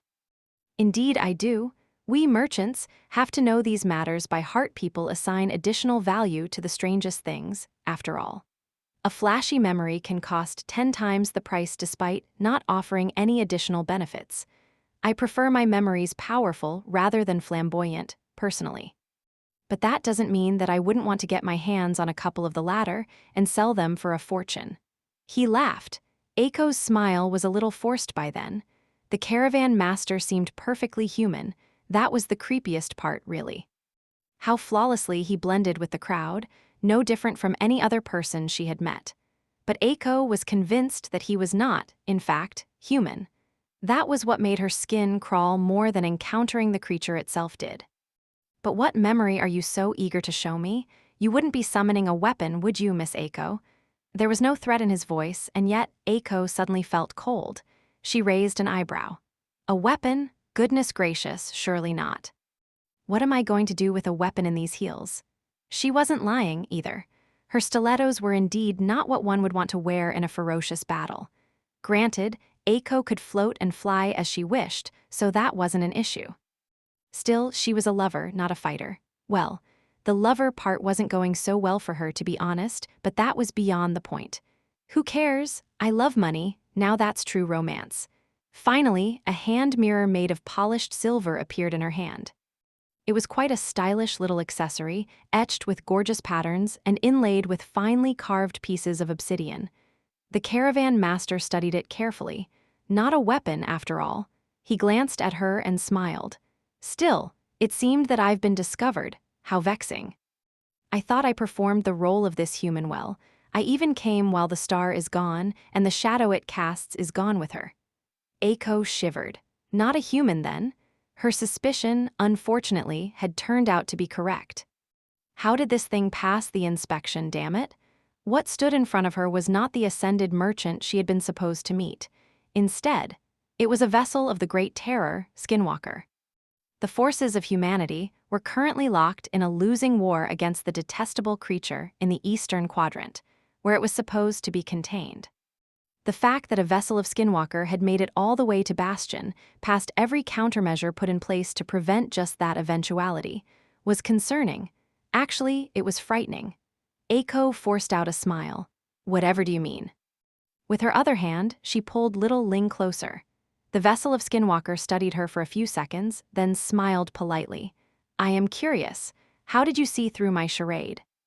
Aiko felt an impulse to mock the nightmare creature, even if she was powerless in front of it. She could have told him how little Ling had disliked his scent, and more importantly, how he completely failed to understand what kind of people merchants were.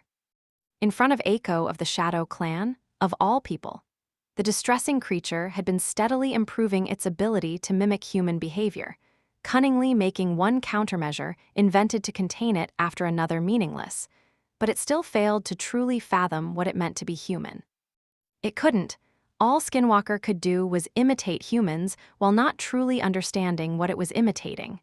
In a sense, it did the opposite of what the practitioners of shadow dance were supposed to do. Not that there were numerous of those, even with all the training. In any case, Aiko really wanted to gloat.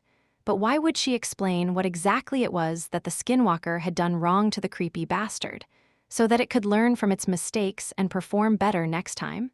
Yeah, no. I am not giving this thing a heroic monologue.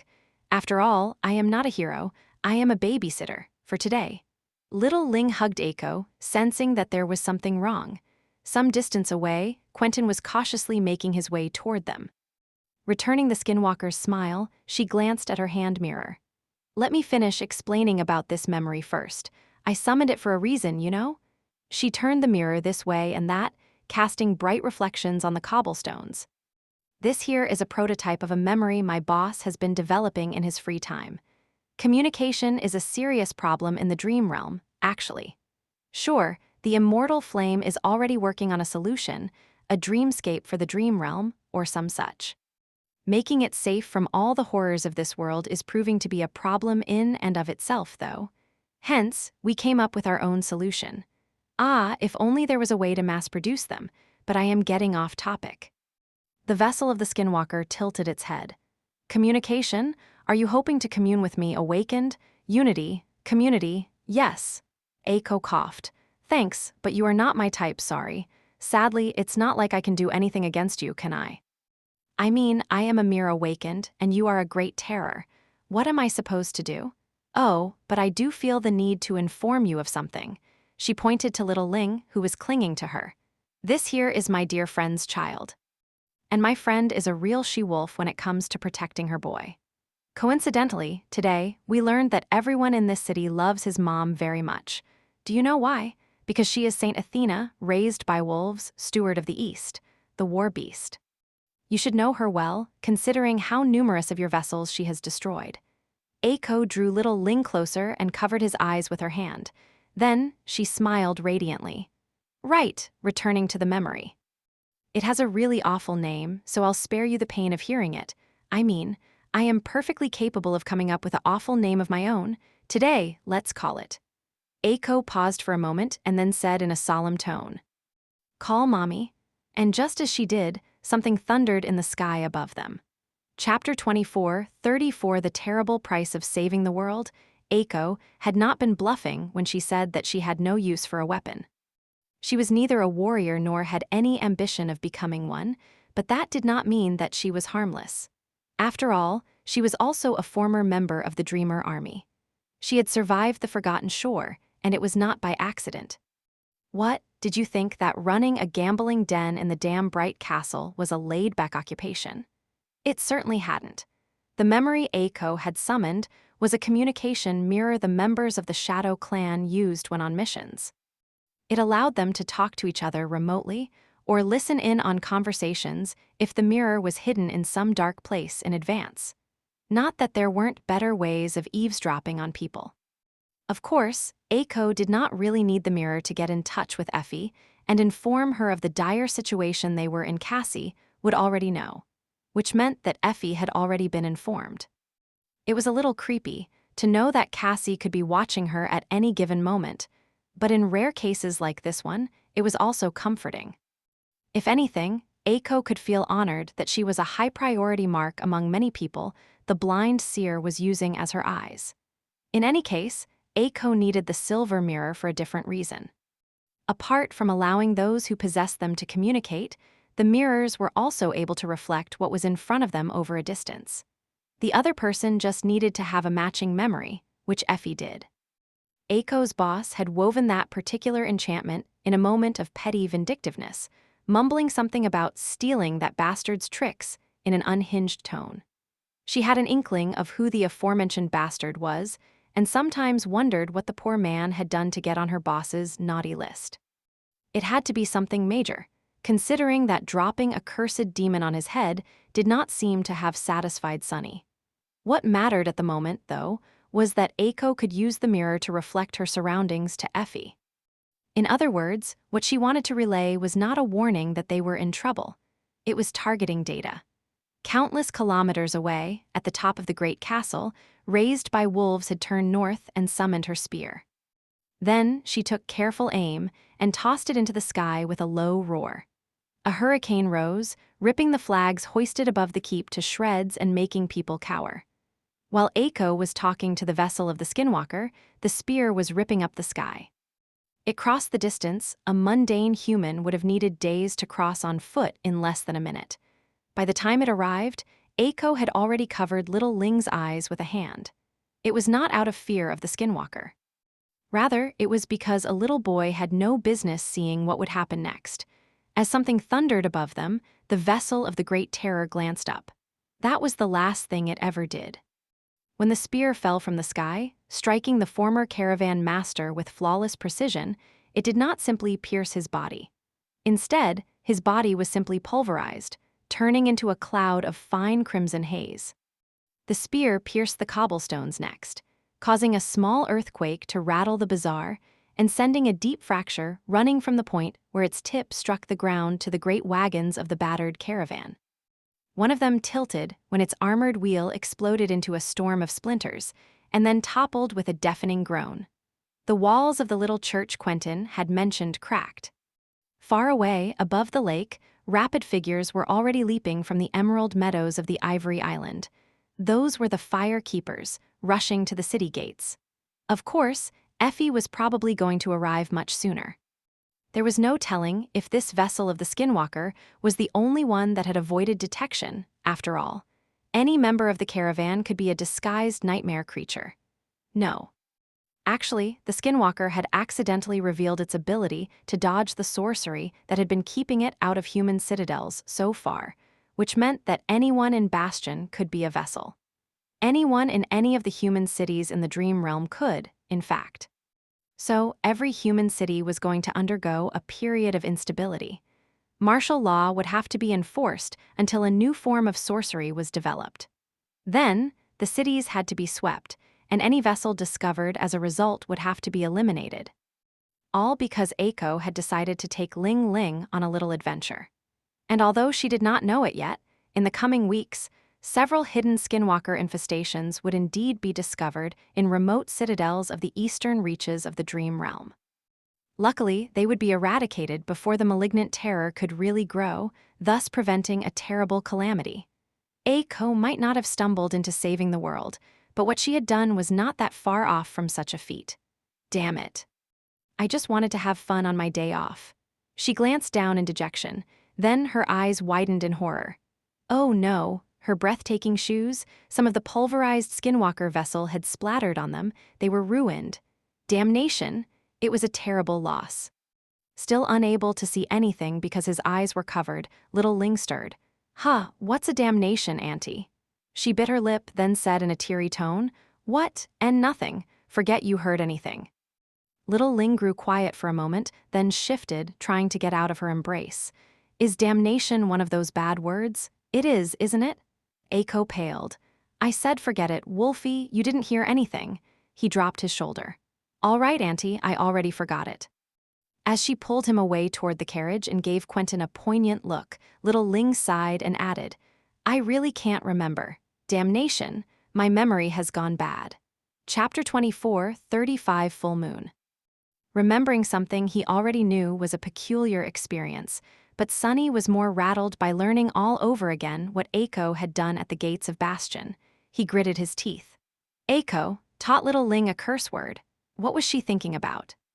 Granted, she had also uncovered a dire truth about the Skinwalker, plunged the entire human domain into the jaws of martial law for a couple of weeks, and prevented multiple cities from either sustaining awful losses or falling entirely. But that was beside the point. He's only 6 for spell's sake. What kind of vulgar good-for-nothings is she hanging around with to use strong language in front of a child? He seethed for a few seconds, then took a deep breath and shook his head. No, it doesn't matter. I'll deal with Eiko later. There are more urgent matters I must attend to at the moment. Grimacing, Sunny nodded with determination and continued on his way. He only took a few steps, though, when another memory came to the surface of his mind. Sunny froze. Nephi's did WH. Actually, never mind. That is exactly what Nephi's would do. Why am I even surprised? Letting out a hollow chuckle, Sunny glanced up and then resumed walking. So, she went fishing in the lake without me, huh? How heartless.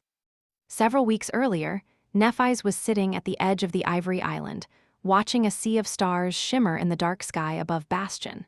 Tonight, just like the previous night, parts of the city were illuminated by the glow of electric streetlights.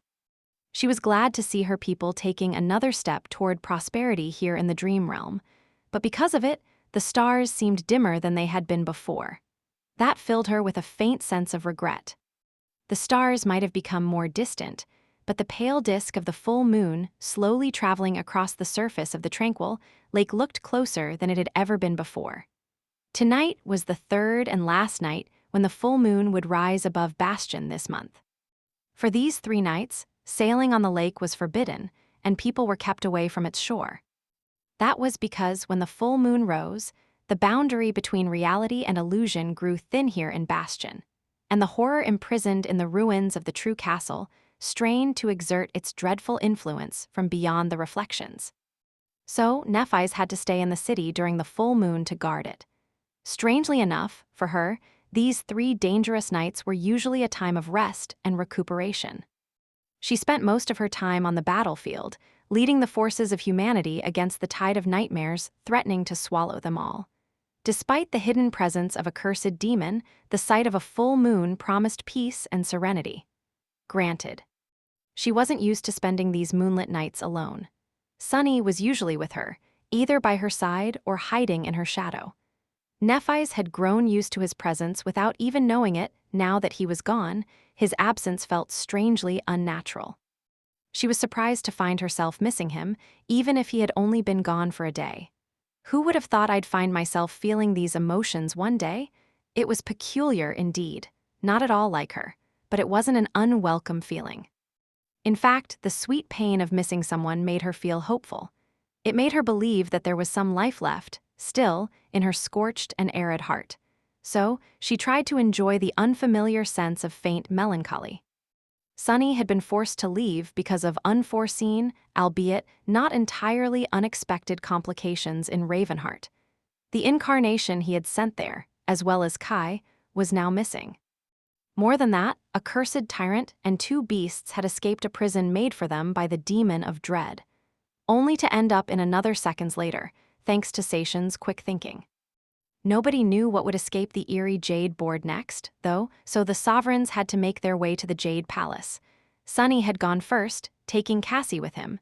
Nephise herself was going to join them once the full moon was over. Tomorrow. Tomorrow, she would see him again. Looking at the reflection of the moon shining on the surface of the lake, Nephise wondered if she would feel something then. Would she be happy, or simply pleased? Would she feel nothing at all? Would the peculiar sorrow in her heart go away? At that moment, the waters below rippled. The pale disk suddenly seemed distorted and eerie, gazing at her from below like a round eye plagued by a white cataract. The lake stirred, and a series of waves rolled outward, climbing higher and higher up the shore.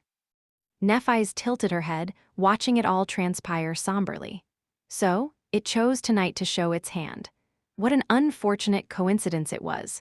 So unfortunate, in fact, that Nephise was inclined to believe that it was no coincidence at all. Had the cursed demon waited until only one of the sovereigns was left in the city to try and escape? In any case, the timing could not have been worse. Humanity was drowning in calamities, surrounded by peril and enemies on all sides. In the waking world, more and more gates were opening each month, and the population centers were barely holding on against the flood of nightmare creatures. The eastern quadrant was balancing on the verge of an utter disaster. The war against the Skinwalker was not going well, the infection was spreading, and humans had to retreat further and further, abandoning their land, settlements, and entire cities. In the dream realm, the hunt for new citadels was proving to be less fruitful than she had hoped. Legions of Awakened were clearing the interior of the two vast enclaves from abominations while simultaneously exploring the far reaches to the east, the frozen hells to the west, and the dreadful waters of the misty ocean to the south. While in the north, a legion of shadows was doing the same in the scorched tangle of a burned forest. Mordred's location was still unknown. Asterion still remained a worrisome mystery. And now all of this was pressing down on Nephise, pushing her to the ground. The weight of the entire world, two worlds, even, was resting on her shoulders, making her struggle to keep herself from falling to her knees. And then there were the quiet whispers of the many souls burning like stars in the vast expanse of her domain. Their longing washed over her day and night, its pressure even more overwhelming. Unbearable at times. Nephise pursed her lips. Sunny was not by her side. Neither was Cassie. Kai was missing, and Effie had gone to the western quadrant to deal with the Category 4 gate crisis there. There was no one Nephise could trust to have her back in a battle against a cursed demon here in Bastion. Not tonight, at least. So, she would have to face it alone. She would have to carry the weight and keep walking forward, one arduous step at a time. Letting out a quiet sigh, Nephise slowly stood up and glanced at the dark lake with white flames dancing in her eyes. Two breathtaking white wings manifested behind her, chasing away the darkness of the night. It is just a cursed demon. What was there to worry about? An aloof, distant smile twisted her lips. Summoning the blessing, she took a step forward and plunged into the darkness. Chapter 24, 36, Lost Heaven, a bright star ignited in the dark sky above Bastion. The people, those of them who were still on the streets, busy with fruitful endeavors or simply being festive after a hard day of work, glanced up in surprise, their eyes igniting with wonder. The star fell from the sky, growing bigger and brighter. Soon enough, it was like a flaming white meteor plummeting from the lightless heavens to the ground. Its light illuminated the night, chasing the darkness away and making the full moon shining high above seem pale in comparison. The silver radiance of the moon could not compete with the incinerating white glow of the falling star. The night could not compete with it, either. For a moment, it was as if the sun had risen above Bastion in the middle of the night, bringing with itself the stark beauty of daylight. Then, before people had the time to get scared, the flaming white meteor struck the surface of the lake. There was a blinding flash, and a gigantic fountain of boiling water rose into the air, evaporating into a vast cloud as it did. The entire lake shone for a moment, as if illuminated from within, and then grew dark once more. Just like that, the falling star disappeared without a trace. The waters of the lake surged and rippled, its surface growing restless. The perfect disk of the full moon reflected on its surface was shattered and erased, replaced by scattered fragments of silver light. On the other side of the reflection, Nephis shot out from the dark abyss of the lake and soared into the eerie sky of the true bastion, her radiant wings unfolding to shine blindingly in the pale radiance of the shattered moon. She rose high above the vast ruins of the great castle, looking down as white flames danced in her eyes, suffused her skin, and licked her hair. Her fiery gaze felt cold and ruthless. There was no mercy in that gaze, no hesitation, no doubt, no hope of salvation. Just a firm and inescapable promise of being burned to ash by the boundless tide of purifying flames. She regarded the ruins of True Bastion dispassionately. The broken castle had been reduced to rubble by the battle between Morgan and Mordred. The lake, which had run dry as a result of their drawn-out confrontation, was full of water once again, shimmering eerily in the silver light of the shattered moon. Deep cracks ran through the mountain on which the ruins of the castle lay, full of stagnant water and overgrown with scarlet moss. There was a creature waiting for her in the heart of the ruins.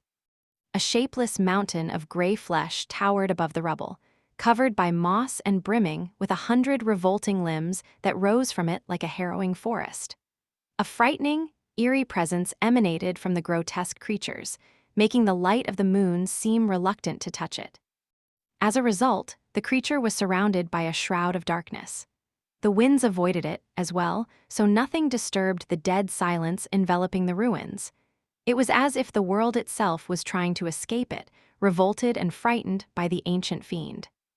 As Nephis looked, innumerable grotesque eyes suddenly revealed themselves on the gray mass of the cursed demon, opening to look back at her with a dreadful, frighteningly alien lack of emotion. She held its gaze for a few long seconds, then folded her wings and dove to the ground. Landing on the edge of the water, some distance away from the nightmare creature, Nephis took a deep breath and then headed in its direction with steady steps. Something peculiar happened then, though. There was a rustle, as if the ruins themselves let out a long sigh, and then a distant voice resounded from the depths of the crumbling castle. "I had a dream." The voice spoke in a long-forgotten language, sounding eerily human despite its low and otherworldly timbre. Nephis continued to walk, her expression never changing. The voice spoke again, full of indescribable, faint emotion. "I dreamt of being whole again." The innumerable appalling eyes moved faintly, peering into her soul. "I dreamt of the sun being kind again." An eerie note found its way into the distant voice, making the world shiver. "I dreamt of having wings again." The harrowing forest of skeletal limbs stirred, blackened, and charred. "You are not the one who forced that hateful dream upon me. You are not the one who stole it from me either, are you?" Nephis continued to walk, offering no answer. "And yet, I cannot forgive you, those wings of yours so beautiful."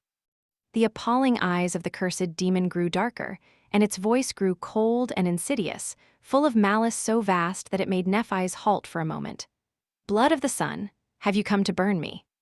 The mountain of gray flesh moved, rippling as pieces of ancient stone turned to dust under its enormous weight. A hollow, mad, frightening laughter resounded above the ruins. "Shall I extinguish you then, or shall I curse you? Shall I tell you how the sun was destroyed, how our heavens burned, how the land of the moon was swallowed by ash, how we all fell, one after another? Shall I help you become everlasting, ever-changing?" The voice whispered then, growing feeble and faint, "Like me." Walking forward with a sword in her hand, Nephis answered evenly, "I am not interested in talking to you, nightmare creature. Why waste our breaths?" The blade of the blessing shone with a blinding light, turning white-hot and luminous. "All I am interested in is ending you. So prepare to die." Raising her sword, Nephis pointed it at the cursed demon. She was a supreme titan whose domain encompassed billions of souls. This creature was an old, broken, fallen god. What right did it have to curse her? A bitter smile twisted her lips. "Yes, I have come to burn you. I've come to destroy you.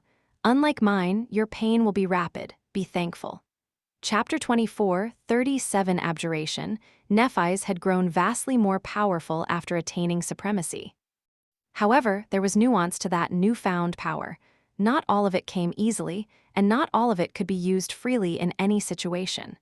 Take her supreme aspect ability, for example. Sunny had gained the ability to summon the shades that rested within him into existence, thus becoming a walking army, an army of indestructible shadows that grew with each living being he slayed, no less, which made him a truly frightening existence. Nephis had gained an immensely powerful ability as well. However, her supreme ability did nothing to strengthen Nephis herself. Instead, it strengthened the subjects of her domain, allowing her to heal and strengthen them with her flames from a distance. Which was why it was truly unfortunate that she had to face the cursed demon alone. Not that there were numerous people out there who could have assisted her in a battle against a cursed nightmare creature. But naturally, she was never alone, not really. Her domain encompassed all of humanity, after all. Not every mundane human was a part of it, but most were. Among the awakened, meanwhile, only those of the Shadow Clan or those exiled to the penitentiary citadel in Godgrave did not belong to her domain. The rest of them were tied to Nephis, either by their own longing or by being anchored to the gateways her transcendent vassals controlled. Or possibly it was her who was tied to them. She could feel them all, always. The flames of their yearning were like innumerable stars shining in an abyss of boundless darkness, all connected to her soul by strings of starlight. Some stars were distant and cold, so small that as to almost be non-existent, the others were like enormous bonfires, burning so brightly that their radiance was blinding, and their passion filled the abyss with warmth. There were numerous stars in her domain for Nephis to fathom them all individually, but drowning in their collective enormity was all too easy. Sometimes, she struggled to remember where her own identity ended and their vastness started. In those seconds, the same things that had helped her sustain her humanity helped her maintain her sense of self, her true name, the precious bonds she had forged with other people, the affection she held in her heart, and most importantly, her own ardent desire, her own longing. Her goal? It was peculiar, really before, Nephis had been wary of losing her humanity. But now, she was wary of experiencing too much of humanity, all of it possibly. Of dissolving into the immensity of her domain completely, becoming an elemental force as opposed to a person. Possibly that was how the gods had felt. Possibly that was what being a god meant, a true apotheosis. If so, Nephis wanted nothing to do with it.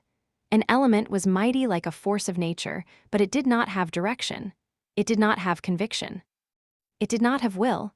It did not have what it took to achieve what she desired. Walking toward the cursed demon, she infused her will with her desire, forging an unbreakable armor out of it.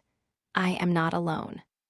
This creature, though, this creature is alone, and it will die alone, cut down by my sword and burned by my flame. Every day, new stars ignited in the starlit vastness of her domain, and every day, some of them were extinguished forever. Nephis felt the loss of these stars faintly. There were numerous of them to mourn the loss of each individual flame, but she was always aware of how numerous fates were being broken and ground into dust by the ruthless world of the nightmare spell. How numerous hopes and dreams were doomed to stay forever unfulfilled. She suffered the pain of their passing personally. As the cursed demon stirred and surged forward, its long limbs pulling the monstrous mountain of gray flesh across the rubble with breathtaking speed, Nephis took that pain and infused it into her will, forging an uncompromising sword out of it. She felt the cursed demon's own will reshaping the world around them, trying to reshape Nephis herself as well. By then, she already knew what this fallen god was and what power it wielded. There were clues for her to piece together already. The cursed demon came from the hollows of Godgrave, where it had hidden from the destructive sun for thousands of years. There were hints in what the creature had told her, too, its memories of a gentle sun, of having wings, its scorched, skeletal limbs. But Nephis did not have to guess what her adversary was. Because one of the brightest stars in her domain was Cassie, and while the two of them were far apart, her friend was still with her. seeing things that no other human could. The cursed demon could be called abjuration. It wielded the power of rejection, renouncement, and negation. Anything it denied had no choice but to cease, and everything it refused was doomed to be erased from existence. Its malignant will was frightening, vast as an ocean, and oppressively firm in its insidious malevolence. No wonder Mordred had fled when faced with this distressing creature. If anything, it was a miracle that Sunny's shadow had managed to lull abjuration to sleep. As the mass of gray flesh and charred limbs rushed at her, Nephi's channeled her flames into the blessing. The former shadow-bound sword focused them into an destructive ray of pure white light, and that light tore the distance between her and the huge nightmare creature in an instant, threatening to cut the grotesque mountain of flesh in half. However, instead, it was simply extinguished, negated by the fallen god's profane authority. Nephi's frowned. Her attack had not been resisted, and neither had it been deflected. Instead, it was simply denied, cancelled before ever getting a chance to do damage, as if the very concept of being hurt by her flames had been proclaimed a falsehood by the sinister fiend. And since the cursed demon had proclaimed so, it became the truth. Her hand faltered for a split second. How am I supposed to kill a deity who denies my ability to kill it? The cursed demon was a god, a fallen, corrupted god, and that god did not believe in Nephi's. Luckily, she believed in herself. Chapter 24, 38 Concept of Humanity. The blinding ray of pure white light struck the towering nightmare creature and was extinguished, denied the power to harm it, rather, vanishing without leaving a trace on the gray flesh of the cursed demon. Time and space themselves bent, allowing its enormous mass to draw near Nephi's far more rapidly than it should have been able to. Her wings raised a hurricane, sending her flying back, out of the way of innumerable skeletal limbs that stretched forward, aiming to grab her into a deadly grip. The world that had let the cursed demon pass so rapidly resisted her movement, sapping her momentum and slowing her down. If not for the armor of the will Nephi's had forged for herself, she might not have been able to move at all. As it was, she barely avoided the harrowing forest of charred hands, slipping away between the cursed demon's fingers. Flying backward, she gritted her teeth. The nightmare creature had 100 hands, but Nephi's only had one sword. And even that sword had proven ineffective against the authority of the fallen god. The authority it possessed was too absolute in its ability to deny her. The ancient horror wielded it both as a shield and as a weapon, both as the lure and as the trap, as well, preventing the adversary from harming it while simultaneously refusing their ability to escape. Nephi's frowned. Her adversary was not simply wielding the authority of abjuration. It personified abjuration, the very concept of forswearing something, thus negating its power and its very existence. That was what will could accomplish when elevated to the very edge of being absolute. How would one fight against an absolute will? Although Nephi's did not know it yet, the technique Sunny would use in Ariel's game was to channel and personify a concept that directly opposed the power of his adversary. However, the two of them were entirely different people, and what Sunny could achieve was not what Nephi's could or should be striving to emulate. She had her own path to forge. Just then, the cursed demon's innumerable eyes locked on Neph's fleeting figure, their unfathomable depths gleaming with a distressing notion. And a moment later, she felt her very existence beginning to grow faint, because abjuration was done playing with its food.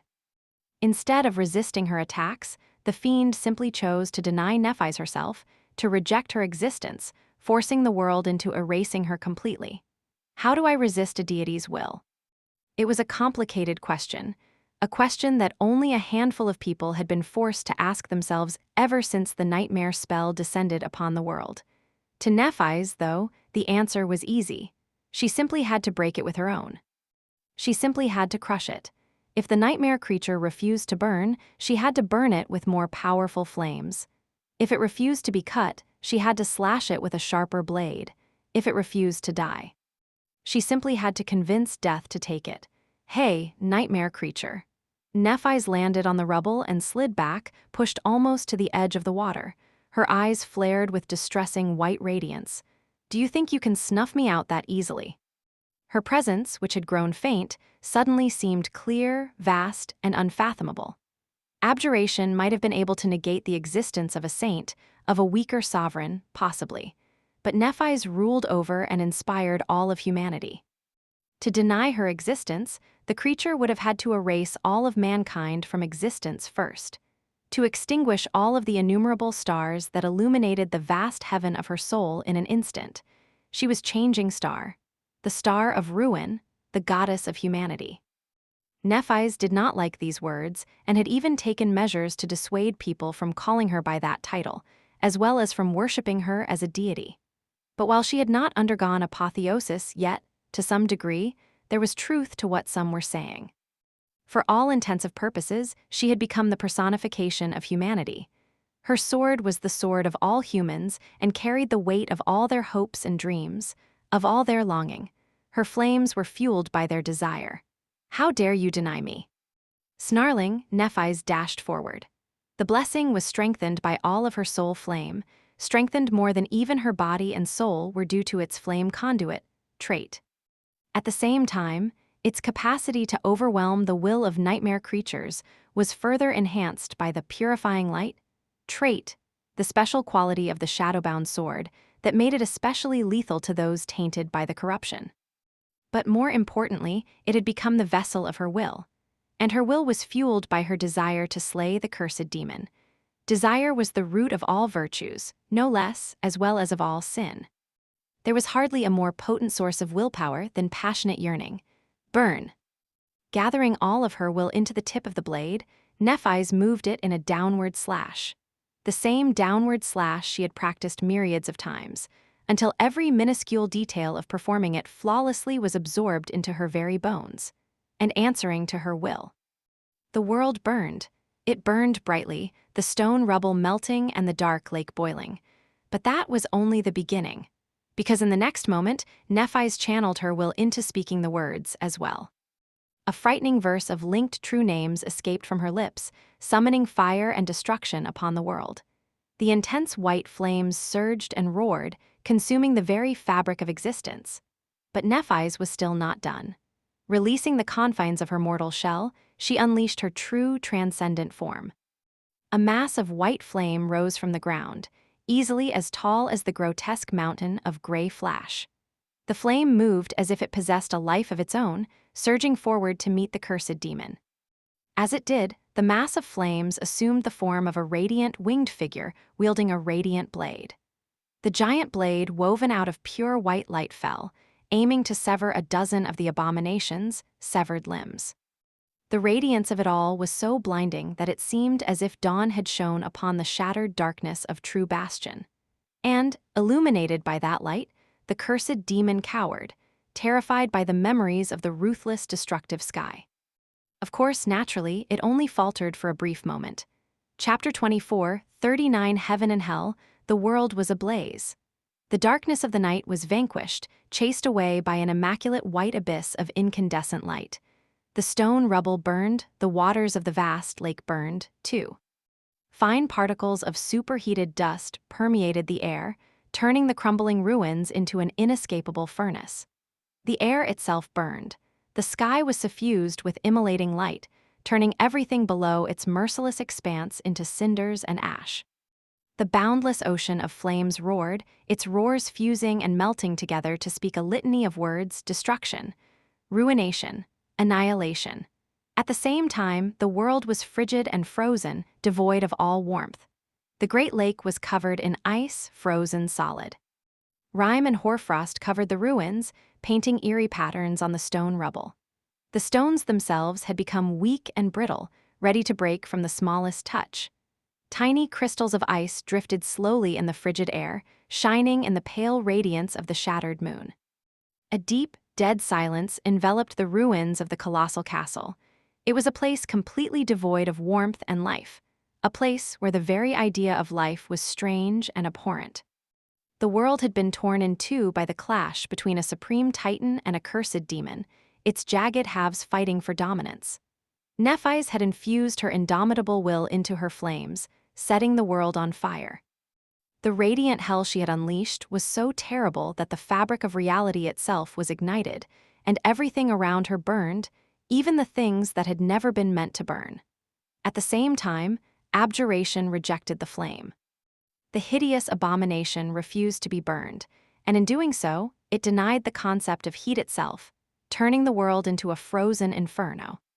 Two opposite worlds had been born from the devastating clash of their wills, both existing side by side as possibilities, neither realized nor entirely abolished, and therefore suspended in a state of undetermined rivalry. As Nephi's and abjuration fought, their wills straining against each other, one world or the other took shape for a brief moment or two, becoming reality. Then the cursed demon would be scorched and burned. A heartbeat later, the flames devouring its hideous body would be extinguished, and Nephi's would suddenly find herself being strangled by unbearable cold. This vile thing. She reeled under the pressure of fighting the fallen deity's unfathomable will and authority, of its insidious mastery over the concept of refusal that threatened to deny her very existence, let alone her ability to do the cursed demon harm. At the same time, she had to fight the abomination itself. The dreadful forest of skeletal limbs wreaked havoc across the ruins, exerting such furious might that countless tons of stone rubble were turning into fine dust every moment. Nephi's had severed dozens of abjuration's arms already. The blade woven from light sliced the cursed one's flesh and bones easily, setting the bleeding stumps aflame. But the hideous abomination was too powerful and too vast, its ability to twist the absolute laws in its favor too tyrannical. So she had not escaped from their furious clash unscathed, either. Every time Nephi's managed to land a strike, abjuration's hands would tear at her fiery form. The long fingers of the abomination blackened, and its claws cracked the moment it touched the white flames. But every time, some warmth was sapped from Nephi's, making her flame a little more feeble, a little less scathing. With each blow she received, her claim to existence became a little fainter. And there was something much more terrifying happening, as well. There were billions of little flames connected to Neph's soul, tied to it by the bonds of longing. They were like tethers that anchored her to the world and reinforced her existence. They were the subjects of her domain. With each blow she received, those flames seemed to grow a little fainter, as well. It was when Nephi's realized the fact that she felt something she had not felt in a long, long time. She felt fear. At the start of her battle against abjuration, she had regarded it with derision, assured that the terrifying fiend would not be able to negate her existence, because it would have to negate the existence of all of humanity with her, as well. But now, the cursed demon was doing just that. Billions of people were connected to Nephi's and her domain of longing, bestowing her with great power and a nearly inexhaustible ocean of spirit essence. But that connection was a blade that cut both ways. Because Nephi's was connected to humanity, an especially insidious enemy could reach across the dark void through her and follow the rays of beautiful starlight to their source. To humans who had been inspired by her and whom she was supposed to protect. Abjuration was one such enemy.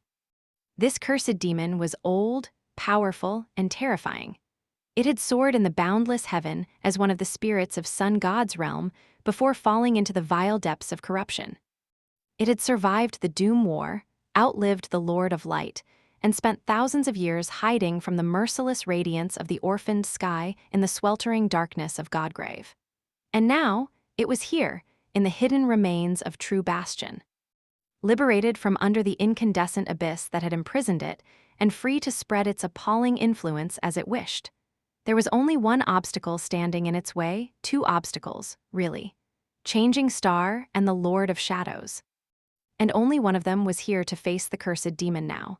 Nephi's bathed in the agony of her flaw, allowing it to purify her mind and steel her resolve. She gathered her flame, she was the flame. Her soul contained the fire. I need to end it now. In this battle of will, she needed to want to end the cursed demon here and now, want to end it so fiercely that her scorching desire could not be denied. So, Nephi's reached deep into her heart, remembering every reason she had to want to kill the enemy, and every reason she had to want to prevent the enemy from killing her. To be the last one standing. And then, she spoke a name that she had not been able to invoke before. She invoked the name of passion. Chapter 24, 40 Knowledge of Passion, invoking the name of passion was far more difficult than any other Nephis had ever invoked. Perhaps it was because, unlike the other names, the source of this one was Nephis herself. Her own longing, her own desire, her own yearning, her own passion. She had to know them, to burn with them, to admit them starkly without pretense or falsehood. Then, she had to infuse them into the name and channel that name with her soul, shaping the world in accordance with the melody of her heart and forcing the two to resonate with each other. The act itself was an immensely difficult one. After all, what human was completely honest with themselves? Completely honest about themselves? Who wasn't scared of baring themselves and laying the truth of who they were out in the open for the world to see? For them themselves to see. The first step was difficult, but the second one was arduous. Invoking the name of passion meant drawing it out of herself, and channeling it put more strain on Neph's soul and willpower than she had ever felt before while shaping. But she endured. She endured the cruelly honest moment of self-reflection, with all her selfishness and weakness put on display, and she endured the strain of channeling the name of passion too. She invoked it. She finally succeeded, and when she did, it was as if blinders had been removed from her eyes. Nephis heard the spell whispering into her ear, but she did not have to listen to its loathsome voice to know that she had mastered another branch of her aspect legacy, the memory of light.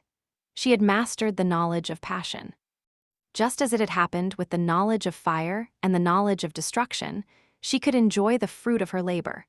A torrent of information poured into her mind, as if a seal had been broken, completing and complementing what she had already intuitively understood. An underlying understanding of a multitude of matters, an instinctual grasp of subtle secrets and intricate techniques, a collection of names related to passion and desire. It was as if she had spent a lifetime striving to explore and fathom something in theory while simultaneously applying that wealth of knowledge in practice, and was now receiving the fruits of this lived experience without the memories themselves. But that was not important at the moment.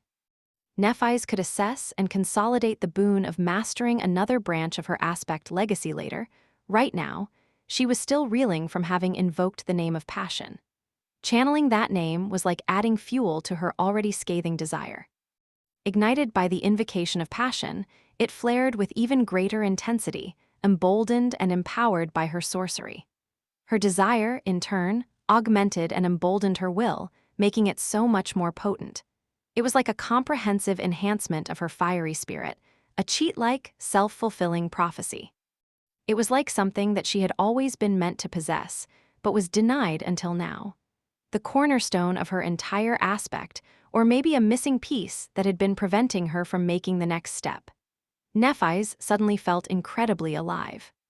Even the terrible agony of her flaw seemed less torturous for a moment. The pain was the same, but the suffering it brought her felt not as meaningless and therefore more bearable. Doubtless, uncompromising, burning with passion. Her will blossomed with unreserved heat, and that was enough to break the stalemate between her authority and that of the cursed demon.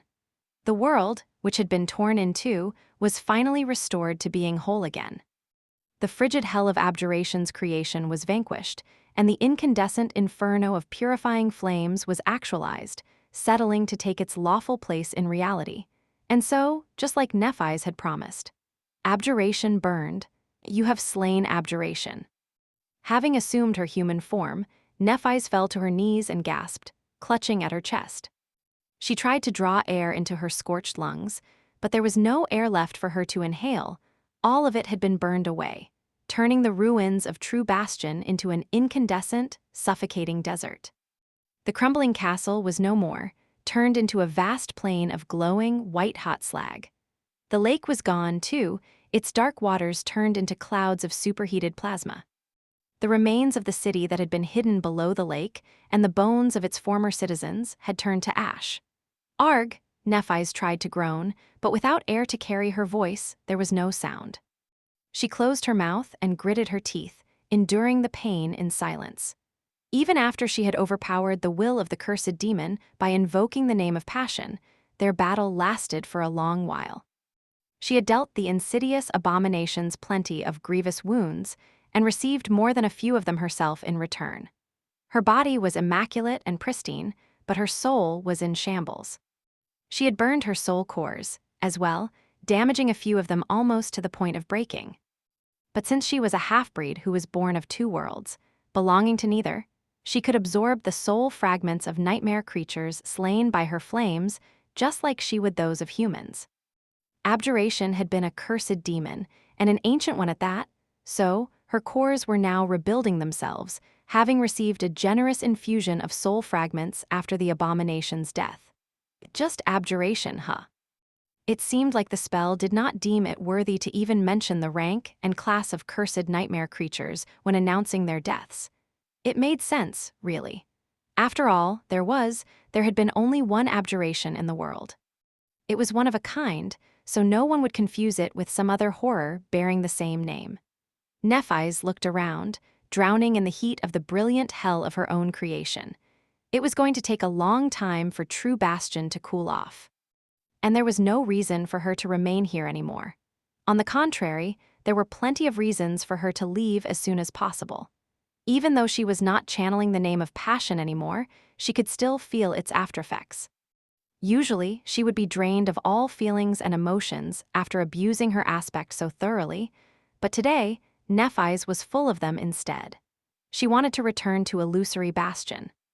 She wanted to revel in delicious food, to satiate her thirst with fragrant wine, to soothe her tired body with the cold caress of water and luxuriate in its embrace.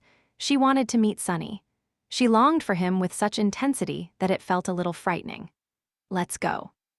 Holding her breath, she had no choice but to. Nephis rose to her feet and looked around one last time. The corpse of abjuration had turned to ash. There were no soul shards left to collect since she had already absorbed the soul fragments. She was standing near one of the deep cracks formed on the mountain during the siege of Bastion. It was dark and seemingly bottomless, leading far down. There was nothing left for her to do here. Nephis turned, intending to return, but then something scraped beneath her feet. Frowning, she bent down and picked up a small piece of broken glass that had been laying on the edge of the fissure, the only cold thing in the white-hot furnace of the annihilated ruins.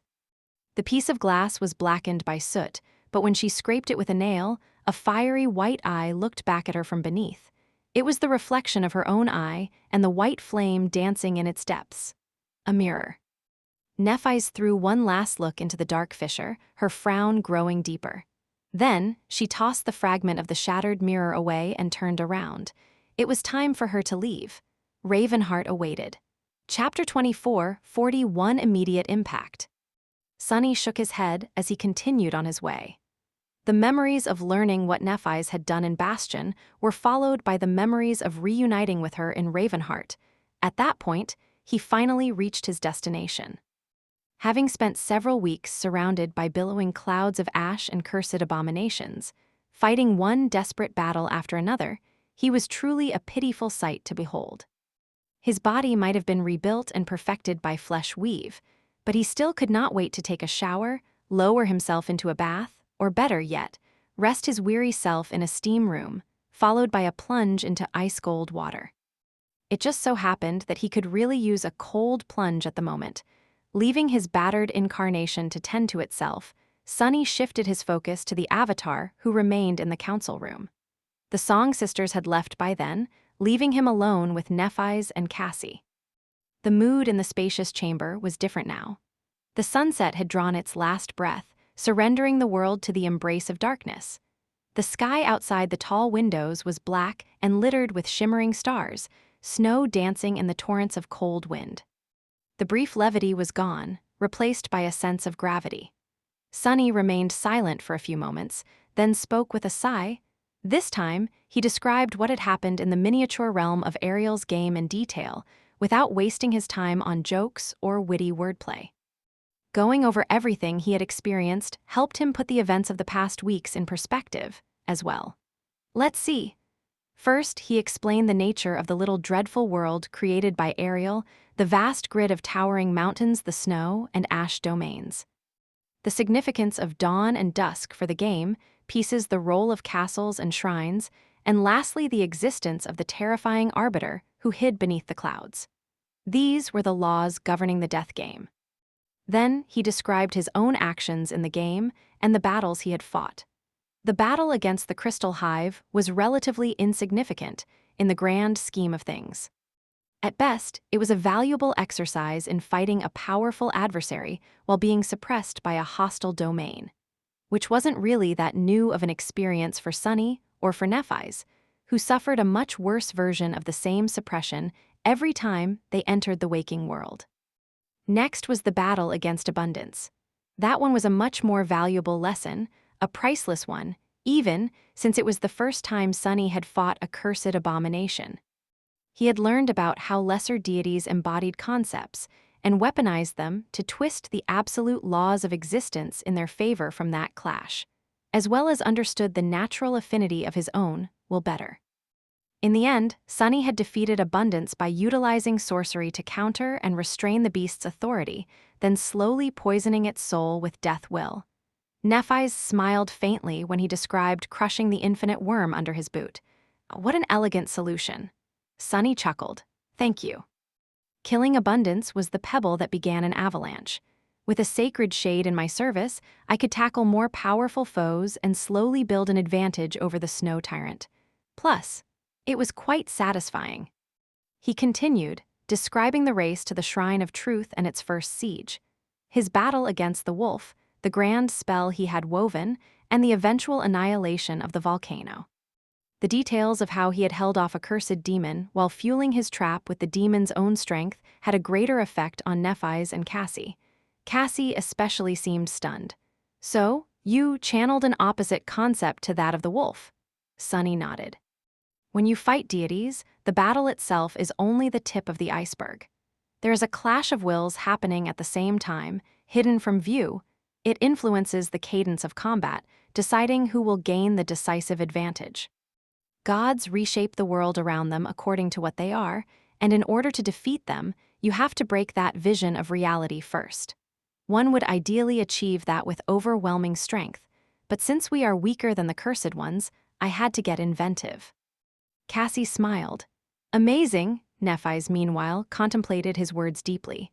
Eventually, a sigh escaped from her lips and she gave Sunny a long look. It was sort of boastful, satisfied, a little prideful. However, navi's did not seem proud of herself. Rather, she seemed to be proud of Sunny. And satisfied with herself as a result. What has gotten into her? It is an incredible technique, Sunny.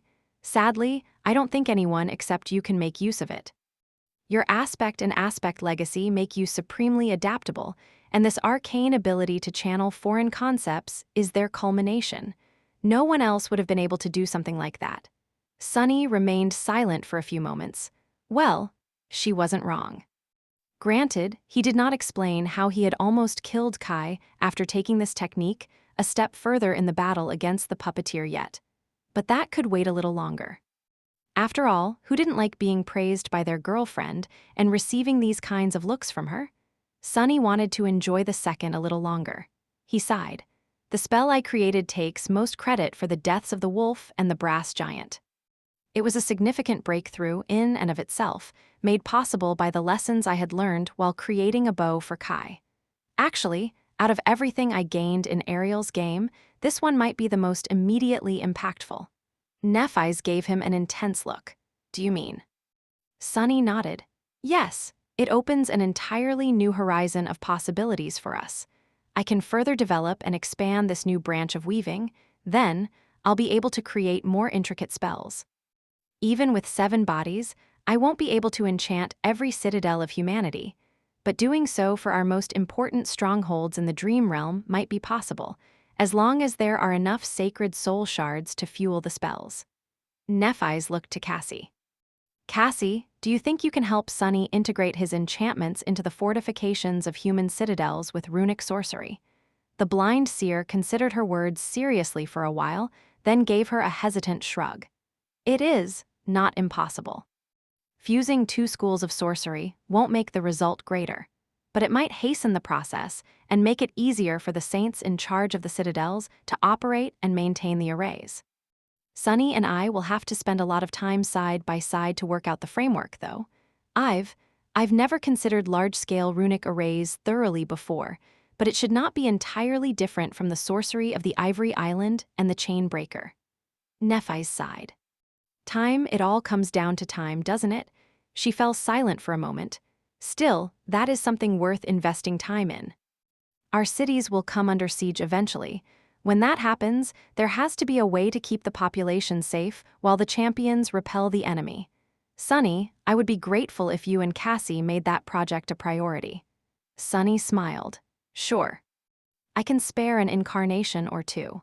In fact, he was glad to receive this opportunity. Sunny did not pursue fame or recognition.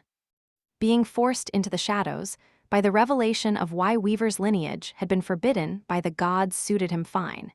If not for the fact that he could not exert as much influence from the shadows freely as he would have wanted to. Humanity was protected by two sovereigns, but one of them was severely constrained in what he could do to actually help people. So, working on fortifying human cities in the dream realm was a good way to apply his power for the benefit of all in a secretive, but efficient manner. Sunny's expression turned somber as he continued his tale, describing the eerie encounter with the cursed demon and the days missing from his memory. Then, he told Nephi's and Cassie about the battle against the Rat King and how he and Kai had utilized the inherent vulnerability of that cursed beast to destroy it. As he did, he summoned the shade of the Rat King to illustrate his point.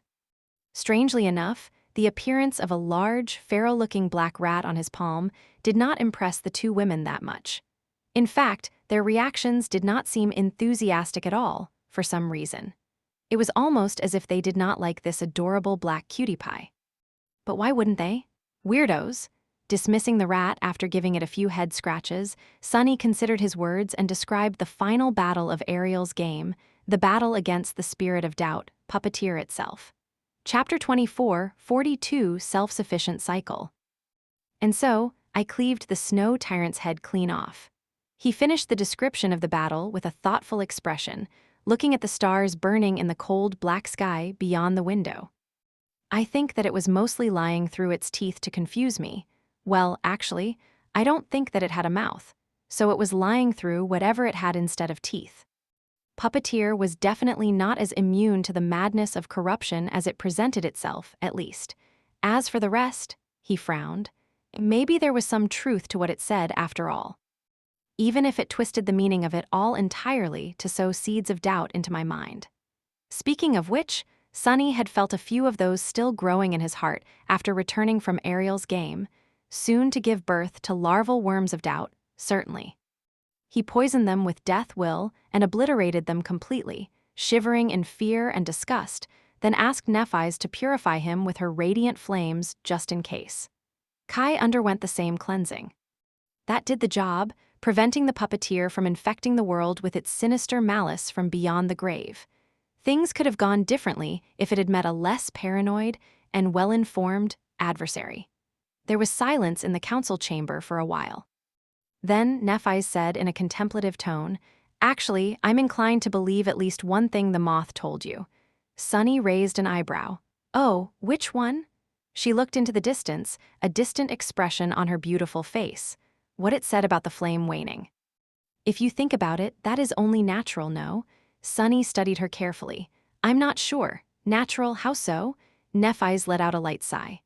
"Our world was created by the gods who were born from the flame of desire. But a flame does indeed need fuel to burn. It cannot exist in a vacuum. So, what fuel was there for the flame of desire to burn all those eons ago, before time even existed?" Sunny tilted his head a little, confused by her words. What fuel? Then, his eyes widened slightly. What else could there have been in the eternity before time existed? He whispered. "The void?" Nephi's nodded. "That would make sense. An everlasting, endless source of fuel for an immortal, inexhaustible flame." Her eyes flared with a promise of white flames, as well. But there was also an irrevocable conflict between the ever-changing void and the eternally constant desire. So, the gods waged a war against the void and eventually imprisoned it, separating the flame from the void by nothing. Now the flame burns in a vacuum deprived of its fuel, of its source. So the flame is waning, and at the same time the flame is sustaining itself by itself, from itself. Cassie spoke at that moment, her voice sounding soft in the silence of the council chamber. But it does sustain itself. It's a closed, self-sufficient cycle. We are all a part of the flame, and our own desires fuel it. The puppeteer tried its hardest to paint that truth as something vile and appalling, but I think it's the opposite. To me, it seems beautiful. A flame that ensures itself, burning brightly with human striving and longing. She faced them and smiled hesitantly. Don't you think so? Nephi's looked at the stars, while Sunny shrugged. Well, we are indeed of the flame of this vast and strange existence the gods created. So the puppeteer's whole argument was meaningless behind its sophistry, since he was trying to convince me that being destroyed and consumed by the void is a better alternative to being alive, simply because being alive is not all sunshine and roses. He scoffed. I don't know about you, but sunshine is overrated. I'd much rather relax in the shade. And as far as roses go, most of the flowers I encountered in my life had tried to either eat me, shred me to pieces with their thorns, or get their pollen into my body to use it as fertilizer, none of which is conducive to being alive as it happens. Sunny smiled. Yes, life was cruel at times. Life was a constant struggle, and for some people like him, it was more often bitter than sweet. But it was, after all, sweet. Life was also beautiful, joyful, and exciting, full of precious things like affection, contentment, accomplishment, fun. It contained friendship, camaraderie, love, passion. There was beauty, intellectual pursuits, challenge, and thrill. Even though Sunny's life had not been an easy one, it had also been a life full of great pleasure and joy. One side of his life could not have existed without the other, and the struggles he had overcome to be where he was gave meaning to it all, making each triumph feel so much more satisfying. That, too, was the flame. And that was what he had to protect from being consumed by corruption, from becoming swallowed by the alien malice of the primordial void. He sighed and looked at Nephi's. You had a run-in with a cursed one yourself, didn't you? What do you think? Sunny had killed 4 cursed nightmare creatures in Ariel's game: Abundance, the Wolf, the Rat King, and the Puppeteer. The brass giant had perished as a result of his actions, as well, while 3 more fallen deities had died in a mysterious way. It was a breathtaking achievement, no doubt, and yet, Sunny did not feel a lot of confidence at the moment. In fact, he was left properly shaken by his experiences in the death game. In truth, while Sunny had been at a great disadvantage in the dreadful world of Ariel's creation, its laws had also worked in his favor. The cursed ones had been restrained in how they could move and what they could do, for one. The nature of the Ash domain made the battle for the Shrine of Truth easier, while the shrine itself had empowered his companions tremendously. And even then, he had just barely survived. If Sunny had met the same cursed ones in the wild reaches of the dream realm, who knew how things would have turned out? Nephi's remained silent for a while, then said in a somber tone, "It was much more dangerous than I had imagined. In truth, I am lucky to be alive." Her expression darkened. That single cursed demon could have wiped out all of humanity. I defeated it, yes, but my victory was not assured. The battle was a close one, in fact, no different from a gamble. She pursed her lips. In short, the cursed ones are too dangerous. Every single one of them is an extinction-level threat, despite how powerful you and I have become.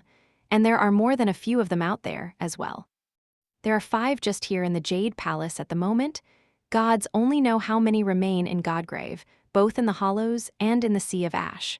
Nephi's scowled. There are also the Death Zones south of Godgrave, the Frozen Wastelands west of Ravenheart, the Hollow Mountains and the Underworld, the Burned Forest, the Abyss, and the Shadow Realm, the unexplored reaches and depths of the Stormsea and other regions of the Dream Realm we have not even discovered yet.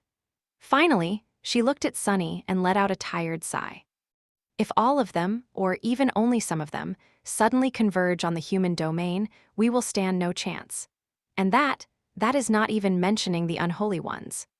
Considering how vast the gap between the great and cursed nightmare creatures is already, I'm afraid that both of us combined won't be strong enough to face even a single one. Sunny remained silent, a grim expression on his face. It was not that he did not have anything to say, it was just that he agreed with Nephi's. The two of them were the strongest warriors of humanity, by far, and they were barely powerful enough to contend against isolated cursed abominations. What would happen if an unholy nightmare creature revealed itself instead? He shivered. Nephis, meanwhile, shook her head. Which is to say that our reasoning was correct. Being supreme is not at all enough to achieve our goals. We must become more powerful, much more powerful. And we must gain that power as fast as we can. She looked at him, hesitated for a moment, and then added in a lower tone, or at least one of us must, if they are willing. Sunny remained silent for a while, leaning on the backrest of the shadow chair. Many thoughts wandered around his mind aimlessly, but he still could not come up with the answer. In the end, he said, "There is something else about my experience in Ariel's game that I must tell you, something quite important, maybe even more important than anything we have known until now." He inhaled deeply, and then looked at Nephis and Cassie.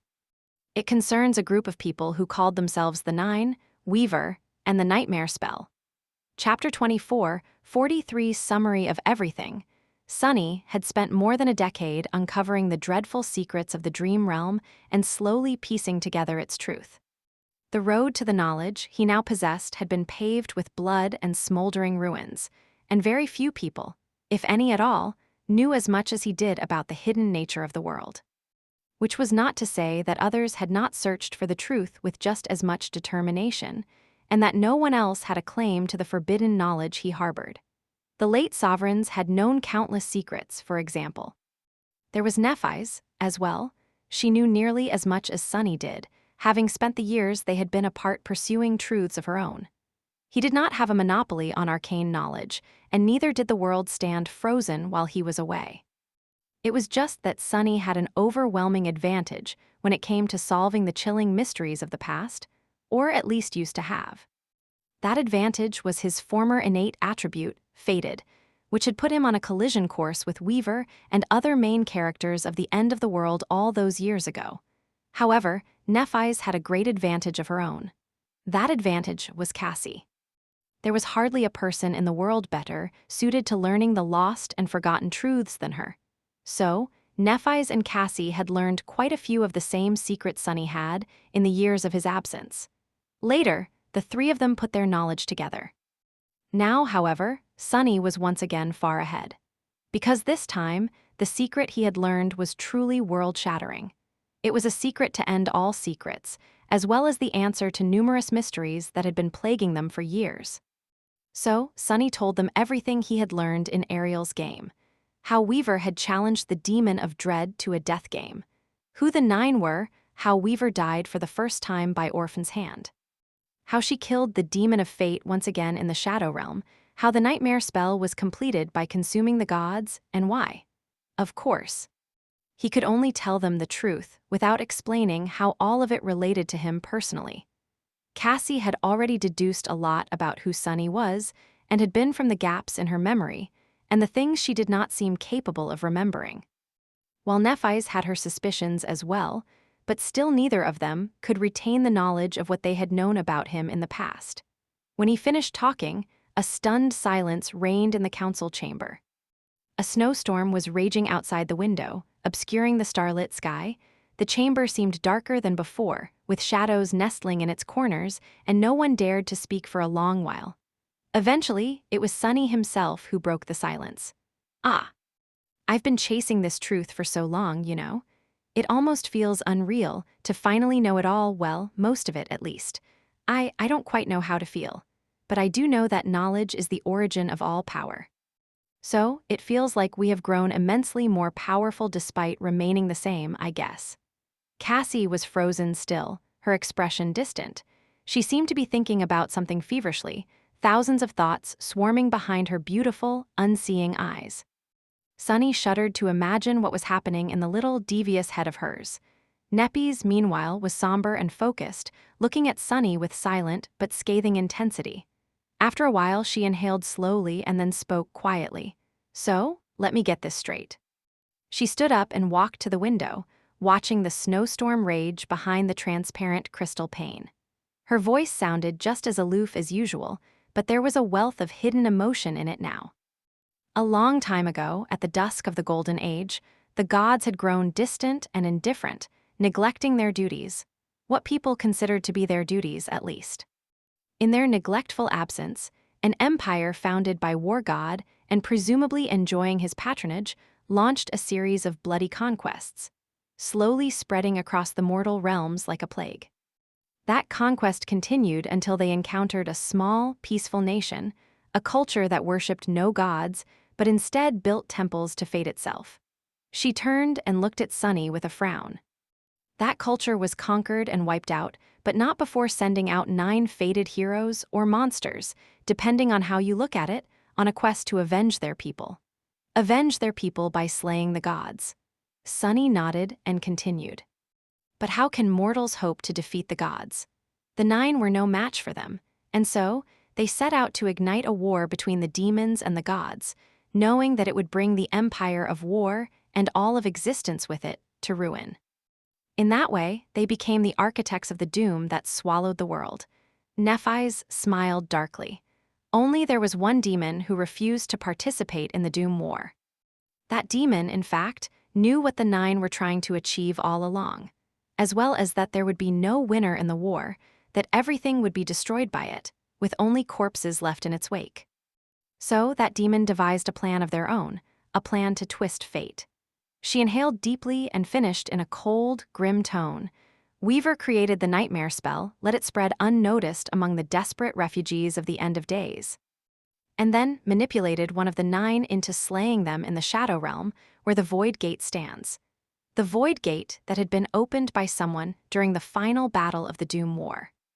Weaver's death was a catalyst that completed the spell, allowing it to consume both the gods and the demons, and realize its true design. Cassie finally stirred, tilting her head a little and whispering, to lull the forgotten god, who was released from the void, back to sleep, and then infect the humans who found shelter in the orphaned divine realms in an attempt to nurture new gods, gods who were taught to defy fate, and would therefore be able to destroy the Forgotten One once, and for all in the depths of the 7th nightmare. Neff's expression turned cold. Only it did not work out quite like Weaver had hoped, until now. Every divine realm infected by the spell succumbed to the flood of nightmares and was devoured by the dream realm, after all, their civilizations annihilated and consumed by corruption. The people of the Twilight Sea, the civilization of Godgrave, and the rest, all of them are gone, and we are all that remains, the last sparks of the flame. Sunny sighed, then nodded. You do understand what it means, don't you? Cassie was the one who answered. It means that humanity is fundamentally wrong about the mechanism and the purpose of the spell, for one. In truth, what we call the nightmare spell is really too connected, but separate processes. We had suspicions, of course, but now it's confirmed. The forgotten god sleeps, dreaming a nightmare. Vestiges of his dreams spill into reality, slowly infecting all of existence. That is where the nightmare seeds come from, tainting everything around them with corruption. And when the seeds bloom, the forgotten god's nightmare continues to spread, gates open in new realms, and those worlds are then integrated into his own divine realm, into the dream realm. Sunny leaned back, looking into the distance. So, the nightmare spell does not create the nightmare seeds, and neither does it create nightmare creatures. Rather, it is like an interface built atop of it all, through it all, like a symbiotic, or maybe parasitic, presence. It constructs nightmares within the seeds and grants its carriers a way to access these nightmares in order to destroy the seeds from within. That is why those who do not carry the spell cannot challenge a seed. If they approach one, they will simply be exposing themselves to corruption. Cassie drew a shaky breath. That is one of the main functions of the spell. The second function is to nurture its carriers in various ways and help them walk the path of ascension at a speed unthinkable for natural awakened in the most ruthless, but also quite an effective way. She exhaled slowly before adding, the third of its main functions. Sunny ended the sentence. Is the most fundamental one, which lies at the root of it all. It is to keep the forgotten god asleep. He paused for a moment and then said with a hint of fascination in his voice. Many questions about how the spell functions remain, of course. For example, what powers it? Does it consume a bit of the soul fragments of every living being slain by its carriers? perhaps? Or is it using the nightmare of the forgotten god as a perpetual battery to fuel itself? Is it still intact, or has its mechanism been corrupted over the eons? How exactly does it create the nightmares, and what is the nature of the phantoms populating them? I am pretty sure that the spell was not woven out of essence strings, but from the strings of fate themselves. Is that why it seems omniscient, possessing the knowledge of both the past and the future? Sunny shook his head. Weaver, that sinister demon, they pulled quite a stunning trick back then at the end. Didn't they? Compared to what the spell is, even the act of slaying the gods and the demons almost seems to pale in comparison. I mean, who could have guessed that killing the gods had been merely the means to an end, not the actual goal? And who could have been brazen enough to treat their deaths that way? He sighed, suddenly feeling suffocated. Sunny was fateless now, but that did not seem to free him from Weaver's grasp. The nebulous demon had envisioned a role for their inheritor, their epigone, and even after being torn from the tapestry of fate, Sunny was still marching to the beat of their drum. That was because Weaver did not need to manipulate his fate in order to control him. They could simply manipulate the entire world and leave Sunny no choice, but to go where the demon of fate had wanted him to go. Even though he was not fated anymore, the weight of the decisions Sunny had already made ensured that his future choices would be in line with what Weaver had envisioned. That damn demon, he exhaled slowly. All of it is fascinating, and there's a lot we still don't know. But these details are not exactly important right now, are they? Nephis, who had kept quiet until then, gave him a poignant look. What is important then? Sunny met her gaze, choosing his words carefully. In the end, he spoke in a tone that was a little softer than usual. Well, you are. Your goal has always been to destroy the spell. Now that you know that it is not as malignant as we believed, and that its existence is necessary to keep the forgotten god from swallowing us all, doesn't it change anything? Or rather, doesn't it change everything? Nephis studied him for a while, her expression unreadable. Then she pursed her lips slightly and turned to the window. It doesn't really change much, though. Chapter 24, 44 Dream of the Forgotten God. Sunny stared at her, stunned. It doesn't change much, how so? Nephis lingered for a long time, then shrugged. My goal has always been to destroy the nightmare spell. But back when I chose that goal, I was young and knew little of the world. As I grew and learned more, my understanding of the world expanded, and therefore, my goals expanded as well. The nightmare spell, the nightmares, to me, they are one and the same. I want to destroy them all, and even if the root evil is the nightmare itself, the spell is not free of guilt either. Her voice grew a little lower. You too seem to accept that the nightmare spell is a benevolent force, but I disagree. Yes, with what we know now, it is impossible to deny that its purpose, at least, was a noble one. It was created to save the world, no less. However, you forget that it was created by a demon, a divine being as old as time itself, and their concept of benevolence and nobility would have been quite alien to ours. Turning around, she looked at Sunny and Cassie coldly. Sure, the nightmare spell pushes humans to walk the path of ascension as fast as possible, in order to give us strength to resist the spreading nightmare. But have you considered that it might not be going about it in the best possible way? As far as I see it, the spell's solution to the problem is to simply throw as many bodies at it as possible. Most will die gruesomely, and then even more people will die. Countless lives will be ruined, and entire generations will be wiped out. But as long as a few survive and achieve a higher rank, then everything is okay, isn't it? Sunny remained silent for a few moments, considering her words. Then, he said tentatively, "But you can't deny that it's effective, can you? And that we are in a pretty desperate situation, so it's not like we are spoiled for choices." Nephis shook her head. Is it that effective, though? Or is it crude and wasteful? Think back to everything you have experienced. Was there really no better way? We are the strongest champions of humanity, you and I, but is it because we were the best, or is it because we were lucky? Would things have been different if the spell had been different? All those lost lives, all that wasted potential. How would the world have turned out if the first lord of the Bright Castle had not been sent into a death trap by the spell, for example? How far could he and his cohort have gone? What about Daron the Serpent King? If the spell had not sent him into a nightmare that only someone immune to corruption could have conquered, what would have happened to the people of the Twilight Sea? She shook her head and gritted her teeth. You can only see the spell in a positive light because you are its beneficiary, not its victim.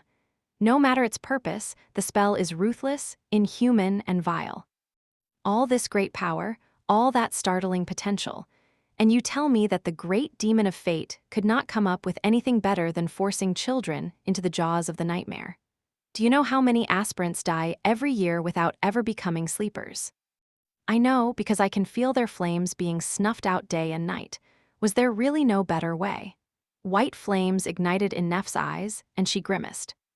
You can convince me that the nightmare spell is a necessary evil that we are stuck with, but you can't convince me that it is benign. You can't convince me not to hate it. Then, suddenly, her expression eased, turning cold and impassive once again. Neff's eyes remained silent for a few moments, then sighed and turned back to the window. Well, it doesn't matter anyway. I meant it when I said that this new knowledge doesn't change much, in any case of how I feel about the spell. A long time ago, I told someone that I intended to conquer all the nightmares and destroy the spell. And I still do. It is just that now, I know that there will be a seventh nightmare after the sixth, and that I will have to end the forgotten god first before dismantling the spell. She chuckled bitterly. There would be no need for it by then anymore anyway. So this entire argument is moot. Sunny frowned, then leaned forward a little. But that is just the thing, Neff. It is not moot. Have you forgotten what our goal is? It is to prevent the destruction of humanity. Killing the forgotten god is what Weavers wanted to achieve, not us. Who cares what that treacherous demon wanted? Weaver is dead, so we are free to do what we want. And to achieve that, we don't need to risk ourselves in a battle against a being that neither the gods nor the demons were able to stop. He clenched his fists. We don't need to conquer the 7 nightmares and destroy the forgotten god. We don't need to destroy the spell, either. The spell can continue keeping that thing asleep. It has contained him for eons, and it can contain him for a few eons more. We just need to become strong enough to contend against the creatures that are threatening humanity here and now. We just need to become divine. Others would have called him a fool or a coward for thinking like that, but Sunny did not care. In fact, he considered people who could not see past what was intended for them foolish, instead. Sure, the forgotten god was the source of corruption that plagued the world, and destroying him would theoretically stop the spread of the nightmare, but so what? None of them had even considered the possibility of a world without nightmare seeds and nightmare creatures before. These were merely inalienable facts of life until just a few days ago, and rather than fantasizing about some kind of heavenly paradise, they had been busy planning how to ensure the survival and prosperity of mankind in reality. As long as its safe resettlement into the dream realm could be ensured, and as long as there were champions powerful enough to keep the cursed and unholy nightmare creatures at bay, humanity could not only survive, but thrive in this world they lived in. There were already vast cities like Bastion and Ravenheart here. In the dream realm, there were electric streetlights and fertile fields. Roads were being built across the wilderness. Trade caravans were traveling between human strongholds, and new settlers were arriving every day. Sure, there were also nightmare creatures and horrors beyond description, but that was just life. He had never known anything different, and most of humanity had not either. And yet, that did not stop people from living their lives, from struggling, striving, and thriving in this dangerous, but generous and stunning world. That was what Sunny wanted to protect. That was why he had returned from his journey to the edge of the world, resolving to change it. Slaying some ancient god of corruption had nothing to do with it. Sunny could sleep peacefully, even knowing that the forgotten god was dreaming about him somewhere out there, imprisoned in a nightmare by the spell. Sure, there was a possibility that the spell would fail one day and that its prisoner would awaken, but that was not an unfamiliar reality either. After all, even before the nightmare spell descended, people knew that the sun would die one day and that the entire universe was moving toward eventual demise. But nobody threw themselves into the sun because of it. The world had always been meant to end one day, probably long after humanity had already destroyed itself 10 times over. The awakening of the forgotten god was no different from the heat death of the universe in that regard. Only destroying the forgotten god would probably be far more difficult and deadly than destroying the universe. After all, he was older than the universe, having participated in its creation. And that was whom Weaver wanted them to kill? Sunny shook his head. Becoming divine is already impossible enough. Sure, I understand that we are indoctrinated to count and do everything in sevens, and that it feels wrong to ignore the logical conclusion of the path laid out for us by Weaver. But our goal has been to become gods in order to protect humanity. Not to challenge the final nightmare and correct an error made by the true gods when designing the world. Not to eliminate the flaw of existence. A perfect world is a dead world anyway, so why would we want to throw ourselves into something entirely fatal and meaningless on top of that? Nephis looked at him with a deep scowl.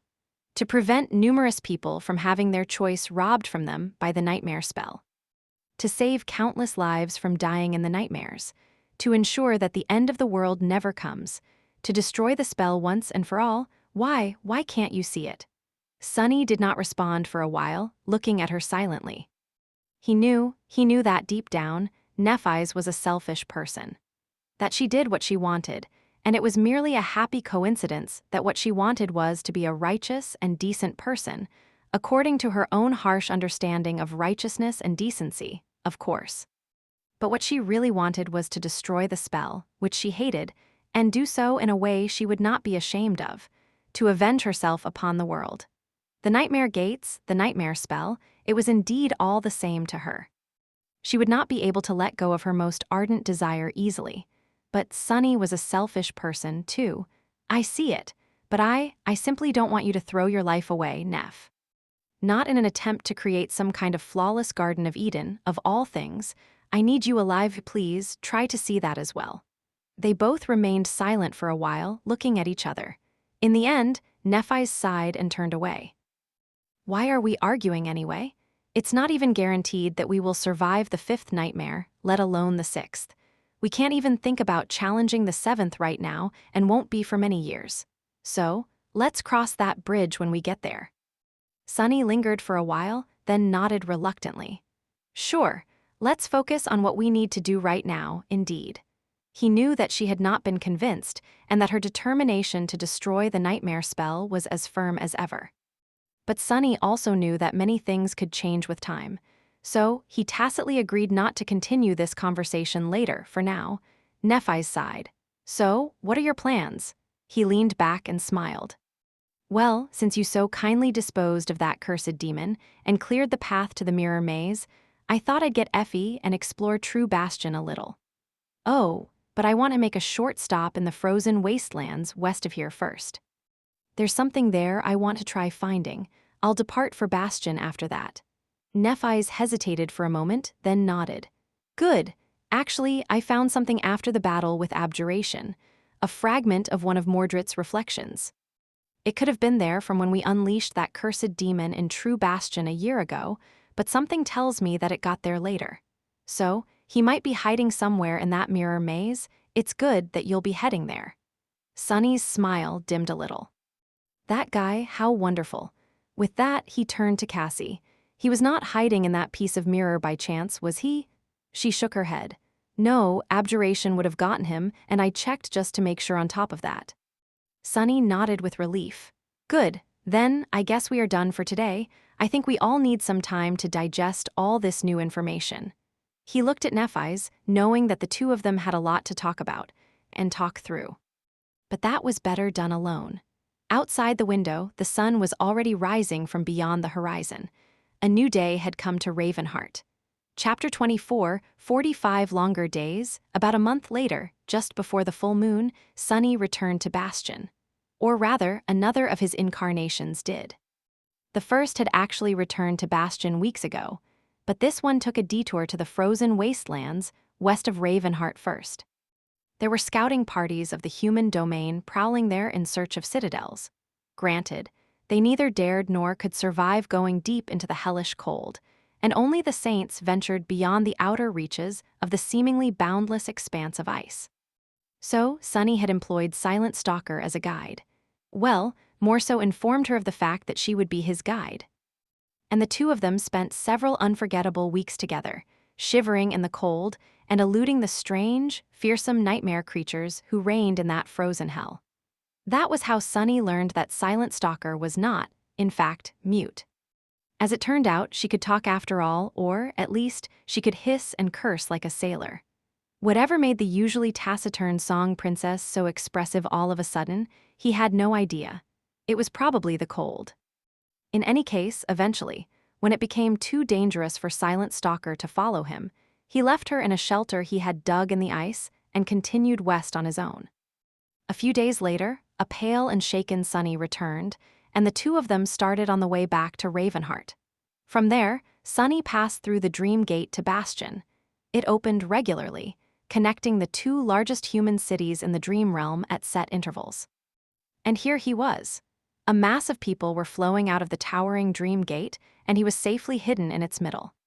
Sunny was wearing a ragged robe atop the nebulous mantle, having already changed his facial features. Members of the Shadow clan used special memories for that, but he simply reshaped his avatar a little for the sake of anonymity. Masking his appearance had become much easier after he learned how to grant manifested shadows color in Ariel's game. Making himself less handsome felt like a crime against humanity, but what could he do? Such was life, plus, he was a taken man now, so drawing admiring gazes would do him no good. There was a long, narrow object wrapped in cloth tied to his back, protruding high above his head. Sunny walked as if it was light as a feather, but in fact, it took all of his supreme strength not to stagger under the weight of the damn thing. Even the wild shadow he had attached to his feet and controlled to mimic his movements seemed to be sweating from the burden of the object's shadow. Holy hell, why is this thing so heavy?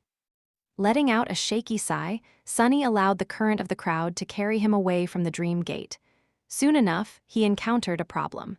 Standing on the waterfront, he watched ferries move across the lake. He had to cross the lake as well, but no ferry would be able to support his weight. At best, the deck would crack beneath him. At worst, the entire ferry would sink, taking the passengers with it. In fact, the only reason why the ground was not fracturing beneath his feet already was that he was in the castle, where the cobblestones were made from the same mystical stone as the walls of the great fortress itself. Sunny scratched the back of his head. Should I just shadow step to my destination? Failing to come up with a better idea, he went to find a dark alley where no one would notice him vanishing into thin air. It would do no one any good if he was seen using powers similar to those of the Lord of Shadows. Being dead was such a hassle sometimes. As Sunny walked, he thought about what had transpired in the past month. Many things had happened while his incarnation was enduring the cold of the frozen hellscape. Early winter was the busiest time for the human domain, after all, because of the winter solstice. By now, most of the sleepers who had been infected by the nightmare spell last year were either awakened or dead. Others were still somewhere out there, in the dream realm, making their way to human citadels. Some had awakened long before the solstice, having passed through the Dream Gate in advance. In fact, there were many of them, significantly reducing the death toll. This winter solstice in particular was especially important because it served as proof of concept. It was the second solstice of Neff's reign, but the first one she was able to prepare for. The previous one had happened too soon after the end of the Domain War, when everything was in chaos. Not that things weren't chaotic now. Depending on the results of all the measures Nephi's and Cassie had taken to ensure that as many sleepers as possible survived their first journey to the dream realm, all following solstices could drastically transform. There weren't many of those left for humanity, though, since the waking world was going to be consumed by the dream realm before too long. But that was merely the significance of the winter solstice to all of humanity. It was meaningful to Sunny on a personal level, as well. After all, it was his birthday. He had turned 28. This time Sunny had enjoyed several birthday parties at the same time, one in the Dark City with Aiko, his shadows and incarnations, and the strangely stiff members of the Shadow clan, one in Ravenheart with Nephi's Cassie and Kai, and one with silent stalker of all people who had not seemed enthused about his insistence of celebrating a birthday in the middle of a death zone at all. Sunny still had fun. Actually, he felt quite at home in the company of the quiet song princess, not the least of all because she reminded him of Saint and Slayer. So he secretly favored her above other song sisters. Despite the fact that the feline huntress did not seem even a little bit friendly, it had been a good birthday still. Chapter 24, 46 Lovers Spat. It had indeed been a good birthday. Actually, Sunny had been a little dejected prior to the winter solstice. That was because naviSgate had been giving him the cold shoulder after that heated conversation in the council chamber of the Jade Palace. He found himself sleeping on the couch for the first time since they got together, well, in a metaphorical sense. In truth, neither of them had slept anywhere after that night, since both were terribly busy due to the approaching solstice. But he could still feel the flimsy walls of the proverbial doghouse around him. It was not like naviSgate was avoiding him or refusing to talk to him, or even behaving that differently. She had just retreated into her former aloof, impassive self. He could feel that she was angry, as well as that she was hurt beneath the anger. They talked again after that night, trying to express their feelings and thoughts better. But that calmer discussion only managed to define where they stood better, not resolve the fundamental difference in their opinions. So, there was an awkward distance between them for a few days. Sunny was saddened by that fact, but in a strange way, he was also happy. To him, it seemed like a good sign. This was the first fight they had gotten into as a couple. Usually, Sunny was too accommodating, and naviSgate was too casual about most things. The fact that she was angry this time showed that she cared about him deeply enough to get angry, at least, which was not at all bad. In fact, it was reassuring. Sunny would have been much more bitter if she had remained unperturbed and indifferent instead. As for how he himself felt, he was tense and anxious. He knew naviSgate, and he knew that she would throw herself into the jaws of the forgotten god without hesitation in pursuit of her goal of her unquenchable desire. So, he was afraid to lose her. That was why the two of them were angry at each other, and that was why they had spent several days apart. But then, the solstice arrived. And despite how naviSgate felt, she suppressed her stubborn nature and made an effort to make the day as pleasant as he could for Sunny. Their conflict did not magically disappear after that, but the awkwardness dissipated somewhat. And yet, even though things once again seemed normal, some distance still remained between them. That gap was narrow and seemingly insignificant, but Sunny had no idea how to breach it. Damnation! Why are all my friends single? He desperately needed relationship advice, but there were few people he could ask for it. Not that fighting ancient gods of corruption was something many couples encountered as a stumbling block in their relationships. There was Kim and Luster, but he would be mad to ask for advice from either Luster or the woman who had married Luster, which basically only left one candidate, Effie. Yeah, no, I'd rather ask Nether for relationship advice. And that guy was someone whose failed relationship destroyed the universe, no less. Finally finding a narrow and desolate alley, Sunny scratched the back of his head. Come to think of it, how come almost all my friends are single? The answer was both obvious and sad. They were all workaholics. But how was humanity going to survive if the cream of the crop of its adult population were not busy making hordes of kids? Shaking his head and chastising his friends mentally, Sunny dove into the shadows, dragging his unbearably heavy baggage with him. Apart from the solstice, his birthday, and his first quarrel with naviSgate, well, his first quarrel with naviSgate after they became a couple, at least, other things had happened as well. The world kept spinning, not waiting for anyone. Far north, in the burned forest, an ocean of rats was currently besieging an endless legion of appalling millipedes, getting closer and closer to their nests. In the ruined cathedral of the Dark City, one of his incarnations was maniacally altering the design of his future shadowbound memory to integrate his recent attainments in weaving into the theoretical spellweave.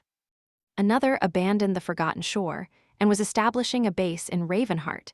His experience in Ariel's game had proven that having almost all his avatars in the north was highly inconvenient during emergencies, so Sunny wanted to enhance his presence south of the Hollow Mountains. Plus, someone had to guard the jade board and the dollhouse at all times.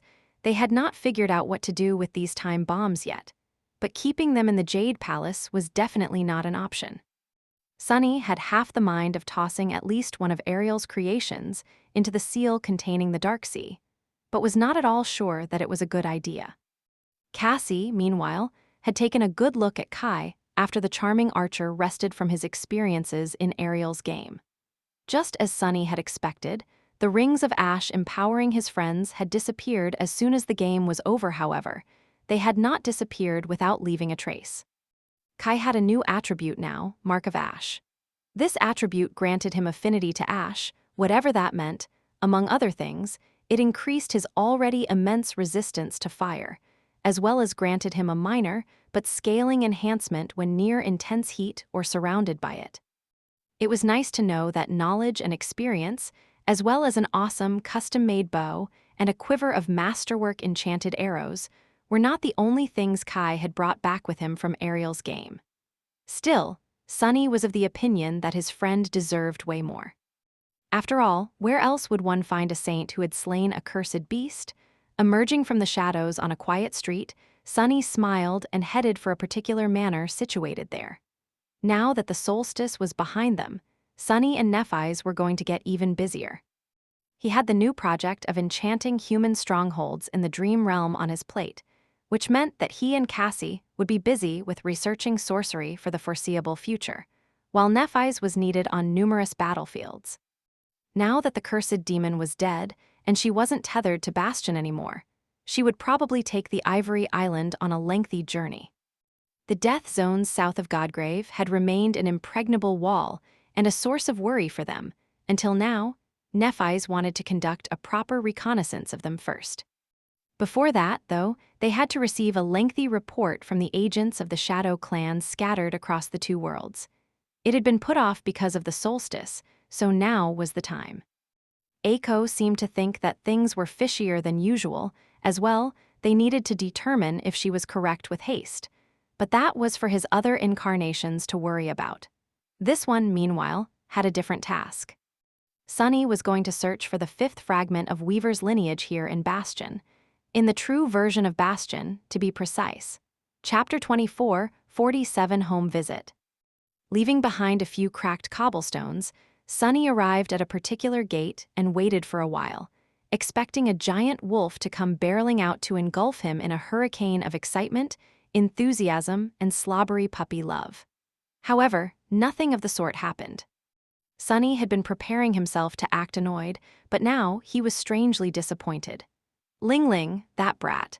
Does he not smell his favorite uncle standing at the door? Sunny waited a bit more, then sighed and raised his hand to knock at the gate. Before he could, however, it opened, revealing the sight of a toned, shapely, and sculpted torso. Sunny studied it for a few moments, then looked up. And then, with a sigh, a little higher still. Effie was standing on the gravel road barefoot, wearing well-worn, comfy sweatpants and a makeshift crop top with a faded Knight and Gale logo that heroically held back her ample figure. Her hair was disheveled, and she was rubbing her eyes while yawning. Seeing her in such a mundane set of clothes felt a little strange, considering who she was and where they were. But then again, Effie had never been one to care about her exalted status. Looking over Sunny's head, she gave the street a dubious look. Huh. No one is here? Got him it, he greeted his teeth. Hey, stop pretending that you can't see me. Effie raised her eyebrows and slowly lowered her gaze. Then she lowered it some more and smiled brilliantly. Oh, it's you, Shadow Boy. Sorry, didn't notice you there. And by there, I mean down there. Sunny furrowed his brow in annoyance. How does it even make sense? Sure, let's say you didn't notice me. What about that huge bundle on my back, the one that is 3 meters long? Only a blind person would fail to notice that. Effie looked at the bundled item protruding high above his left shoulder, then scratched her head in embarrassment. Well, fine, you got me there. Anyway, come in. I was warned that you'd be showing up, so I've been waiting. This is officially my first day of vacation. Didn't even know that I get to have those, you know? Granted, since you are involved, it will probably be a work trip at best. Now that I think about it, I think I was swindled out of taking a break. Sunny followed Effie past the gate and looked around. Huh, where's little Ling? And his dad? I was hoping to catch up. She gave him the side eye. Ling Ling is punished and is helping his dad around the farm. Also, I find it weird that you are friends with my husband. Really weird. Sunny blinked a few times, aghast and dismayed. What? Why? Let me tell you, I'm an awesome friend. Effie nodded energetically. Exactly. You are way too awesome. In the literal sense of the word, I mean, you are a sovereign for spell's sake. What business does my husband have being pals with a sovereign? Sunny scoffed. That guy is married to a saint and is raising another. I think he can handle being buddies with a supreme. Don't sell that guy short. He is just that kind of impressive. Effie glanced at him, then looked away with a soft smile. Okay, that's true. He is indeed a little impressive, isn't he?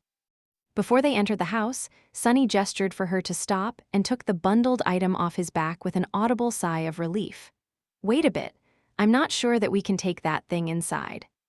The grounds of Effie's manor had been treated to be able to support the titanic weight of her transcendent form, as well as survive little Ling's overabundant energy. But he wasn't sure about the house. Her husband had built it from the mystical wood from the woods around Bastion, but they were dealing with something truly special here. Resting the bottom of the bundled item on the ground, Sunny supported its weight with one hand and used the other to massage his hurting shoulder. Ah, that's better. Effie studied the narrow object with a curious expression. Sunny grinned. This is a little gift from me to you. He lowered it to the ground carefully and then knelt to remove the straps. Of course, both the cloth the item was wrapped in and the straps were made from manifested shadows, so he could have simply dismissed them. But where was the theater in that? Plus, the more Sunny became akin to a deity, the more he learned to appreciate these small, human moments. Sure, he could teleport around and make the shadows do everything for him so that he never needed to lift a finger. But walking where he needed to go on his own 2 feet and doing what he wanted to do with his own pair of hands was its own small pleasure. As he was unbundling the item, he gave Effie a mischievous smile. It's nothing too crazy. I just thought of you when I saw it. From within the cloth, an imposing spear was revealed. It was around 3 meters in length, devoid of frivolous adornments but beautiful in design. The great spear was both solemn and resplendent, seemingly forged from pure gold. Despite that, it emanated a sense of indescribable fierceness and crushing gravity, inspiring awe and reverence in anyone who glimpsed it. The spearhead was long, capable of both piercing and severing, while the shaft was flawlessly straight and seemingly indestructible. As soon as the spear was revealed, the air suddenly smelled of a lightning storm, and sparks of electricity arced across the grass. It felt ancient, unfathomably powerful, and holy. The world itself seemed to react to the presence of the golden weapon, becoming brighter and solemn around it. Effie looked at the great spear, enthralled. What? At that moment, Sunny beamed. A beanpole for a beanpole. She forced herself to look away from the spear and gave him an unamused look. Wanna die? Sunny laughed. Effie studied the spear some more, then asked in a tone of wonder, No, really, what is this beauty? Sunny shook his head and finally dismissed the shadow cloth. His tone was nonchalant when he explained, This is a divine relic. Chapter 24, 48 Divine Armament. Sunny smiled. To be precise, this is a divine relic I recovered in the frozen wastelands. And I mean that literally. It is a divine armament left behind by a slain god. I almost kicked the bucket to retrieve it, so be a darling and call me Da. Uncle, call me uncle. Effie's eyes widened. Indeed, the great spear that looked like a bolt of obliterating lightning forged into a weapon was a divine weapon. It was the spear Sunny had glimpsed in one of the truths revealed to him in Ariel's game. That truth had shown him Weaver challenging Ariel to a death game on a blood-soaked battlefield in a frozen hell. With Ariel inhabiting the body of a dying divine, Sunny could remember every detail of that scene vividly. The endless white plain, the broken corpses of lesser gods, the rivers of ichor flowing into the depths of the frozen ocean, the tendrils of nothingness seeping into reality through the cracks in the shattered sky. The giant kneeling in the middle of the silent battlefield, grasping his fractured head with two enormous hands as he mumbled disjointed words, full of terror. And a great spear laying on the broken ice, forgotten, still brimming with the echoes of annihilating lightning. The giant might have forgotten about his spear before dying, his body swallowed by the imprisoned ocean, but Sunny had not. So, he ventured into frozen wastelands hoping to find it. Luckily, discovering the battlefield from his vision had not been too difficult. At least not for Sunny, who could cast his shadow sense across numerous kilometers and move with breathtaking speed. After all, there were not a lot of places where the sky was shattered and tendrils of nothingness seeped into reality, even in the dream realm. Surviving that harrowing place, however, that was an entirely different matter. Thousands of years had passed since the day he saw in the vision of truth, and the entire area had become far more eerie and terrifying, not to mention chillingly lethal, than it used to be.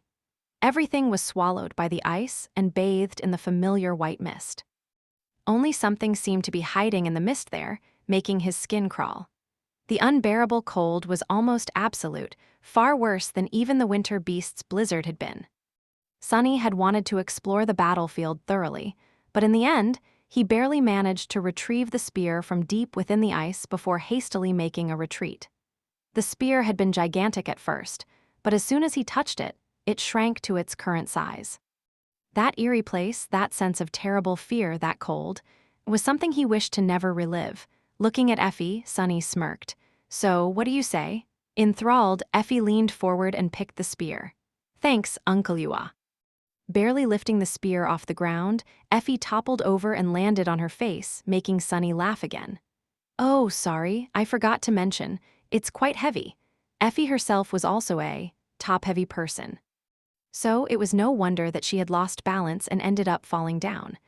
Laying on the ground, she gave him a glare, then stood up and reached for the great spear once again. With a grunt, Effie lifted it after all. Lean muscles rolled under her dewy olive skin, and beads of sweat glistened on her face. Sunny was not surprised to see her shouldering the crushing weight of the divine weapon that made even a sovereign struggle. If anyone had enough raw physical strength to carry the great spear, it was Effie. She studied it with a contemplative expression, then smiled. "Awesome, however. I don't think I am strong enough to wield it in battle. No saint is." Sunny lingered for a few moments, then nodded. "Indeed, no saint is, which brings us to the next point of this conversation and the real reason I'm here. Actually, I feel a bit awkward giving this speech for the second time, but here it goes. Nephis and I are going to appoint apotheosis sooner or later, which means..." Effie waved a hand in the air dismissively. "If you are about to tell me how someone else has to become supreme before you guys jump into the fifth nightmare, no need. Actually, I already met Kai in NQSC, and he regaled me with the tale of your misadventures in the death game over some drinks. So you can skip the explanation, I already know." Sunny stared at her for a few seconds, and Effie placed the golden spear back on the ground and shrugged. "Sure, I'm in." He blinked a couple of times. You know that we are talking about you challenging the fourth nightmare, right? Not immediately, I mean, but eventually. That is the reason I took Kai to Ariel's game, and that is why I want to take you to the mirror maze. To help you prepare." Effie yawned again, then let out a groan. "Damn it, all this talk of attaining supremacy, and I haven't even had my morning coffee yet. I said sure, didn't I? Let's do it. Let's get me ready to challenge the fourth nightmare. Eventually. Preferably after I had breakfast." Sunny stared at her silently, then shook his head. "Don't you need time to consider? Only 4 people in history have survived the fourth nightmare, you know." Effie met his gaze, then smiled faintly. "Look around." Sunny did, studying the cozy wooden home and the picturesque grounds of the manor. Effie, meanwhile, picked up the divine spear and carefully leaned it against a nearby tree. "I have stuff to protect, Sunny." It was a very simple answer, but one that said it all. Brushing the dirt off her sweatpants and her stretched-out crop top, Effie started whistling a cheerful melody as she headed inside. "Don't dawdle. It's the full moon tonight, so let's grab something to eat and discuss what exactly we are going to do in the mirror maze. Oh, and also..." She turned around and smiled. "Thank you for the spear, really, I mean it." Then, Effie's smile turned into a grin.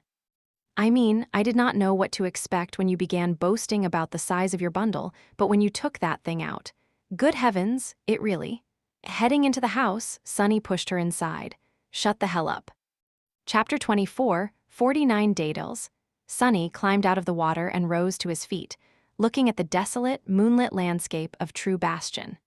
The ruins of the great castle he and Cassie had explored once were completely gone, melted into a vast, eerily smooth plain of pale rock. Here and there, deep fractures marred its surface, harboring cold darkness. The rock itself was still radiating unbearable heat, making the waters of the lake seethe and boil. Swimming to shore had not been a pleasant experience, to say the least. There used to be a dark, twisted forest on the other side of the lake. Now, there was only cinders and ash, with towering bones protruding into the broken sky like charred pillars. A shattered moon was bathing the devastated land in silver light, reflecting from the restless surface of the dark water. The landscape felt eerie and alien, bearing little resemblance to the bustling city on the other side of the reflections. The fallen tower where Cassie used to wait for Sunny on their ventures into the mirror maze was gone. The walls of the castle were gone, as well. So were the ruins of the main keep that had served the King of Swords as a forge once. Sunny suddenly was painfully aware of the inevitable, merciless passage of time. Of course, True Bastion had not been reshaped by time. Instead, it had been reshaped by a passing demigod. The Star of Ruin, a demigod not unlike himself. The pitiful remains of what had been a demon's citadel once did not illustrate the eroding power of time. Instead, they illustrated his own daunting power. Sunny was not that different from a force of nature now. In fact, by very definition, he was far more devastating than nature could ever be. How odd. He sighed deeply and turned into a shadow for a split second, leaving the water soaking his clothes and hair behind. A moment later, completely dry, Sunny assumed his human shape again. Darn, damn it, damnation, what the actual hell? His quiet contemplation was unceremoniously destroyed by Effie, who chose that moment to rise from the boiling lake. Glistening drops of water rolling down the graceful lines of the steel armor that clung to her body like a second layer of skin. The white cloth she wore around her hips and chest stuck to the smooth steel, doing nothing to obscure the stirring shape below. She flipped her hair back, sending a scattering of droplets flying into the rays of silver moonlight, and looked around with a pout. Kai gets to have awesome hot springs in Ravenheart, but I get to be cooked alive in a boiling lake? I almost became soup. How is that fair? Man, Nephi's really did a number on this place. Sunny sighed. Yeah, the ruins are completely destroyed. It's strange, though. She mentioned that there would be no water in the lake, but it seems no different from before. Effie fanned herself, then gave the vast expanse of fractured stone a peculiar look and shivered. Actually, we destroyed most of the ruins with Morgan during the war. We dried out the lake, too, but water must be seeping through the reflections from the other side. It's a bit weird, no? Water flowing from an illusory lake into the real one. Can it even be called an illusion, then? Sunny shrugged. Well, it is an illusion created by the demon of imagination. Those can very well be more real than reality itself. He gazed across the dark expanse of water, then peered into its depths. There's a drowned city on the bottom of the real lake here, right? But there is nothing like that in our version of Bastion. That is also curious. Effie sighed, then began heading away from the shore. You've been to Rivergate, I presume. Well, there is actually a twin complex of great dams north of True Bastion. This one was utterly destroyed thousands of years ago, though my theory is that it was by the same blow that shattered the moon and turned Imagination's castle into ruins. That was how the city drowned, I think. Sunny turned to look at her and raised an eyebrow. There is another dam upstream from the Mirror Lake? Effie nodded. There is in True Bastion, but not in the illusory one. I think both dams were built by the demon Imagination, and that they had something to do with the Mirror Lake. She seems to have been fond of playing with water, for some reason. It's such an ancient past that there is no way to know for sure, of course. Sunny's second eyebrow rose as well. Since when are you interested in exploring ancient history? Effie chuckled. Since I was put in charge of Bastion, I need to know the background of the city I am meant to rule to avoid unpleasant surprises. Ancient past tends to become present problems quite often here in the dream realm. Sunny sighed. I couldn't have put it better myself. He lingered for a moment, then looked up at the shattered moon and asked, have you ever reached the boundary of this reflection? Effie shook her head. No, because when we fought here, Morgan had drawn true Bastion into reality to protect the illusory version. It just bordered the surrounding regions of the dream realm seamlessly, as if it had always been there. But I imagine that there's just nothing at the edges.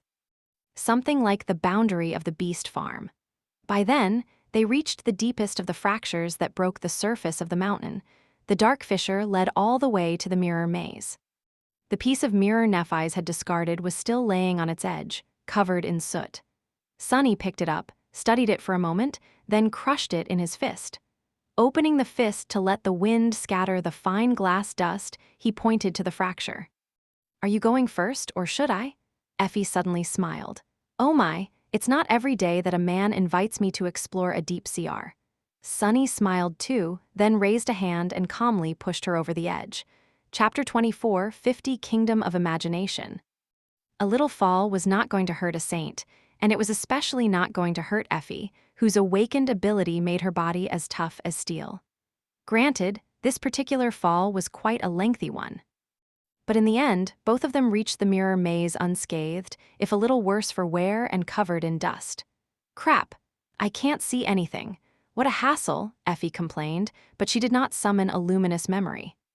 That was because Sunny had drowned the mirror maze in shadows on purpose. This was his tried and trusted method of erasing the infinite reflections from its walls, thus avoiding encountering the others.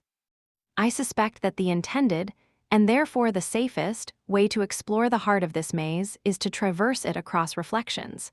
But since neither of us knows how to deal with the others, we will just walk like normal people. He turned to Effie. Grab my hand. He offered her his hand, but she did not take it. Sunny frowned. What seems to be the problem? What are you shy all of a sudden? Effie rolled her eyes. No, you numbskull, I can't see where your hand is.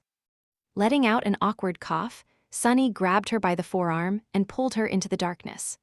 The mirror maze seemed no different from how it had been before, not damaged by the dreadful devastation above it all. Granted, there was more dust on the floor, but other than that, it was in pristine condition. As they walked through the darkness, Effie seemed to be listening to the sounds of their footsteps intently. Eventually, she asked, so, Clan Valor had no idea this place was here? Sunny shook his head. No, it used to be hidden deep underground and protected from usual forms of detection. I barely found it myself. So, neither Warden nor his son knew about the existence of the mirror maze, despite spending decades right above it. Effie remained silent for a bit, then said suddenly, but Mordred must have known. Sunny gave her a guarded look. Yes, that was the conclusion he had drawn as well. Mordred could gaze through the mirrors around him and even travel through them. Those were his dormant and awakened abilities. So, when young Mordred first returned into the cold embrace of Clan Valor, he would have definitely felt the presence of a vast mass of mirrors beneath True Bastion. He must have known that the mirror maze was here. Maybe he had even been the first human to explore it. Was he hiding somewhere in the complicated web of twisting tunnels right now? Sunny did not think so. He did not think that Mordred was in any of the tunnels, that was. If he's here, he is probably in the Hall of Imagination. That is where we are heading as well. Effie tensed a little. Remind me why we are going there again. Sunny collected his thoughts before speaking. Well, you are the master of Bastion, so you know better than anyone what the Great Mirror is. It is situated deep below the castle. Its illusory version, that is, in a great underground hall hidden in the heart of the mountain. It is also the nexus of the component of your citadel, the one that allows the true and false versions of Bastion to swap places. One stays in reality, while the other one is safely contained within the Great Mirror. Effie pursed her lips. And it also allows the others to crawl into reality from True Bastion if someone forgets to cover it. Sunny nodded. But actually, I think that we have not even discovered the true component of Bastion yet. Effie tilted her head a little. Huh. Sunny considered his words for a moment. Think about it. There is an underground chamber with the great mirror below the illusory castle, connected to it by secret passages. But what about true bastion? There are no passages. Instead, there is the mirror maze. And the underground chamber at its heart. The hall of imagination, which makes things you imagine real, or at least creates illusions of those things that are seemingly no different from real. He paused for a moment, then added in a somber tone. I did not dare to explore the hall of imagination before, so I don't know what is hidden in its center. But if theory is correct, then there is another great mirror there, the true great mirror, not an illusion of it that stands below the false bastion. Effie frowned in the darkness, just as stunned as the first time he had shared this theory with her. This time, however, she had a question. The great mirror, the supposedly illusory great mirror, leads to true bastion. Then, where does the true great mirror lead? Sunny smiled faintly. That is what we are going to find out. At that moment, he stopped and looked down, a troubled expression appearing on his face. Effie almost slammed into him, stopping in time only because she had been listening to the sounds of his steps the whole time. What is it? Sunny knelt and studied the floor. There are footprints in the dust. He expected to find some sign that Mordred had passed through these tunnels. However, what Sunny had not expected was that there would be two sets of footprints, one slightly more faded than the other, and a bit smaller too. He remained silent for a while, then said in a surprised tone, I think that both Mordred and Morgan were here before us. The former Princess of Valor had vanished without a trace a few months after the war. Some were convinced that her brother had killed her, after all, while some simply assumed that she had left to start a new life somewhere, in complete anonymity. After all, being the last heir of a fallen, infamous great clan was not the easiest fate. Some, meanwhile, believed that Morgan had challenged the fourth nightmare. As it turned out, though, she was here in the mirror maze instead. Sunny did not know quite what to make of it, let alone how to feel about it. How curious. He was glad that Morgan was still alive, though. Sunny remained motionless for a few moments, then rose to his feet and continued moving forward while guiding Effie through the darkness. Come, we must hurry to the Hall of Imagination. After a while, she said, wait a minute. Effie grabbed his forearm as well, slowly increasing pressure. Was that why you did not let me eat the whole day, so that I could not think about anything except food by the time we reached that damn hall? Sunny smiled sheepishly in the darkness. Oh, that, well, yes. I think it's going to work out great. As for Sunny himself, he had a far simpler way of getting to the heart of the Hall of Imagination without summoning the illusion of some unholy titan into existence. He was going to release control of his incarnation and let his shadow enter in his stead, then retake control at the last moment. His shadows did indeed have minds of their own, but he was pretty sure that the Hall of Imagination had not been designed to make the fantasies of shadows come true. Even if it did, whatever they could imagine was not going to be nearly as harrowing as what Sunny could, especially this shadow. The naughty shadow. Its fantasies were pretty transparent most of the time. There was only one way to find out for sure, though.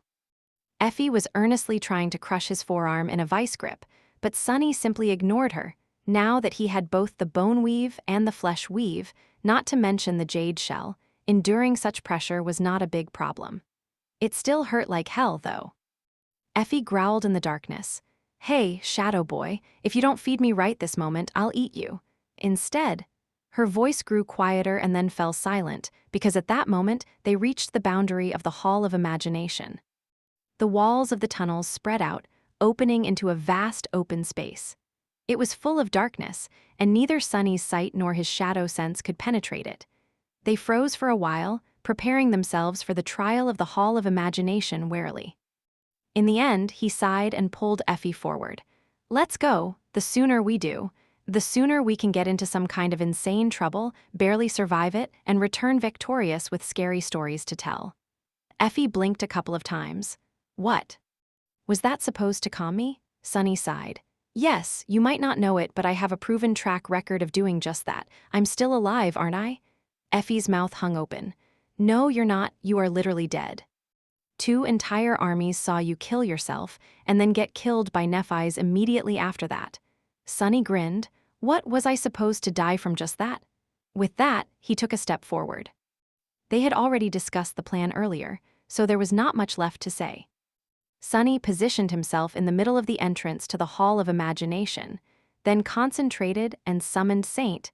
Having at least one shadow covering for them was probably a wise move, and she was the best choice for this particular trial. The taciturn knight emerged from the darkness and glanced at him with her usual indifference. This time, however, Saint's gaze lingered on him for a while longer, as if sensing remnant traces of the Jade Titan persona he had assumed in the death game. Eventually, Saint took her place to his left while Effie stood to his right. "Ah, I don't like it." She raised a hand to grab his shoulder. Sunny got ready to temporarily release control of his incarnation, knowing that Effie and Saint would get him to where he needed to be. "Just think about your favorite food. Actually, I've tried something very delicious recently. Have you ever tried a barbecued cursed rat? If not, I cannot recommend roasting one over lava enough." Effie sighed deeply, then mumbled a quiet curse and pushed him. Together, the three of them entered the Hall of Imagination. Sunny did not remember quite what happened next. Next thing he knew, he was someplace else. He was someone else.